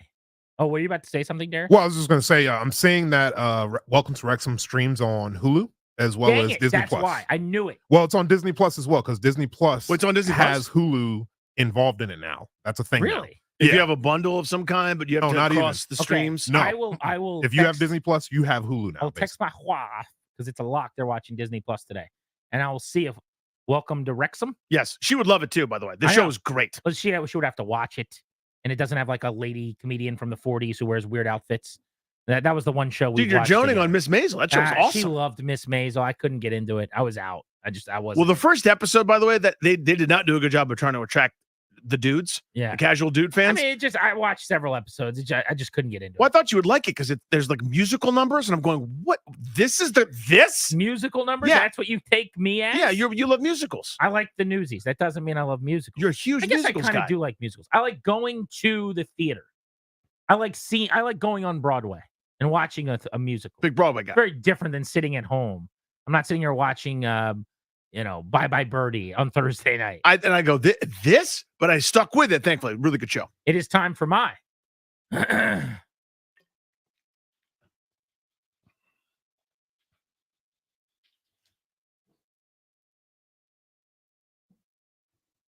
Danny, Mhm. I got something for you. Oh. Not a present or anything. Oh, okay. I got a reason for you to be proud of your boy. Hey. I accomplished something this weekend. Go on. Ladies and gentlemen, for the first time since I moved into my home, on Saturday night, both of our cars were in our 2-car garage. Yeah. Come on. Are you kidding me? Did you really? Guys, the amount of stuff. Now, here's the bad thing. I got a bunch of stuff out on the curb right now. Oh. That we're going to see what the trash people take and what they don't. That's a gamble. You never know. It's not going to be all of it. Probably not going to be most of it. So we're going to have to do some kind of 1-800 come grab my stuff bit. You know how you can do that? I know that one, yeah. We're going to have to pay someone to come lug this stuff away. That, or I'm hoping maybe the brother-in-law's truck's available and I can just make a dump run. Was your dad big on dump runs? Loved it. My dad, every Super Bowl. Saturday, is like, he'd wake you up. He's like, let's go to get a dump run. And I'm like, really? That's the weekend? He's like, let's go to the dump. This and we would was just load up a trailer. his Super Bowl Like weekend. He would pull Yeah. a go-kart in, and we would just throw bags in it. We would pick other people's trash up in the neighborhood. We'd drive to the dump. It was his favorite thing. And then on the way back, he might stop at like Fast Smart 7-Eleven. He might get you a little, he would get maybe like a root beer. Maybe you'd get a Mountain Dew. Very specific, right? And yeah, you did it every weekend. I would do the slurping and I would mix the Slurpee flavors like some rogue. You know what I mean? It's like I can do Coca-Cola and cherry. So I think I got to get Nooms, and we got to do our first ever dump run. Dude's dump run? I think you Dude's do it. dump run. I think you do it. Could be this coming weekend. Yeah. I might have to be before. So I got a big pile of stuff. But yeah, dude, 2 cars in the garage, bunch of crap thrown right out front. I'm feeling great. Dude, first of all, that's amazing. Thank you. And I don't want to undersell the lead here. Thank We're talking dump I knew run. you would appreciate Yeah, we're talking dump run. That's for later. Can you get some pictures of the 2-car garage? Of both cars in the 2-car garage? Sure, I could do I that don't even for need you. to see them. I just want you to have them. Well, it's actually funny we didn't do that. My kids were just playing in the cars. They're playing like taxi cab, jumping from one car to the other. I thought it was the most fun thing in the world. Okay. In one garage? 2 cars, man? Yeah. Let's go. You've seen our garage at the Hooray household, I right? have. You see it? I'm familiar. We do that 2 cars in there, and I'll be damned if I don't do that kind of like, you know, the movie. It's like a million movies where the coach is the last person in the gym, turns around, gets Yeah. one last look at the court before he turns off the lights with a little smile. Nice. I do that Andy Dufresne smile. Both cars are in there. I smile every I feel night. like you've got plenty of place for storage, though. Like our garage is where we have to basically store things. That's what's beautiful about it. But I got a bunch of crates put up. I mean, it was an all-day affair on Saturday. Oh, it's great. And I got a text from my mom. She's like, "What'd you guys do? Anything fun with the kids today?" And I was like, "I worked on my garage all day." I was sitting there watching Paul Skeens' debut on my phone while just lifting boxes. Yeah. Watching Jake Irvin try to carve up the Boston Red Sox at Fenway. Joey Meneses hit his first homer. Joey Meneses. In years. Since 08. Right as I was breaking out. You ever use a push broom on your garage Oh, floor? come on. Of course I have. How fun is that? This week I did it. Took out the leaf blower and blew out all the dust. Oh, soot. dude. It's a great feeling. I could take my shirt off right now just to hear about it. It's a great feeling. It's so perfect. The Beltway Blitz comes your way next on G&D.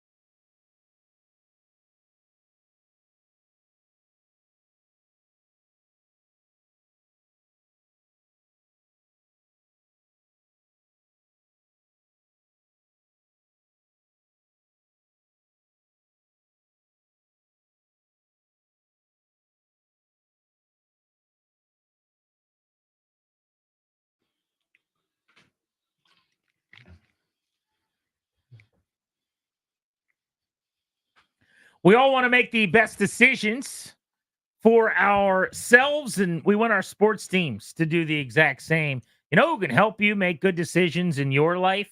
The law firm of Condori and Murad.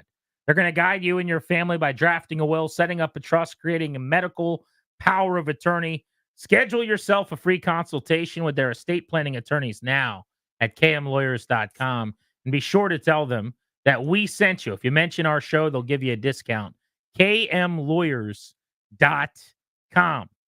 Congrats to caller 10 right now at 800-636-1067. You're winning 2 tickets to see Hank Williams Jr. this Saturday, May 18th, Jiffy Lube Live. Tickets are on sale now. Jiffy Lube Live is a good venue. For tickets and more event information, go to thefandc.com/events, courtesy of Live Nation. It is time for our Beltway Blitz, covering the Nats, the Wizards, and the Commanders. Let's get it started. Spencer Newsbaum of the Washington Post to get things popping. He covers the Nats for the Post. Spencer, was not a pretty series aesthetically on the base paths for the Nats in Fenway against Boston. They ran into outs left and right. They've been playing really well defensively, really well on base, and that's kind of faltered here lately. How do they get it back on track? Yeah, it's funny, as you said. I mean, Davey always talks about how pitching, defense, and base running are supposed to be the 3 constants for them. Obviously, that was not the case in this series on those last 2 fronts. In terms of getting it back on track, I mean, I think you can see that Robles has kind of been at the center of a lot of that. Victor Robles. I'm curious to see what they do with him and how they kind of operate with him moving forward because, I think they're still going to be aggressive on the base pass. I still think they're going to prioritize that stuff. But I'm just not sure that, he's maybe going to be in the roster or in the lineup in the next few days. Spencer, well, the thing I just can't get over, and even Patrick Corbin had a great turn through the rotation this past time, is how unbelievably good their starting pitching has been. Top 5 in the league since the first week of the season. Yeah, I mean, they lost a couple of close games this weekend. They're in more games than they probably should be because of how good this rotation has been. How is this happening? How does this group kind of, because the longer you do something, more it maybe is, that's just kind of who you are. I've been blown away. Yeah, as you said, I mean, I think if you looked at any projection before the season, you would say that this rotation, especially without Josiah Gray, would frankly look pretty cooked at this point. However, I mean, Trevor Williams has really been kind of the star of this group. Andrew Golden wrote a really good story about him the past few days. I'd recommend checking out. He's throwing his fastball less, which has really helped him. Corbin's been inconsistent, but has had a few good starts when he can throw strikes and kind of locate low in the zone. Mackenzie Gore is doing Mackenzie Gore things. Jake Irvin's kind of taken another step forward. And, Mitchell Parker, I think, has really been the biggest surprise, alongside Trevor Williams. Again, he's just pounding the strike zone. And I think you ask Davey, you ask anyone kind of on that staff, and they're going to say, look, it's throwing strike one, throwing strikes early in the count, and it's letting the defense behind them take care of things. Now, they didn't do that against the Red Sox, but I think if they keep pounding the zone and not walking guys when they don't need to, not getting behind in counts and facing those sort of issues, I mean, I think they've set themselves up pretty well here.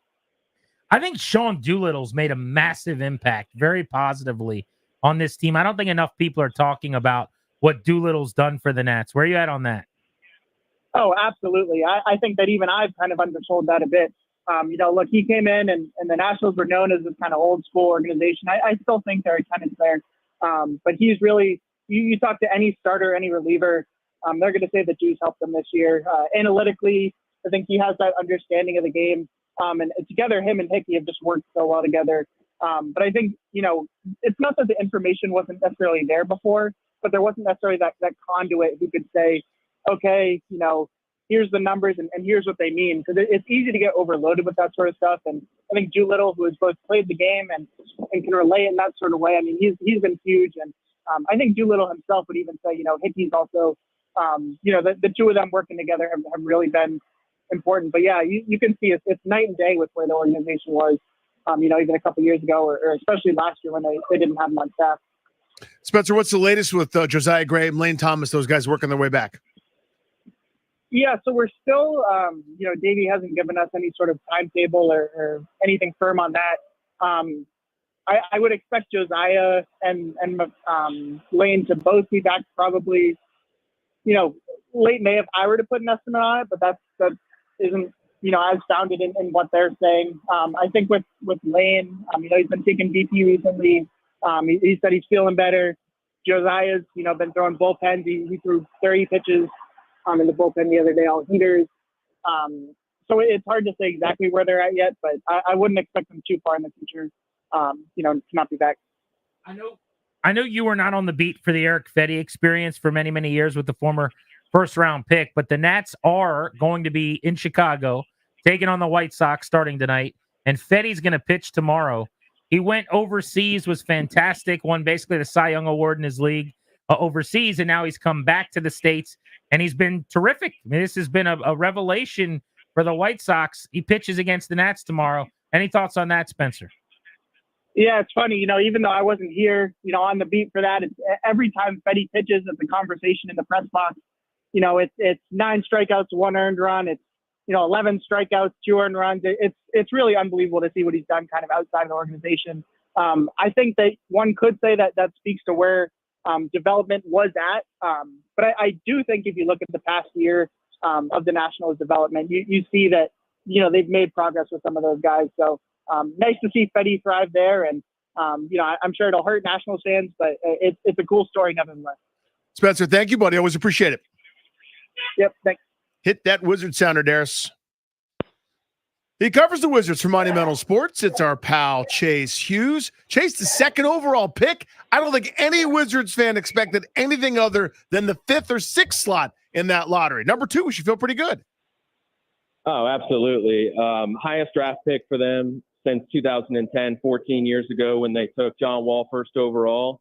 And I think what I'm sure some fans were aware of, but maybe went a little under the radar, is that the most likely picks for the Wizards would have been the 5th or 6th pick. So just to stand pat and stay at 2, which is where they were when they entered the draft lottery, I think is a big win. And, people have said a lot about this draft class, but the average draft, even the worst ones, has multiple all-stars. So they are ensured an opportunity to draft a future star. They just got to make the right pick. What did Dawkins have to say about getting pick number 2? He called it the power of choice.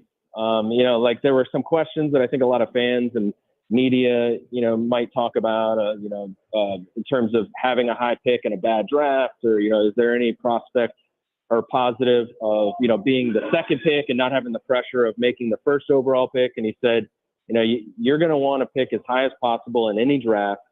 And there's going to be multiple all-stars available. And the way he sees this draft is, first of all, a deep draft class.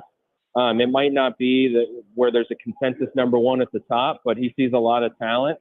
And he likened it to 2022, which is when a draft when he was with the Oklahoma City Thunder and they got Chet Holmgren 2nd overall. I don't think it has quite the heavy hitters at the top that draft class did. But the reason why he sees it as similar is there was no consensus number 1 actually that year until the day of the draft. Like, there were sports books were all over the place. Like, no one knew who was going to be the number 1 pick. And it actually turned out to be a really, really good draft, and one that the Thunder were able to come away with not only Chet Holmgren, but also Jalen Williams. Who do we like up here at the top? I know so little about, well, no one really knows about any of these guys, but especially the G League players or some of the guys that have played abroad. Chase, it's tough for a lot of fans to kind of get a feel. We know all the Connecticut guys. I've seen Donovan Clingan mocked to them, kind of prematurely here. Is this first round of mock drafts? Who do we like up at this spot? Yeah, I think the fact that there's a lot of international players at the top 3 players in the class could be from other countries. I think that has probably contributed to some of the conversation around this class and sort of the unknowns that are involved with it. But I think the names to watch would certainly be Alex Sarr. I think he's the favorite right now to go number 1. He's had a great day here at the Combine. I'm in Chicago. He measured in at 7 feet without shoes, a 37-inch vertical leap. That is a very high number for a guy his size. He did great in the shooting drills. So he's just got a lot of stuff that you can't teach. So I think he's going to be the number 1 pick. It's also the Atlanta Hawks. He'd be a great fit with Trae Young. And then after that, for the Wizards, I think the favorite right now would be Zachary Risacher. Like Alex Sarr, he's also from France. He's about 6'8". He's not here because he's still playing overseas, but we'll get his measurables at some point. But he's 6'8". He's one of the best shooters in the draft. He's got two-way potential. He's a really fast athlete from baseline to baseline. So that'd be my guess for them. But two other names I throw out there are Nikola Topic. He's also not here. He's playing overseas. He's a Serbian point guard at about 6'6", 6'7". Great court vision, kind of like a LaMelo Ball. And then the other name I throw in there is Cody Williams of Colorado. He had measured in with a 7'1" wingspan today, and his older brother is Jalen Williams, who I just mentioned a little while ago, who plays for the Thunder. And kind of a similar player to Bilal Coulibaly, like a 6'8" wing who can provide a lot of length and disruption on the defensive end. So those are the names I keep in mind for the Wizards right now. How much should this be? And this is a philosophical thing, Chase. I mean, at the end of the day, I'm sure guys will say, just find the best player. Well, okay, that sounds nice, but might they benefit? I'm just sort of devil's advocate here for a second. Might they benefit from somebody who could come in and sort of raise the talent level right away to then maybe help as a building block? Or is it just, I don't care if he's 18, 19 years old, we're going to be patient. We're here playing for down the line. Does that make sense? Like, what would be more helpful to them, the big picture long term? I think the latter. Everything that Michael Winger and Will Dawkins have said suggests that they're really going to take the long view with every draft pick that they make. The way they see it, sort of the philosophy coming from the Oklahoma City Thunder is that when you draft a player, he's not going to reach his peak for another 10 years. That's what they like to say. So they're talking about 28, 29 years old. So I think if you take the best player available, it usually works out in the long term. I think in terms of raising the talent level and sort of creating that structure on their roster that you allude to, I think they probably do that with veteran additions, and they feel like they are doing that already to a certain extent with guys like Tyus Jones and Kyle Kuzma and some of the other veterans that they have. So I think they're going to draft for upside more than anything, and especially now given it so early in the rebuild. Chase, thank you, buddy. Much appreciated. Absolutely, guys. Anytime. All right, be good. Let's talk football. Our pal, Michael Phillips, Odyssey in Richmond. Miguel, a lot of fervor. There was a brouhaha. Dan Quinn didn't come out to the press conference with his nipples showing. What shirt are you wearing today, Michael? Everyone got angry because he put on a T-shirt. What did you think? Shirt game. Can I make everybody mad for a minute? I'd like to. It seems like a nice thing to do, stir up your audience and leave a few minutes later. There's just so much room in the middle that I wish people would occupy, because the two things I've heard. What are the sides? Hold on. Whoa. What are when you say in the middle? Give me the extremes then. What do we got? They're going back to Redskins. This is okay. It's Stupid. What's the next one? Not a thing. What's the next one? Any amount of Native American imagery is completely insensitive and a slap in the face, and this is ridiculous, and he must be fired immediately. Okay, stupid. What's the next one? Those are the two. Those are the sides. Those are the sides. Those are the sides, yeah. Okay, what about me who goes, he wore a T-shirt? Did you see the T-shirt? Come on now. That was a provocative T-shirt. Very right provocative. there. Got the people moving. Provocative. It was a provocative T-shirt a little bit. It made a statement that, and I think people forget this, and this is obviously a longer story, and we've got time for. But the reason they changed the name wasn't because they woke up overnight and said, "My gosh, we're really insensitive. We need to do this." Is because Dan Snyder's minority owners got mad at him for alleged withholding of money, misuse of money over that COVID period. And one of them just happened to own FedEx and use this as an opportunity to get back at him by taking something he loved. That's not to suggest there weren't incredibly legitimate reasons to dump the name Redskins. That's just to say we have to remember what triggered this whole thing really wasn't wokeness or a social awakening, but a couple billionaires fighting over things. Miguel, in terms of minicamp this weekend, any storylines, any things that moved the needle for you at all? Well, let's see what kind of shirt Terry McLaurin wears. Yeah, other than T-shirts. I'm excited. Can I say I'm a little excited to see what Zach Ertz has left in the tank? Obviously I don't know who will be there. I'm assuming this is going to be pretty close to 100% participation. New coach, obviously bringing in a lot of his guys. I don't think anybody's going to sit out. I'm very curious how tight end goes. I've been beating the drum. I think this could be two tight end sets. One, to help make up for the fact that you don't have a great left tackle, right tackle situation. John Bates is a really good blocker. And two, because you want to get these guys on the field. You want to find a way to get Sennett out there and catch passes. Zach Ertz is, does he still have something in the tank? Can he be a productive player for Washington? It's a position I've got my eye on. Michael, we're going to talk about this in just a couple of minutes. 1 year ago today, Adam Schefter posted the tweet that Dan Snyder had agreed to sell the Commanders, that the deal basically was official, and Snyder put out a press release. That was 1 year ago today. I want to know what you think the number one accomplishment for the Hog Harris ownership group has been since. Ooh, I like that question. My gut says it's Adam Peters. I think that's the best hire they've made. They got the guy everybody wanted at a crucial position on a depleted football team, and you can see he's starting to rebuild this roster, starting to do his work. I think that's probably the number one victory they've had so far. If you ask me again in a couple of weeks, though, it sure looks, I don't want to jinx it, it sure looks like this RFK bill's got a chance at getting its way to the president's desk, maybe even by this summer, which I would have told you was pretty unlikely a year ago, with the impossible under Dan Snyder. And with the new ownership group, I would have said they're fighting a 3 or 4 year battle here. If they can get this thing through both houses of Congress in a year and some change, there's sure a compelling case to be made that bringing the football team back to RFK is really, really high on that list. Michael, thank you as always, buddy. Take care, guys. My guy, we got to hang out soon. That's Michael Phillips. I got to go down to Richmond. I got to get some ZZQ barbecue. Oh, we need that. And I got to see my guy, Michael Phillips, put my hands right on him. And maybe we'll go to a Richmond Flying Squirrels game. Man, that sounds like a big day. You know, I'm actually going to a Richmond Flying Squirrels game coming up. Are you really? Got a little time. You don't know about this. I bought out an entire suite. Whoa. At the Richmond Flying Squirrels. Whoa. Gonna cater it, the whole deal. What? Yeah. In honor of what? Bluey's gonna be there. That's okay. Bluey. And Bluey's family members are gonna be there. Yeah. That's a huge deal. So are the Paulsons. Yeah. Children of a certain age and Bluey. So it's going to be me and my group of Paulsons. Mm-hmm. Reagan and Truman are fired up. Mm-hmm. They've been counting down to this. My sister, and she's got kids. Her family's coming. My wife's sister, so sister-in-law and her kids, Big Bluey. There's a whole press box. Everybody wants Just a big suite full of Bluey-loving kids. We just missed it, the whole Bluey craze. I negotiated in a visit in the suite from Nutsy and Natasha. Bluey will not be making a visit. Bluey does not do suite visits. He doesn't do that.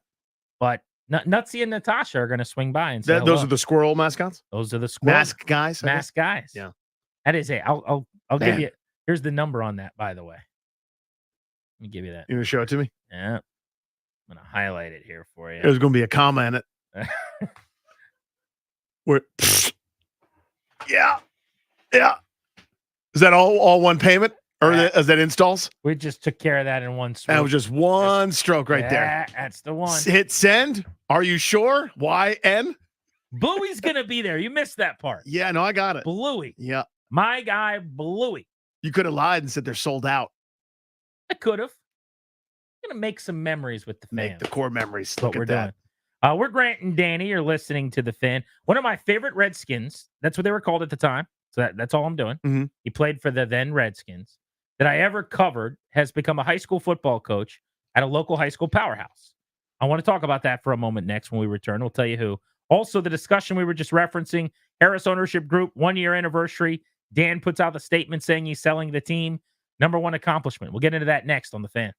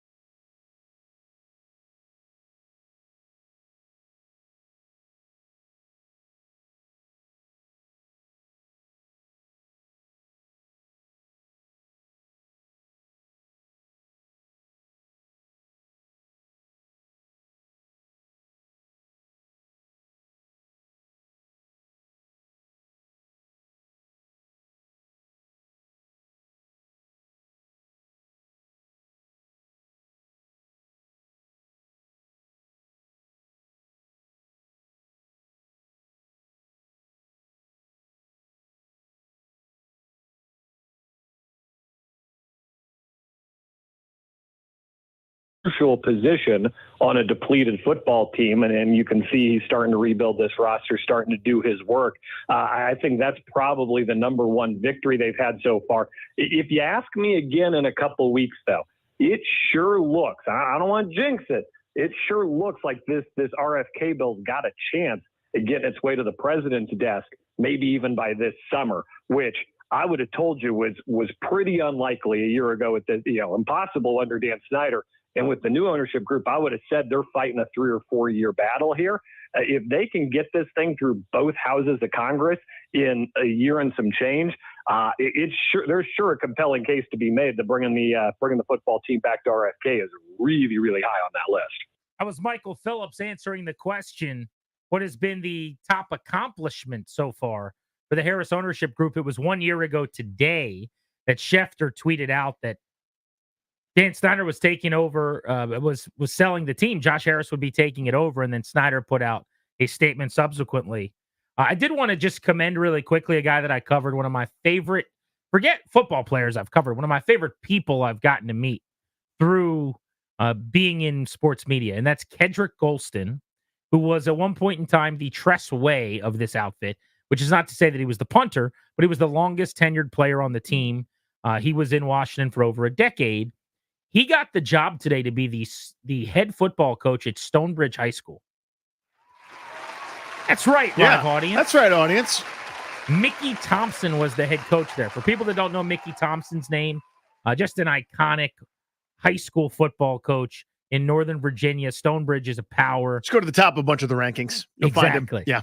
One of these guys who I called games in 2006, state championship game Stonebridge was in, some of their playoff games. And I remember talking to Mickey Thompson then in 06, and he had like twin boys that were on the team. I think their names were Patrick and Zach, if I remember. One went and played at Wake Forest. Maybe they both did. I think one of them had a cup of coffee in the league. But the point of the dude's story is he told me he was about to retire, and that was 18 years ago. So he gave up coaching at Stonebridge this year, and their new head football coach announced today, Kedrick Golston. I love this guy. He is the best. Awesome dude. He's been nothing but great to me when it didn't have to be, as you know, always been great to the show. Just a wonderful person. So it sounds like this was something that he wasn't totally expecting. Yeah. But it came up, and I think was enough possible, people have watched how he carries himself in the community, and he knows a lot, obviously. He can put together a whale of a staff with former players or just people around the community. And they kind of went to him and said, hey, would you be interested in coaching? So it actually make a lot of sense, because you are, again, he's an amazing mentor working with kids and young people and the like. He's done, again, above the things that people don't even know about. He's gone above and beyond his entire career, and then post-career and everything else has kind of made this area his own. He's an awesome dude. He'll be a great fit. He'll be awesome at that. Yeah, at that level, it's about impacting the young people you're coaching. Mm-hmm. And also, but secondarily, I think the important thing to take away is the way I'm listing these, impacting those people, but then secondarily, like helping make kids better players. I think he's going to do both, but he's just an awesome guy. So very excited for him. Kudos to him. We'll get him on the show in the days ahead to talk about that, because I'm fired up for him. But let's get to that topic. And we have not opened up the phones once today in 2.5 hours. So we can open up the MGM National Harbor listener lines for the first time right now at 800-636-1067. We've got Steve Daines. I don't think that's Claire's dad, is it? Is he related to Claire Daines? I'm going to say no to that. Okay. Steve Daines is a senator from Montana. He is one of the 100 folks responsible for a Vote Wednesday that could potentially give the RFK site back to D.C., which would then potentially mean that the Commanders could build a stadium on that site. We're going to ask him about his vote coming up in 25 minutes. But it was a year ago, Danny, that Shefty put out the tweets that we cared so much about at the time and still do, saying that this is actually happening. This is not a drill. Here we go.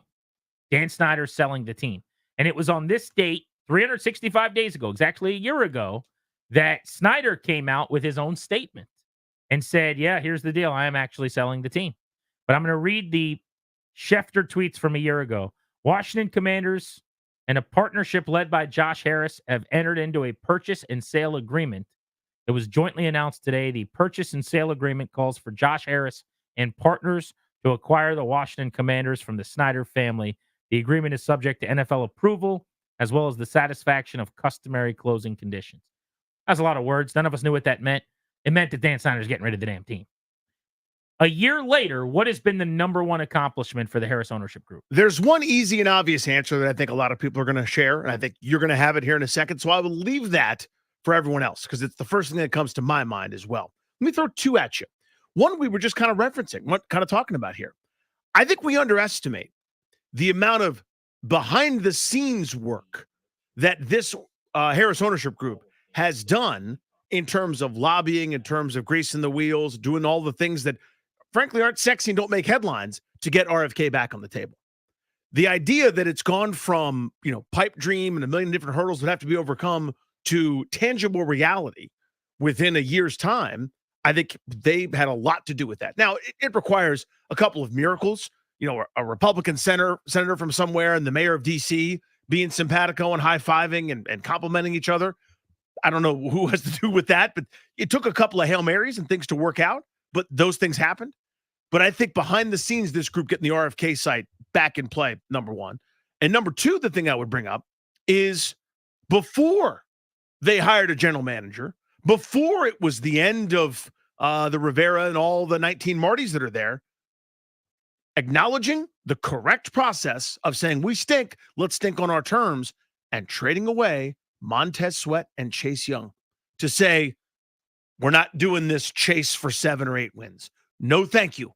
We would like to build for the future for the first time in forever. We are prioritizing later over a little bit of extra calories right now. They got worse to get better. That, to me, was a major accomplishment, something this organization simply hasn't done. So number one for me is going to be the establishing of the correct football culture. Their biggest accomplishment in a year, and it's not even a year in charge. Let's not forget they took over on the eve of training camp, basically. Okay, so that's actually like 9 months-ish. But a year since Dan Snyder said, I am selling the team, and the ball got rolling to start the closing process. You remember how long it takes to close on your house. Oh, yeah. Let's have that appointment, and your people come, and my people come, and we'll sign 800 pieces of paper, and then a week will go by, and then they'll take the sign out of the lawn, and then you can move in a week after that. Like the football version of that is a lot different, as we saw. It's a lot longer. But the establishing of the correct football structure is my answer. For the first time in my life, when I was a baby, before I can remember they had this, not coincidentally, they also won back then. But since I was able to read and just, live with my own thoughts on my own team, they have a GM that reports to an owner, and a GM that hired a head coach, and a GM that hired a head coach who then, with the GM, picked a quarterback. They have not had this structure at any point, not once. And it's what I care about more than anything else. I can quibble over how you go about your coaching search and who you land on. We can debate who the best quarterback prospects are and who they should take. If you don't have the structure, decent human being owner, empowering GM, empowering head coach, picking quarterback, you're just fighting the most arduous uphill battle possible. You're Sisyphus, pushing the boulder up the hill, right? It doesn't work. So that's the biggest accomplishment, number one. Number two, and I want to give them credit for this, this is a controllable as well. They have brought decency back to ownership. They have brought already, we'll see if they win or not. I want them to. I'd like them to. I'm not owed that, but they're going to try their best. The process is going to give them a chance to get the result. But they got good people, seemingly, outwardly, from what I can tell, running this thing again. I brought this up. I listened to that 2-hour interview with Mitch Rails a couple weeks ago on the Art of Investing podcast that he was on as a billionaire that they wanted as a guest to kind of talk about his life, essentially. And the idea he had about trying to establish a Hall of Fame to bring kids to try to bring young people back into caring about the team because they understand that they've lost an entire generation. Like, listen to this answer. Listen to this ownership group. They have brought a decorum, which I care about. A lot of people in this country now don't care about the outward-facing optics of decorum and decency. I care about it. and they brought that back to the ownership of the team. We've lost a generation of fans. If you're 8 years old to call it 25 years old, you learn to give your Sundays to other things other than NFL football in Washington. And we need to get those people back. But more importantly, we need to cultivate the next generation of fans. I have this vision where every, call it third or fourth grader, should come to a Hall of Fame that we're going to build, that will become part of our stadium complex or part of our new practice facilities. We're not quite sure where we want to do that yet. But the Commanders should pay for the transportation and the teachers and the lunch that's necessary for any kid in the third or fourth grade within 100 miles of the stadium to come to this Hall of Fame and see the history of the team. And if it's at the stadium, walk out onto the field and look up at the mass around and daydream a little bit about coming to a ball game and then leave with a hat and T-shirt, compliments of the Commanders. And hopefully we build fans for life. And that's what it's going to take over the course of time to really re-engage the community in a way that just hasn't existed for the last 24 years. That's minority owner Mitch Rails. That's not anything that Dan Snyder would have ever thought to do, wanted to do, cared to do, allowed to do. Would have shot someone down had they suggested the minority owners weren't even allowed to talk. We never heard their voices, right? I mean, that's an interview he did referencing something that he thinks would be a good idea. The world's changed. And so for me, the biggest accomplishments, there's a decency brought back to this thing that you can feel around the whole organization. And maybe from a football standpoint, most importantly, they have established a winning correct structure finally. First time in decades. What would you say is the first big win or the biggest accomplishment here on the 1-year anniversary to the date that Dan Snyder put out a statement saying he was selling the team? That's the question on Grant and Danny.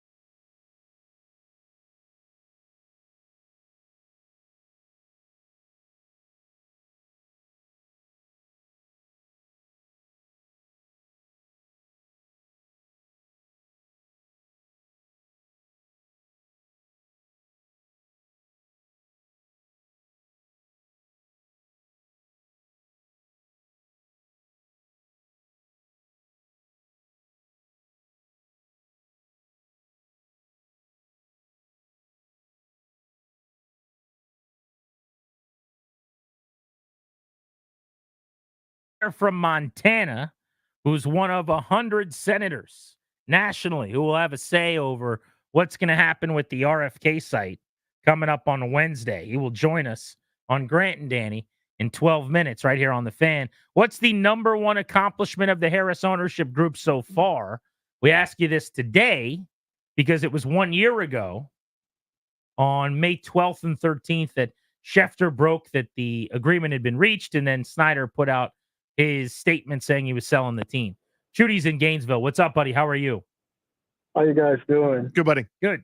Yeah. So to me, I was going to say, initially that it was just, having to talk only about football instead of allegations and corruption and all this type of stuff. Statements, so many statements. Yeah. Investigations and then statements about the investigations. Like finally it could just be about football. But I think the most important thing was just, extending a hand to the fans, like what he did for training camp, saying that, hey, I'm going to put all this new stuff. I want you to watch training camp with enjoyment. What he did, what happened at the bullpen, it was like a reintroduction of saying, hey, here's your football team. We like to meet you. We like to coach you. We want to do you well. And I think that, just treating people like human beings is the greatest accomplishment. Whatever happens is just what else happens to other organizations in terms of football. So I'm just glad that fans are being treated like people. Yeah, I think that kind of builds on mine in terms of bringing a little dignity and decorum back to the post, to the office, if you will, of ownership. When he talked about treating fans well, and it's true that they took over on basically the eve of training camp, but they knew they were going to be taking over before that. And so their first order of business was, let's get bleachers up for people to come watch training camp. Something that had not happened previously, which is crazy to think about, right? And so they had that at training camp, and it was just a small olive branch, one of many, many that they have extended to this point. Somebody tweeted us. This is really, really smart. This is right on. Zach said this, and it's at Grant H. Paulson at Funny Danny. He says, I feel like one of the biggest accomplishments has been them embracing the team greats like Darryl Green and having them feel wanted again. This has been a clear emphasis for this ownership group. I think they've hit this out of the park. Obviously, you saw the video recently where they made it known to Darryl Green while he was reading teleprompter for a piece they were putting together for the draft class that he was going to have his number 28 inducted. He's back in the fold in a way that previously he had not been. But how many of the other great players have kind of come back? They had a moment with John Riggins on the field during a game last year. They've brought so many of the chastised, bothered, annoyed, just the guys that had bad relationships where things had soured. They have tried to bring them back into the family in a way that I think absolutely in year one, if that was a priority for them, and it seems like it was, has been a resounding victory. So I don't want to speak for any of the team alums because I'm not one. But here's how it looked from the outside. Because the old regime would try to trot those guys out, especially in the kind of the early 2000s when they hadn't won yet or weren't going to win. Or you'd still go, hey, remember when we were great? Come see the greatest. That's the 70 greatest. And here's this honor. And it felt like they were using those guys. It felt like they were using the alums to just try to squeeze out one more season ticket or something like that. And instead of just actually treating them really well, right? So every once in a while, you'd like to be able to call on, come to this game, you'll see Darryl Green's jersey inducted into the Hall of Fame or whatever. And I'm not ripping this group. I'm simply saying it takes a lot of legwork to make guys feel like they're not being used, that they're actually wanted and included and valued. So then that ask of, hey, will you appear this weekend, and sign some autographs or come to this alumni weekend and get out on the field doesn't feel like a chore, doesn't feel like a favor, doesn't feel like they're taking and not giving. Now that it becomes far more of a two-way street. You could see that with that Darryl Green video. The ability to include and not expect anything in return. That's not for money. That's for honoring a legend, dude. You sent a bus to go pick up his family, I'm sure, or whatever, car service. It's just first class. Do that. You get them all at the facility to surprise him. He didn't know it was happening. Just doing things the right way. Costs a little money. Certainly takes some effort.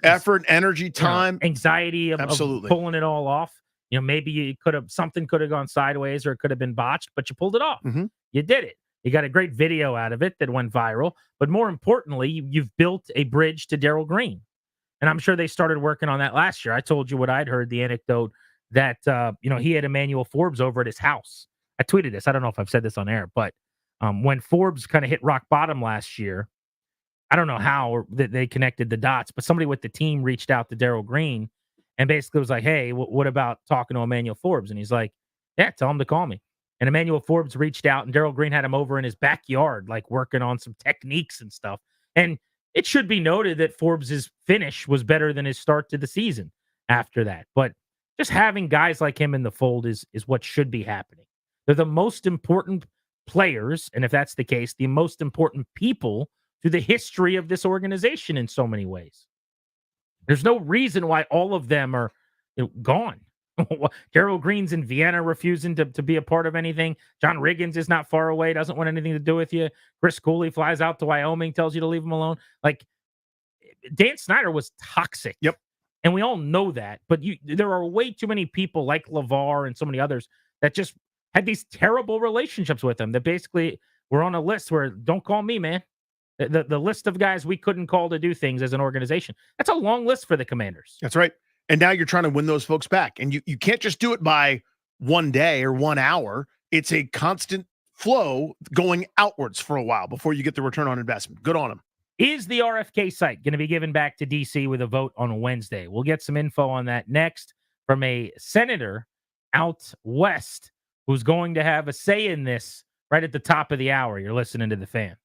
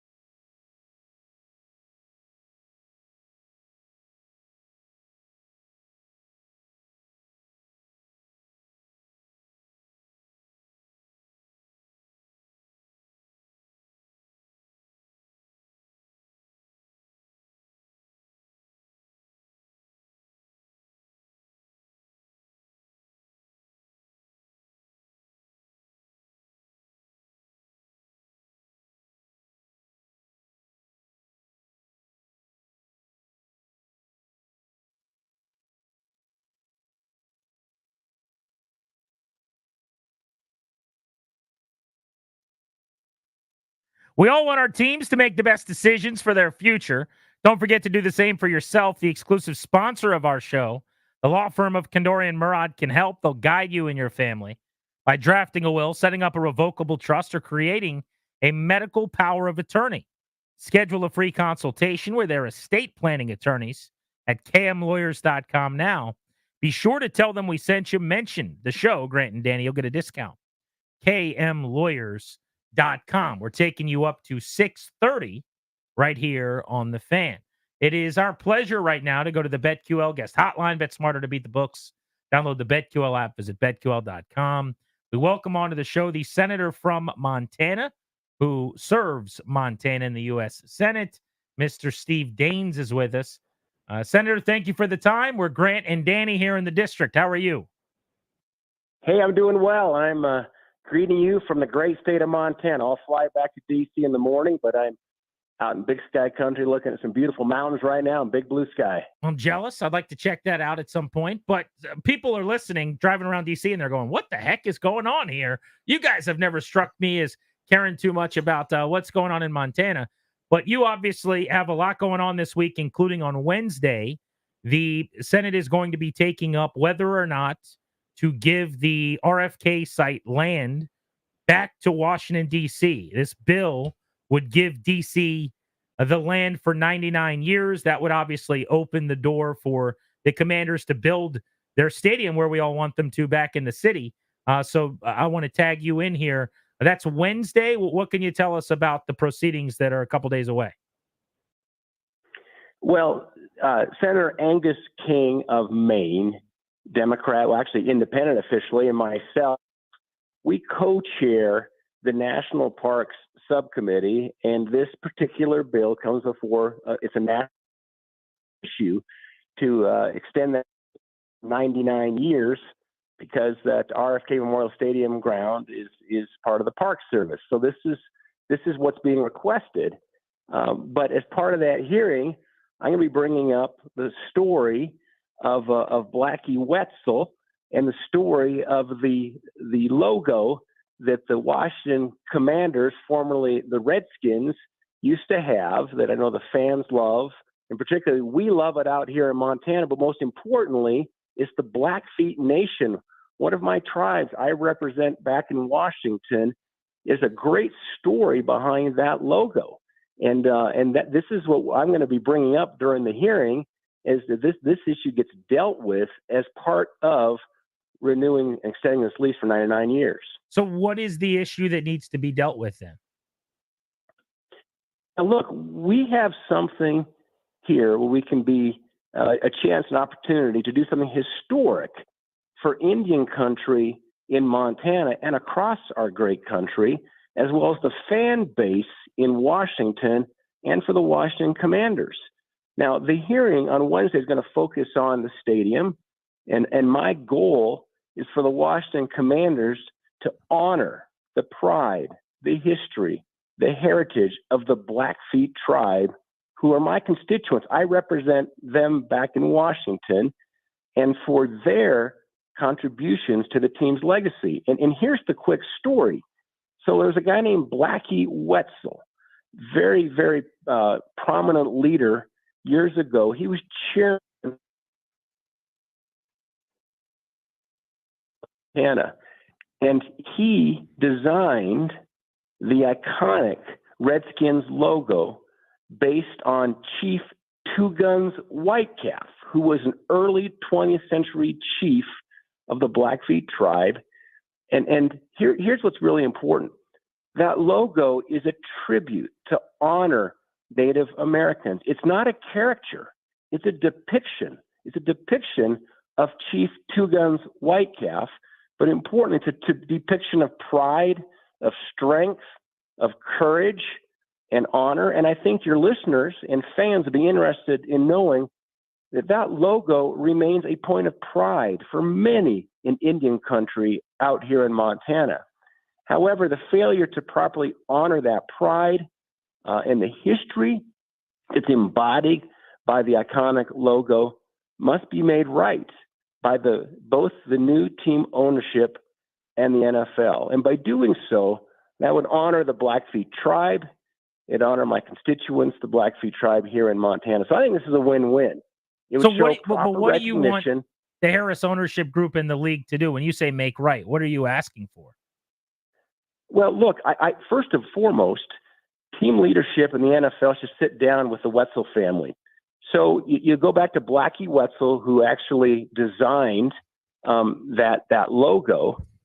His son, Don Wetzel, who I met with a few years ago, he passed away a few years ago as well. Shortly after the fact, I met with him. His son, Ryan Wetzel, the grandson of Blackie Wetzel, is who is point on this. And I want them to meet with the Wetzel family, to meet with the Blackfeet tribal leaders, find a way that would be satisfactory for all involved to properly honor the history of the logo and the heritage of our tribal nations, and to rededicate the organization as an advocate for Indian country. Here's some options. How about they restore the logo with a new team name that is supported by tribal leaders? Now, I'm not going to suggest what that new team name would be, but I've heard from some of my Commander fans, friends, that they're not real happy with that name. And let me just point out something else. My dad's a Montana U.S. Marine. Do you realize that Native Americans have the highest percentage of military service of any ethnic group in the country? These folks are warriors. So I'm not telling them what to name the team, but I'm just telling you these Native Americans are warriors. It would be also telling the history of the logo's connection to the Wetzel family, honoring the Native communities it represents. And let's not forget, I mean, there's a strong heritage of Indian country right there in the nation's capital. The Potomac River, these are Indian names, Quantico, Chesapeake. You know, many of the watersheds that span much of the geographic region in Washington and Washington's fan base come right back from American Indian names. So that's a starting point. And think about this. They could resume selling merchandise with this logo that was very popular with the fan base and with the Native Americans. Why don't they use a portion of the proceeds to bring awareness to some of the plights facing Indian country? For example, missing and murdered Indigenous women and other tribal causes. An American Indian woman is 10 times more likely to be murdered than a Caucasian woman. It's a huge problem in Indian country. Maybe they could direct some of the proceeds to help address this plague that's hitting Indian country. That sounds like a great idea if they can raise some money with the old gear, perhaps. And our guest, by the way, is Senator Steve Daines of Montana. The vote is going to be on Wednesday, which I want to get back to in a moment. But you know this, and I know this, sir. I mean, and I've asked people with the team and the league about this over the years. I used to cover the team on the beat. They're not restoring that logo. Like that's a non-starter for the NFL. So while I understand what you're suggesting, that's not on the table. So what else could they do? And it sounds like, I don't want to put words in your mouth. Are you not going to vote to give them the land back on Wednesday based on this? Look, I'm not going to proceed with supporting that bill and allow that to go through until the owners, the new owners, the NFL meet with the Wetzels and come to some kind of a mutual agreement that's satisfactory for both sides. I understand there has to be a back and forth on this, but this is about making things right for everybody involved. For Indian country in Montana, I mean, the fan base in Washington, I got to believe if you polled the fan base, you might find something out too about this, as well as for the Commanders. I'm not calling for the team to bring back the old name. I'm not suggesting they bring back the name Redskins, but I do want to see them honor their heritage as a franchise. At a minimum, the history of Blackie Wetzel and the Blackfeet tribe and their role in designing the logo needs to be told. So I want to have the voice of the grandson of Blackie Wetzel. His name is Ryan Wesley. He's from Montana. I want him to be able to have a seat at the table and figure something out that's going to work for everybody. And my hope is not that it has to come to this, but I'm not going to support the RFK bill until I see meaningful action taken by the team to honor the proud legacy we have here in Montana. So, Senator, as a lifelong fan of this team, whatever they've been called, 3 different names here over the last several seasons, there's a lot of folks just like me that have a lot of interest in them going back to that RFK site. how likely do you think that is that we're able to finally call DC home once again and kind of rectify a mistake of maybe leaving that site years ago? It's something that's important to a lot of people. A, how likely do you think it is? And B, how simple is this process to be satisfactory for you? Yeah, well, I'm agnostic on the site selection.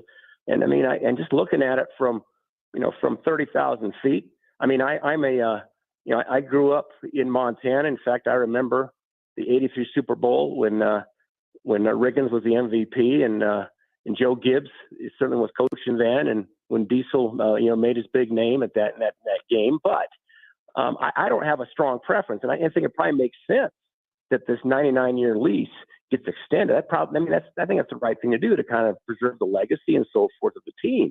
But my point is that I also want to preserve the legacy of what's happened here with that logo that the Blackfeet are very proud of, that Indian country is very proud of. I mean, it was whether it was a moment of political correctness or what, when they suddenly kind of had a knee-jerk reaction and changed everything at once. And I'm not suggesting you change the name of the team. I do want them to take a hard look at that logo.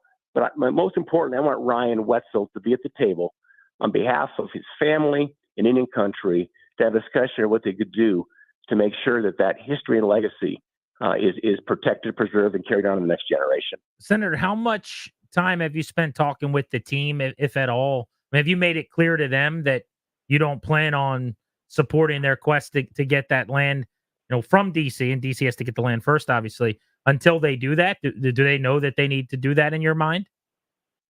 That's what's going to come up here, certainly in the Wednesday hearing, but we're talking right here publicly. And so I'm sure there'll be a lot of discussions going on, and I'm a reasonable person. I was in business for 28 years before I got involved in politics, and I understand the importance of negotiation, but there's been one party left out of this discussion, and that's been really the Wetzels and the Blackfeet Nation.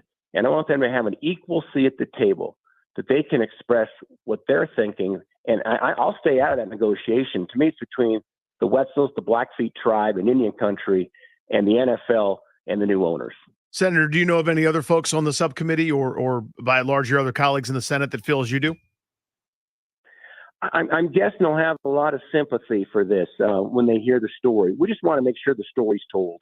It's a great legacy. And again, the Native Americans in Montana and across this country, they really are. They pride themselves in being incredible patriots. They serve this country. The highest percentage of military service of any ethnic group are American Indians. You think about the code talkers in World War II. It was indigenous Indian languages that helped win the war, because the Japanese and Germans couldn't crack these Indian native languages. It's a real proud heritage of our country, and it's only fitting that in our nation's capital, that's been protected by Native Americans serving in our U.S. military, our freedoms, that they have a seat at the table going forward here with the team that represents Washington, D.C. Senator Steve Daines in Montana. Wednesday's the vote. We'll find out if D.C. gets the land back. That's a big part of, obviously, the Commanders eventually being able to build on that land. But just to follow up on what Danny was asking, I mean, do you have any feel for how your colleagues are going to vote? Should we expect a lot of people thinking like you do, or do you think that this land is given back to DC? Do you have any idea how it's going to go? Yeah, so I think we've got a hearing on this initially, so the actual vote wouldn't occur in this particular step. This is just so there's no getting the vote information Wednesday on the table. Right. This is a hearing on it. So this is just be to get all the information. This is the appropriate time. And these happen periodically on our committees where you have a chance to bring these bills forward, and individuals can ask questions, bring information out before you actually have a vote down the road. So this is the appropriate time, giving everybody plenty of time to resolve this prior to an actual vote. So if the team gets on the horn with you guys and has a conversation, maybe, I don't know if they could do it before Wednesday, but that would be basically what you're looking for, is that discussion with the Wetzels.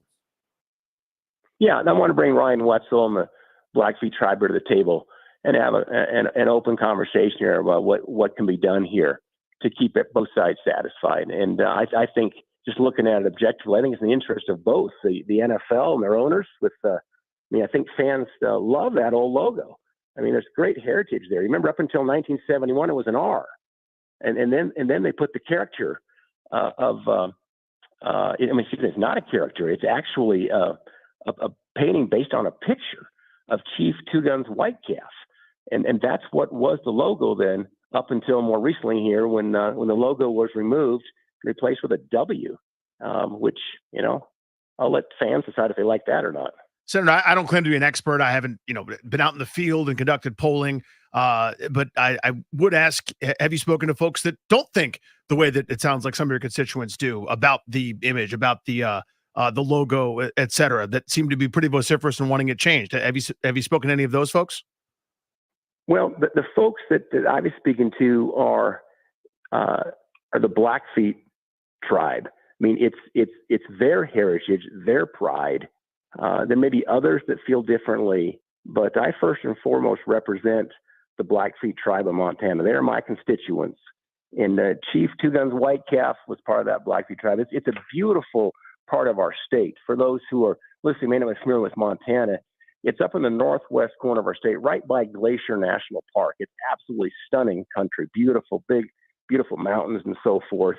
And that's who I represent. So I'm bringing that voice. I'm sure there's other voices out there, but the voice I'll be representing are the Blackfeet tribe and Ryan Wetzel, the grandson of Blackie Wetzel. Just to respond to one of the things you said, to give you a little perspective from DC, I think that you're right in your calculation that Commanders fans, as they are now, I think the majority of them, the majority of fans that we talk to, miss the old logo, the old name. But we are dealing with what is, and the league has made it very clear that the old name's not coming back and that the old logo's not coming back. So there's not a whole lot else we can do. One of the few ways that those fans can get a little taste of the past and some appreciation of history will be to return the stadium to the old site where that team played. And it is very important to people, especially because they're never going to get their name or their logo that they miss back for obvious reasons.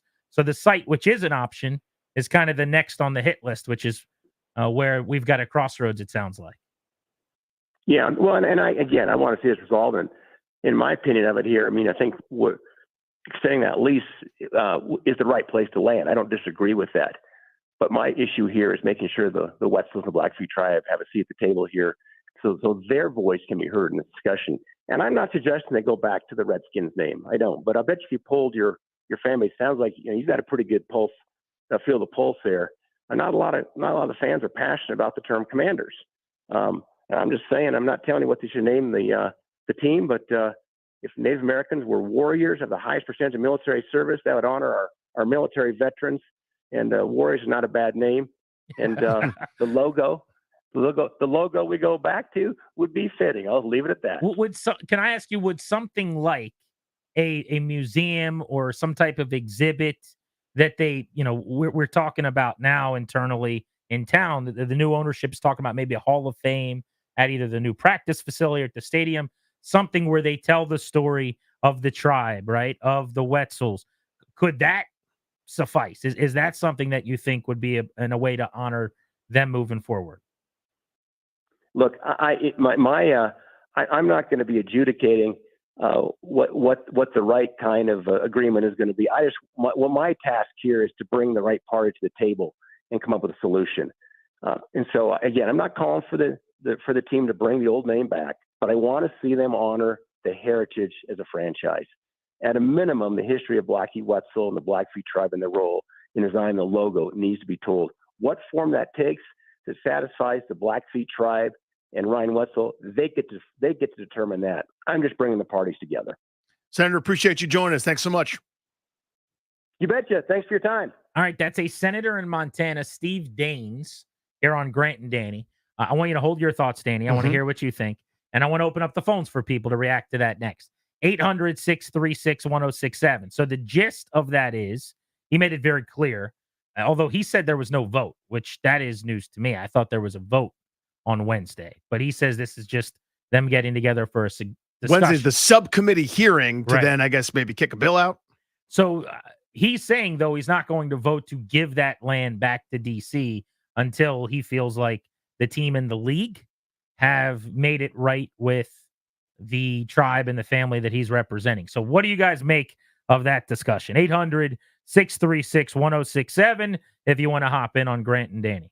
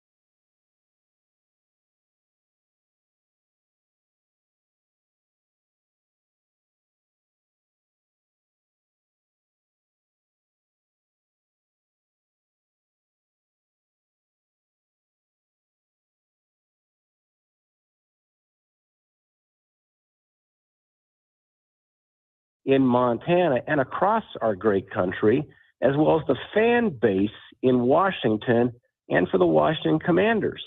Now, the hearing on Wednesday is going to focus on the stadium, and my goal is for the Washington Commanders to honor the pride, the history, the heritage of the Blackfeet tribe, who are my constituents. I represent them back in Washington, and for their contributions to the team's legacy. So that's the senator from Montana who was just on the show, Stephen Daines. Welcome back, Grant and Danny. On the Fan, there is a Wednesday hearing in the Energy and Natural Resources Subcommittee on national parks. Daines is the ranking member of the subcommittee. And what he just told us, and looking at the Washington Post now, Sam Fortier's got a story that came out this afternoon. The word they're getting out, and what looks like a blitz to the media, and we're one of the media members, I suppose, is that he intends to block legislation that would give DC greater control over the RFK Stadium site. He's got power here. I don't know if he can go full Louise Lucas on this thing and go full Lucas and just shut the whole thing down. But he has more say than just one of 100 who is going to vote on this thing. And this could be a major obstacle in the thing that 99% of you listening really, really, really, really want, which is this team getting that site. Now, what can the team do? I can just tell you, reaching out, talking to people with the club, they've been in contact with, like there are ongoing discussions with Ryan Wetzel. They are trying to extend the olive branch. I guess, and this is what I kept trying to get at with the senator, what really are they looking for? You know, at one point he said reinstating the logo. That's not happening. Okay? I'm not telling you that it shouldn't. I'm not saying there's anything wrong with the logo. I'm just telling you that the league, it's a non-starter for the National Football League. They're not reinstating the name, and they're not reinstating the logo. So what else can they do? You heard me ask about the possibility of a museum. I'm not really sure what the team's supposed to do. But if he says the team should do one of these couple of things and they're doable, then okay. If the team gets that done, then what? You know, not to go full Virginia Stadium right here, but Louise Lucas originally said, I need X amount of dollars for toll relief, and she got 3 times that much. There's still no arena in Virginia, right? So I don't know what I don't know here, Danny. I'm a little out of my depths, but he sounded like someone that does not want this to go forward currently. And Wednesday's coming pretty quick. And so there is a great deal of power here based on that, right? The typical process is it gets out of a subcommittee like this, right? And if you get a unanimous support, it's pretty much bipartisan, that everybody sort of, wants this off the federal government's plate. We're in lockstep for the most part, again, that it should go to D.C. What they do with it's going to be up to them. No more headache for the federal government. Headache now goes to D.C. You guys deal with it. And everybody seems to be supporting that, which I didn't think would happen, but that's kind of the case. And once it's unanimous, you get kicked up to the Senate floor for the big vote, which is either a roll call vote or it's a rider on top of something else, aka, I'm just making up a number, $1 million for the federal government to spend money on Grant's hats. And in addition, we get a new stadium build to DC. All in favor, aye, boom, it passes, and that's that. Small matter of law stuff, lawmaking for Congress, massive thing for us talking about a football team. That's our level, is down here catching the crumbs. So he's got plenty of power here in this regard. I don't know that he can stop a committee vote, but all the senators have a chance to hold up a vote, right? And he has that. And then based on where he ranks on the committee, I would imagine he's got even more say. Let's go to our guy, Kevin in Arlington, who's waiting and just heard the interview. Kevin, what'd you make of that? I think the politics on this are changing, Grant. Okay, I do. Yes, at the time, it wasn't just the name, it was the logo. And I just think there was a rush to judgment, not on the name, but we're not talking about the Cleveland Indians Chief Wahoo logo. We're talking about something entirely different. And it got swept up in a very political time in COVID. And I'm just saying the world is very different in 2024 than 2020. And I didn't vote for Trump, and I'm not a MAGA type, okay? But I'm just telling you, someone who's been in government relations for 30 years, things are changing on this. And I don't you can't have the Kansas City Chiefs Arrowhead and Arrowhead Stadium be fine, but you can't have something that honors proud Braves that came from the Blackfoot tribe. And this is going to come up within the context of this hearing, and I don't know where it goes from here. I'm only saying that the notion that the logo is a non-starter, I think that's up for debate today in 2024 when it wasn't in 2020. And I think a name like the Braves, which still exists in Atlanta with Major League Baseball and was the original name, could be on the table. I'm saying this is going to be fought. And yeah, will it potentially prevent them from ever going back to RFK? Maybe it will. But there's going to be a debate on this, and I'm anxious to see where it goes. I think it's a new day, and it's going to be fascinating. Kev, thanks, buddy. So I here's where I differ from Kevin. And again, think what you want, be a fan of what you want, like what you want. It's not really that much of a concern to me. I'm not belittling Kevin. I'm just saying in general. The part that I care about is where the stadium goes. With all due respect to whatever is making you angry or happy or sad, if you're pumping your fist while the senator was talking, or you're crying over in your afternoon latte, whichever way you go, I want this done. And that's the part that I care about. So if it's not done, I think it's a disaster. And now we're talking about FedEx 2.0, which to me is so terrible and so unfathomable to me that would end up being the solution. But that every day that a new thing like this comes up, it becomes more and more likely. Because Maryland's like, yep, you're welcome to build here. That's the part that I'm very concerned with. I still side on this is noise. That there's 100 people with votes. This is one guy who's got a backstory where he's representing his constituents. It's his job.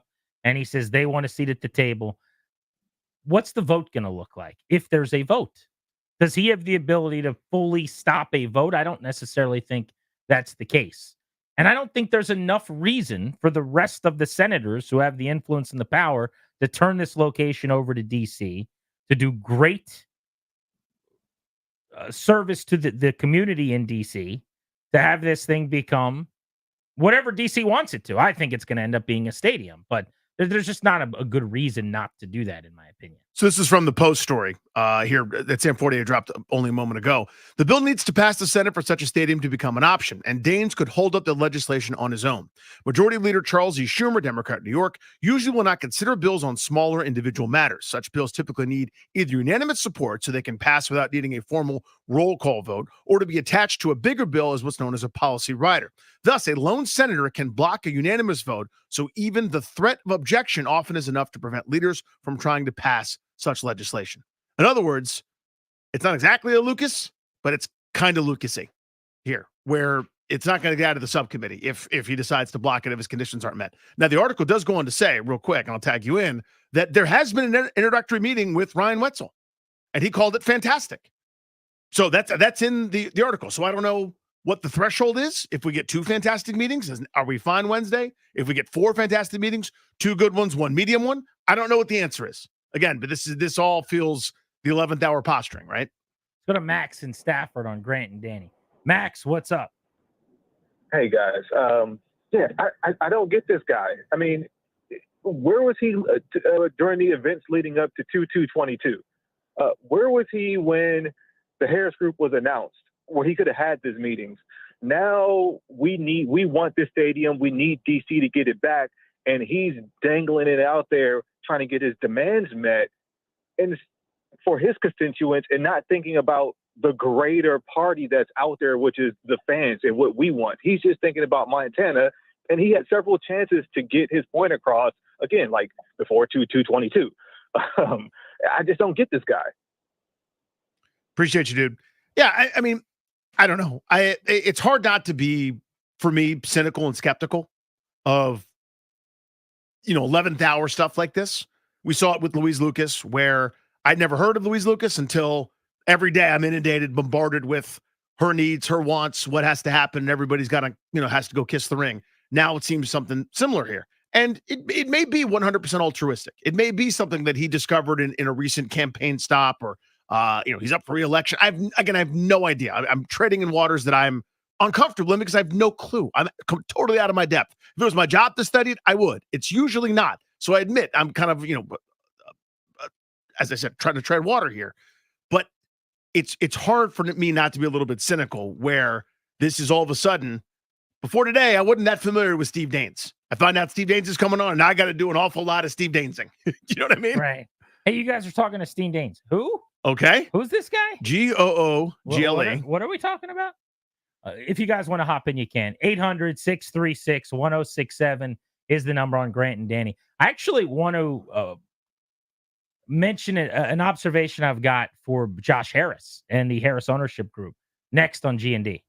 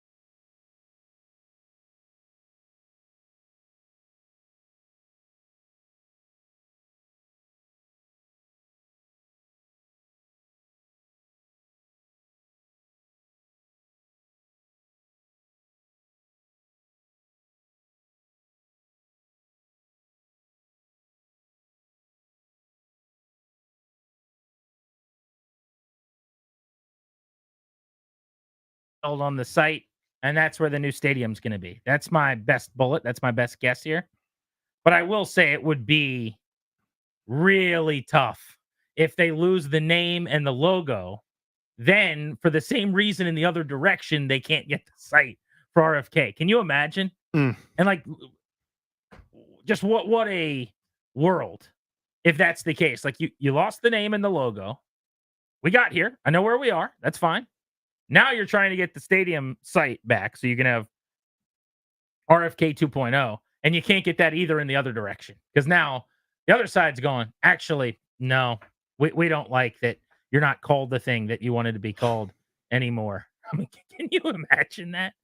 Like, just they're caught in the middle of some politics at this point. Just want a piece of ground that's big enough to put a big old building where they can play some football games. It's like this everywhere, right? Yeah. When the Royals are trying to build their ballpark in Kansas City. There's always something like local politics, but when you combine local and national in this one weird web, you get this. Let's go to Joe, who's in Arlington on Grant and Danny. They're on the Fan. Hey, Joe, how are you? Hey there. Yeah, I have a bit of a different take. I am not particularly in favor of the RFK site because to me that's hallowed ground, okay? I don't want this illegitimate bunch of losers playing there, okay? Well, what if they become good? What if they become a good bunch of winners? They got to earn it? No, I don't care. I don't care. What I'm referring to is it's not the Redskins. They killed the legacy, Wright and his cohorts, when he came up with this totally botched rebrand. There's nothing left. So to the extent the senator, by the way, I don't have the pom-poms out with Harris either. I think he's been extremely disingenuous with the fan base on the brand. Okay. What do you mean? What should he have done differently? Well, first of all, he comes up and says, "Oh, whatever the city wants," when he first gets the team. Then they drop the name Redskins all over the press conferences. Then they have this guy wear the shirt the other day. And he said, "Oh," and then he says, "Oh, well, we have other things we have to worry about. We can't deal with this now." Why? How about being transparent with the fan base? Okay. Well, so this is what I was actually going to bring up. I don't know if you heard when I teased Joe going to break that there's something I wanted to bring up. I do think it's time for Josh Harris to just update everyone on what is happening long term with this name. 100% agree. And this logo. If you're keeping Commanders and the Block W, you should tell people that. Because I need to know to make peace with this. I'm being serious now. I 100% agree with you.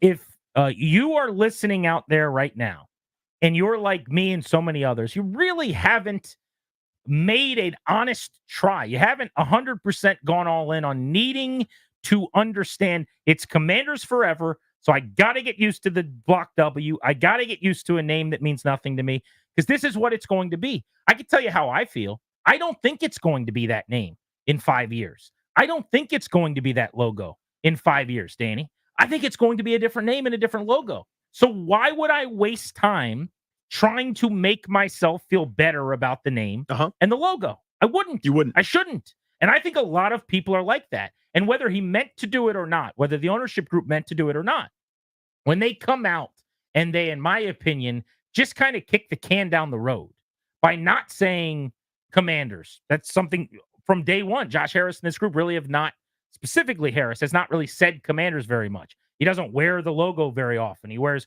random polos. We're all looking for something, and maybe you could say, oh, you guys are just seeing what you want to see. Okay, but at no point has he come out when asked and said, yes, we're sticking with this name and logo. They went through a 2-year rebrand. They spent millions of dollars. We're not changing the name. The more you change a name, this study says the worse for the product. It's going to be Commanders. It's going to be this Block W. Get used to it. He has not done that.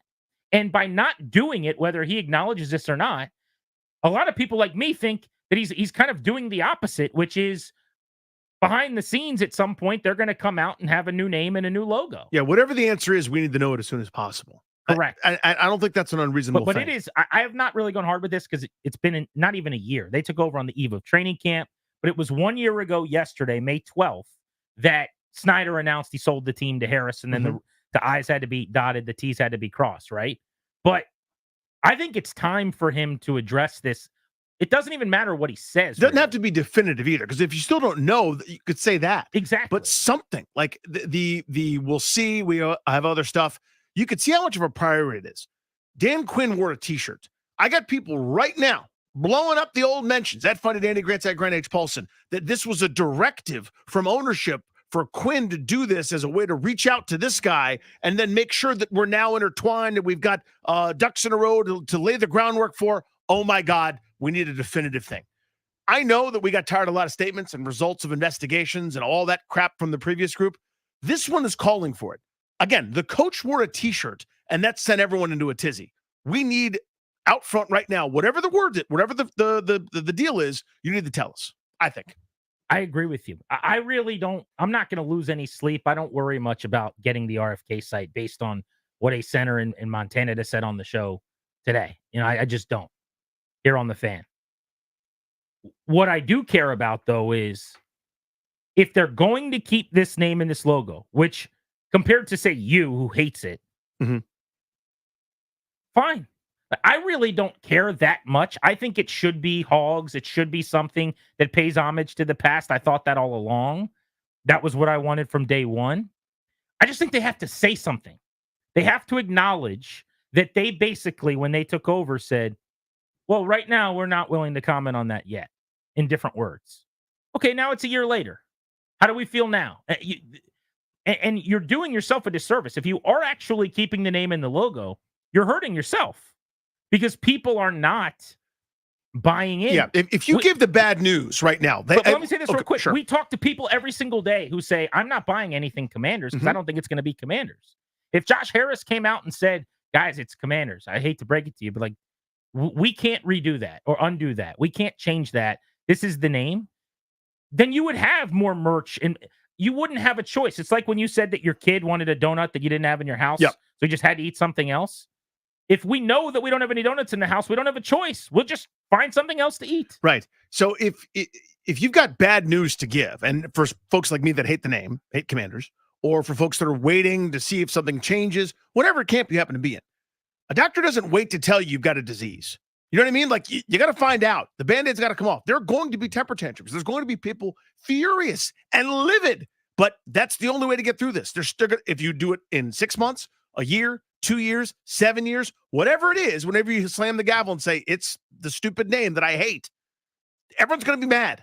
The mad people are going to be mad whenever you do it. You need to do it sooner rather than later to try to actually build this brand, if that's the case. And if it's not the case, then let's go, right? Then let's get to work on that. I think it should be a bigger priority than it's been. I know that there's a lot of fish to fry. You're digging out of a tunnel, a giant pit of sewage water that Dan Snyder left. I get that, but let's get on this. I hate myself for what I'm about to say. I hate myself for this. I love it. All right, I just got a tweet from someone here. Surprised you two haven't connected the dots on the conditions Dane laid out and the T-shirt story. You think this was a coincidence, happenstance? Dan Quinn went up to the podium in the big T-shirt saga with the feathers hanging from the W. And Dane's behind the scenes has been telling them, basically, we're looking for some hat tip to the Wetzels. This guy's connecting the dots there as a theory. I've been joking all day about how dumb all of the theories and the ideas are. That one does make me laugh a little bit, though. This was their, like, well, what about some feathers from the Curly W on the Dan Quinn rookie press conference as a we see you to the Wetzels? So, like, yeah, whenever Joe Witt does a presser next or Cliff Kingsbury, look out for the shorts that he's wearing as another nod. I mean, again, that's why I'm saying we need an adult who represents the organization to say something. Otherwise, this stuff's going to keep going. You want to talk about football? Please. You like football at all? I do. What about on-field stuff? Oh, that's fun. Fred Smoot was out at rookie minicamp. Watched Jaden Daniels play. Let's talk to him next on Grant and Danny.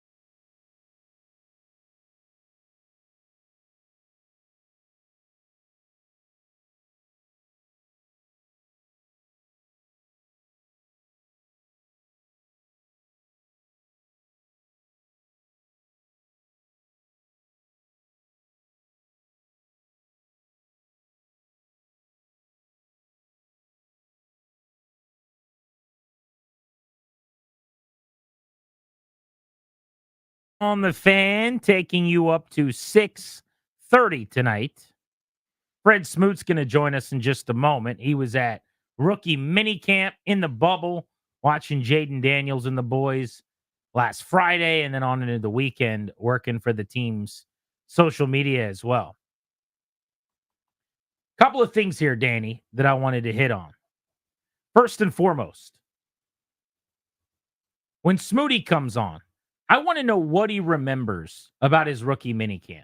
Because before we start making any big declarations, like how much of what you did on the practice field those couple days mattered to the grand scheme of your rookie year? I think it's significant. Yeah, it's funny to think back about that. You know what I'm saying? But like, because at the really, time, it's your truly. whole world. Like I remember, it's obviously not the same, but I remember like my first time as an 8th grader, like practicing with the JV. Right? I was like, oh my God, this is the biggest thing ever. No, it's not.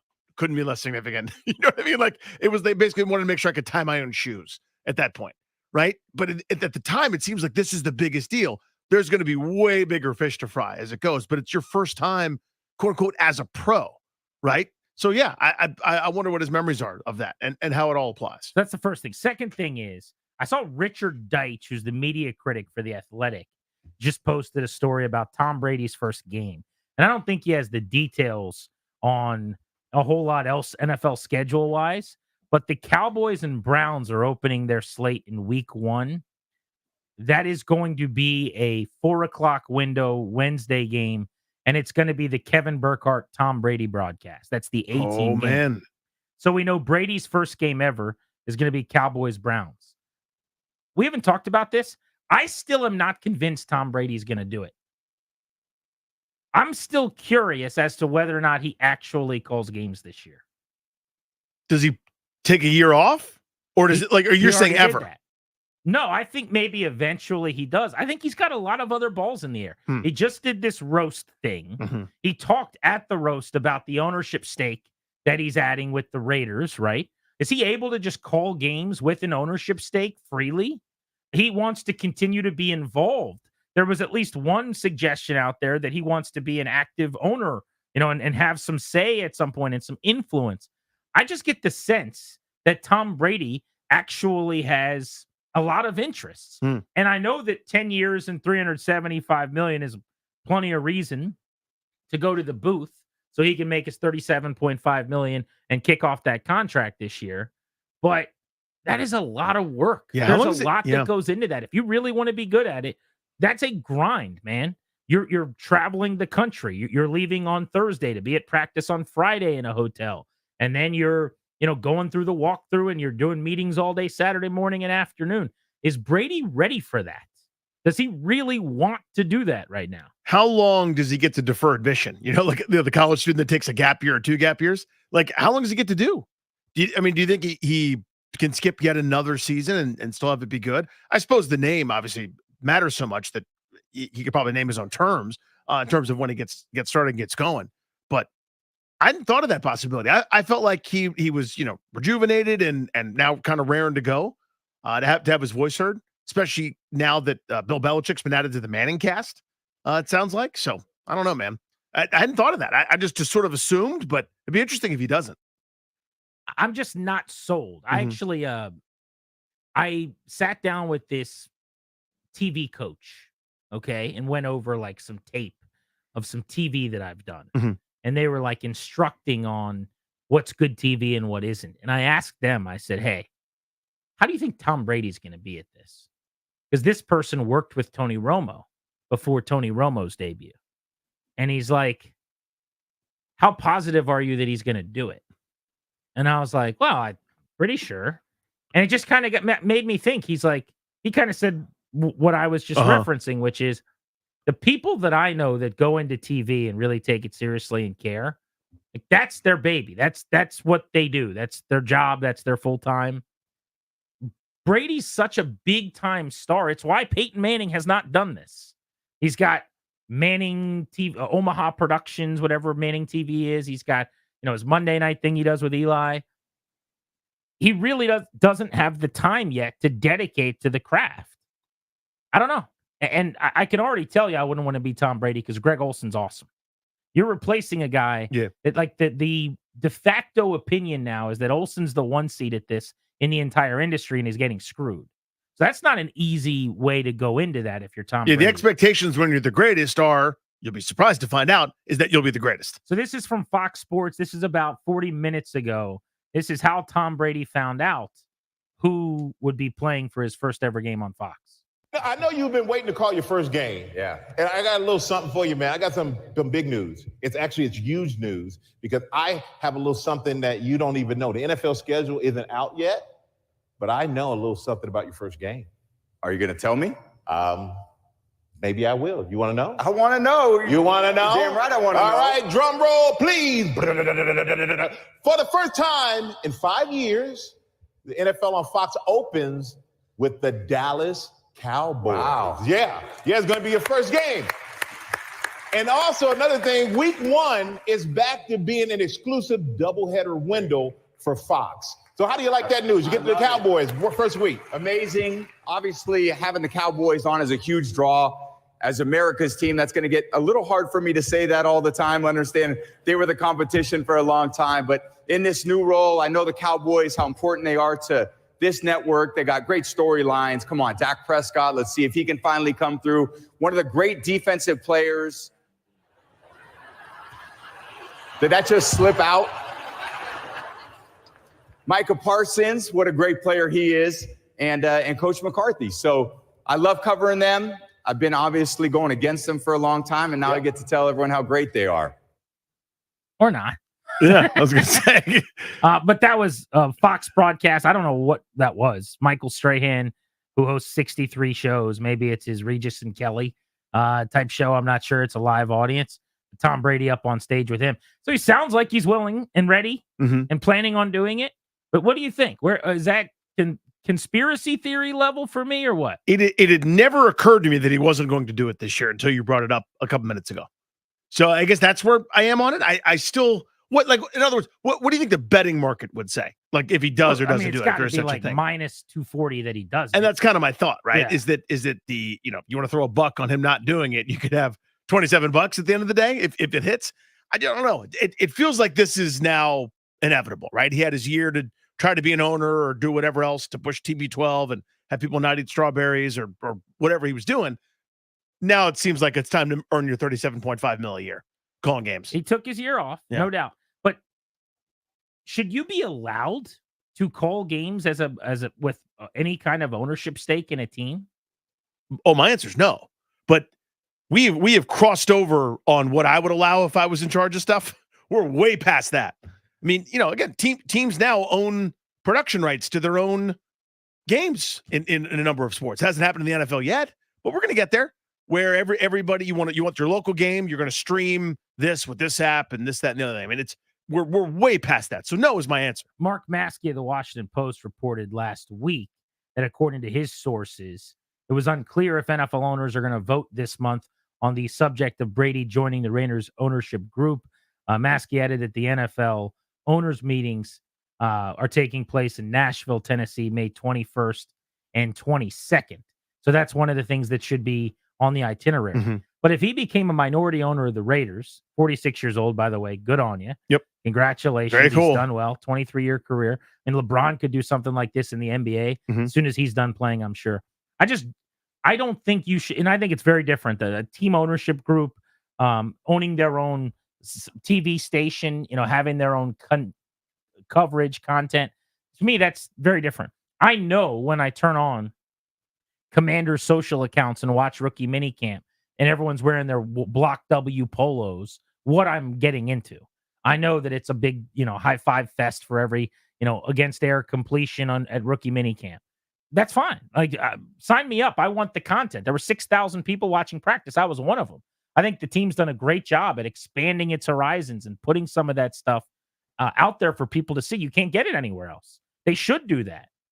When the Wizards or the Capitals are being discussed on Monumental, I think people know this is owned by the team. When Tom Brady's calling a game, would he not be allowed to call a Raiders game? I mean, can Fox not have Raiders games, or would he just, hey, I'm a minority owner of this team, but Raiders and Cowboys this Sunday at 4, I'll be on the call. To me, that's very weird. Yeah. I mean, again, I have a much higher threshold than what's normal now. So maybe it passes because they're just so desperate to have Tom Brady involved, both for the cachet of having him be a part owner and also with him with games. But yeah, I wouldn't allow any of those things to take place. The team wants to put out stuff on their own social channels. They should. That's an opt-in.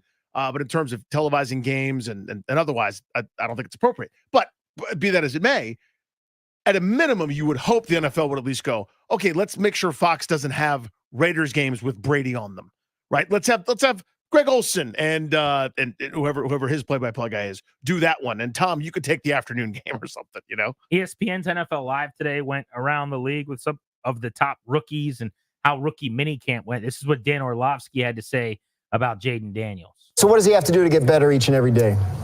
A feel for dominant defensive lines. If we're being honest, in that division, every time that he plays the teams that are in that division, his offensive line will be outmatched by the defensive lines, both by Philly, both by the Giants, and both by Dallas. All three of them. And this is an offensive line that struggled. So getting a feel, that was one of the quote-unquote flaws of Jaden Daniels throughout his last 2 years at LSU was, maybe hold on. Is he trying to do too much? Is he running around a little bit? Get the ball to your hands, play a little faster. And so understanding of how dominant those defensive, I tell people this all the time, Graz, and obviously he's a significantly greater talent than I ever was, but the biggest jump from college to the NFL comes from how fast that defensive line moves on a consistent basis, and just getting an understanding, a feel for that, not all that different than the Caleb stuff, but how quickly those defensive lines will collapse that pocket on you.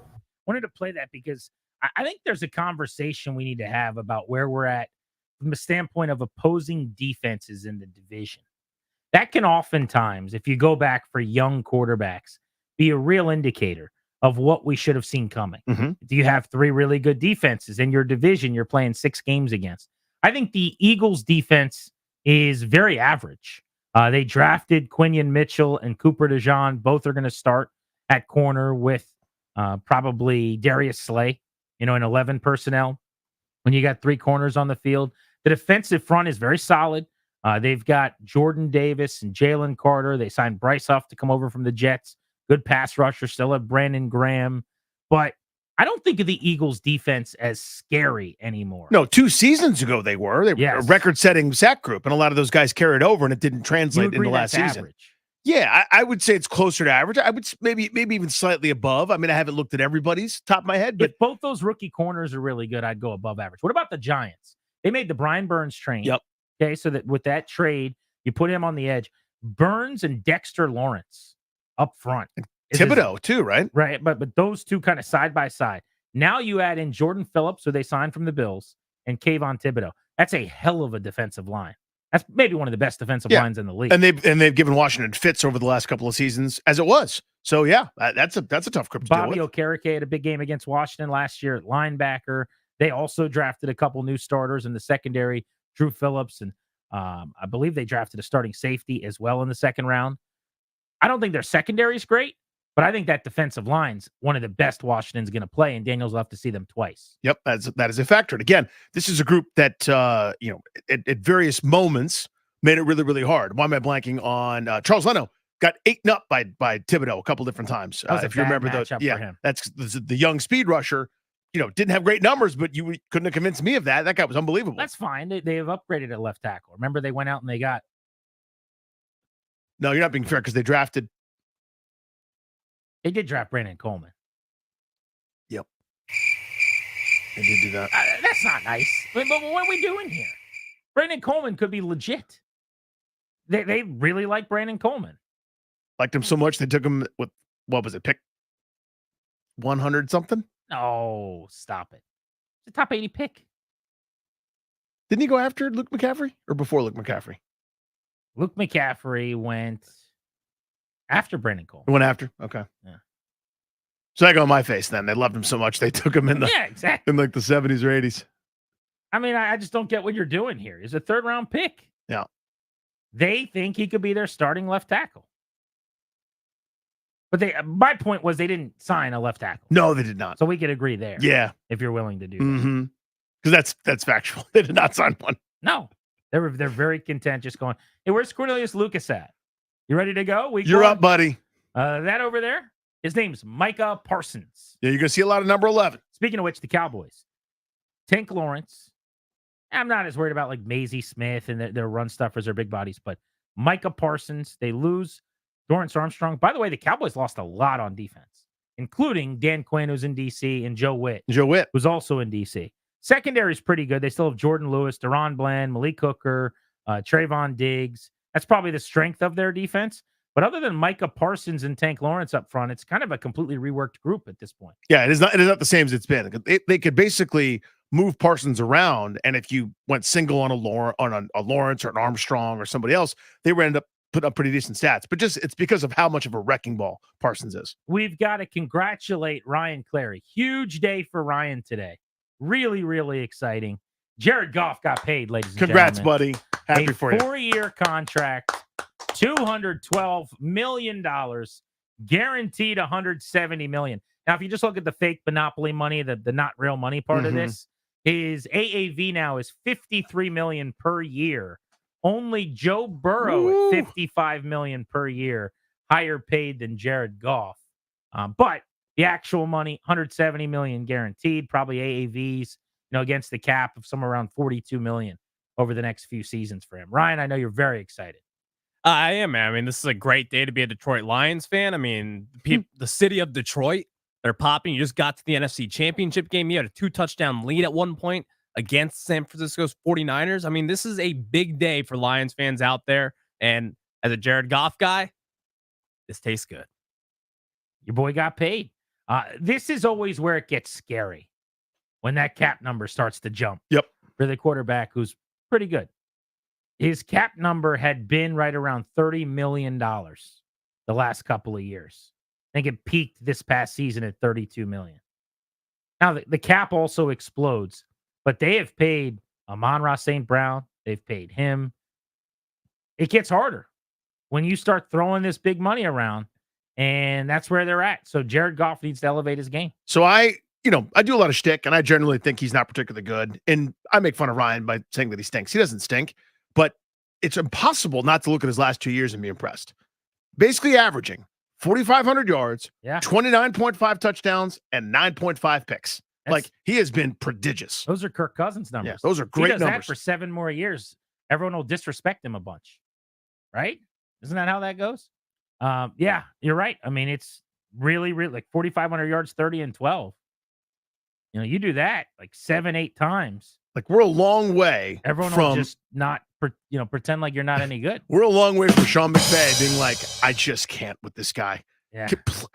I'm so tired of it. Totally. Please take him away. No, it is actually legitimately like he got kicked to the curb by the Rams. And by the way, that like in an embarrassing kind of way. Sean McVay's like, nah, dog. And then Sean McVay and his new chick went and won a Super Bowl. You guys forget that.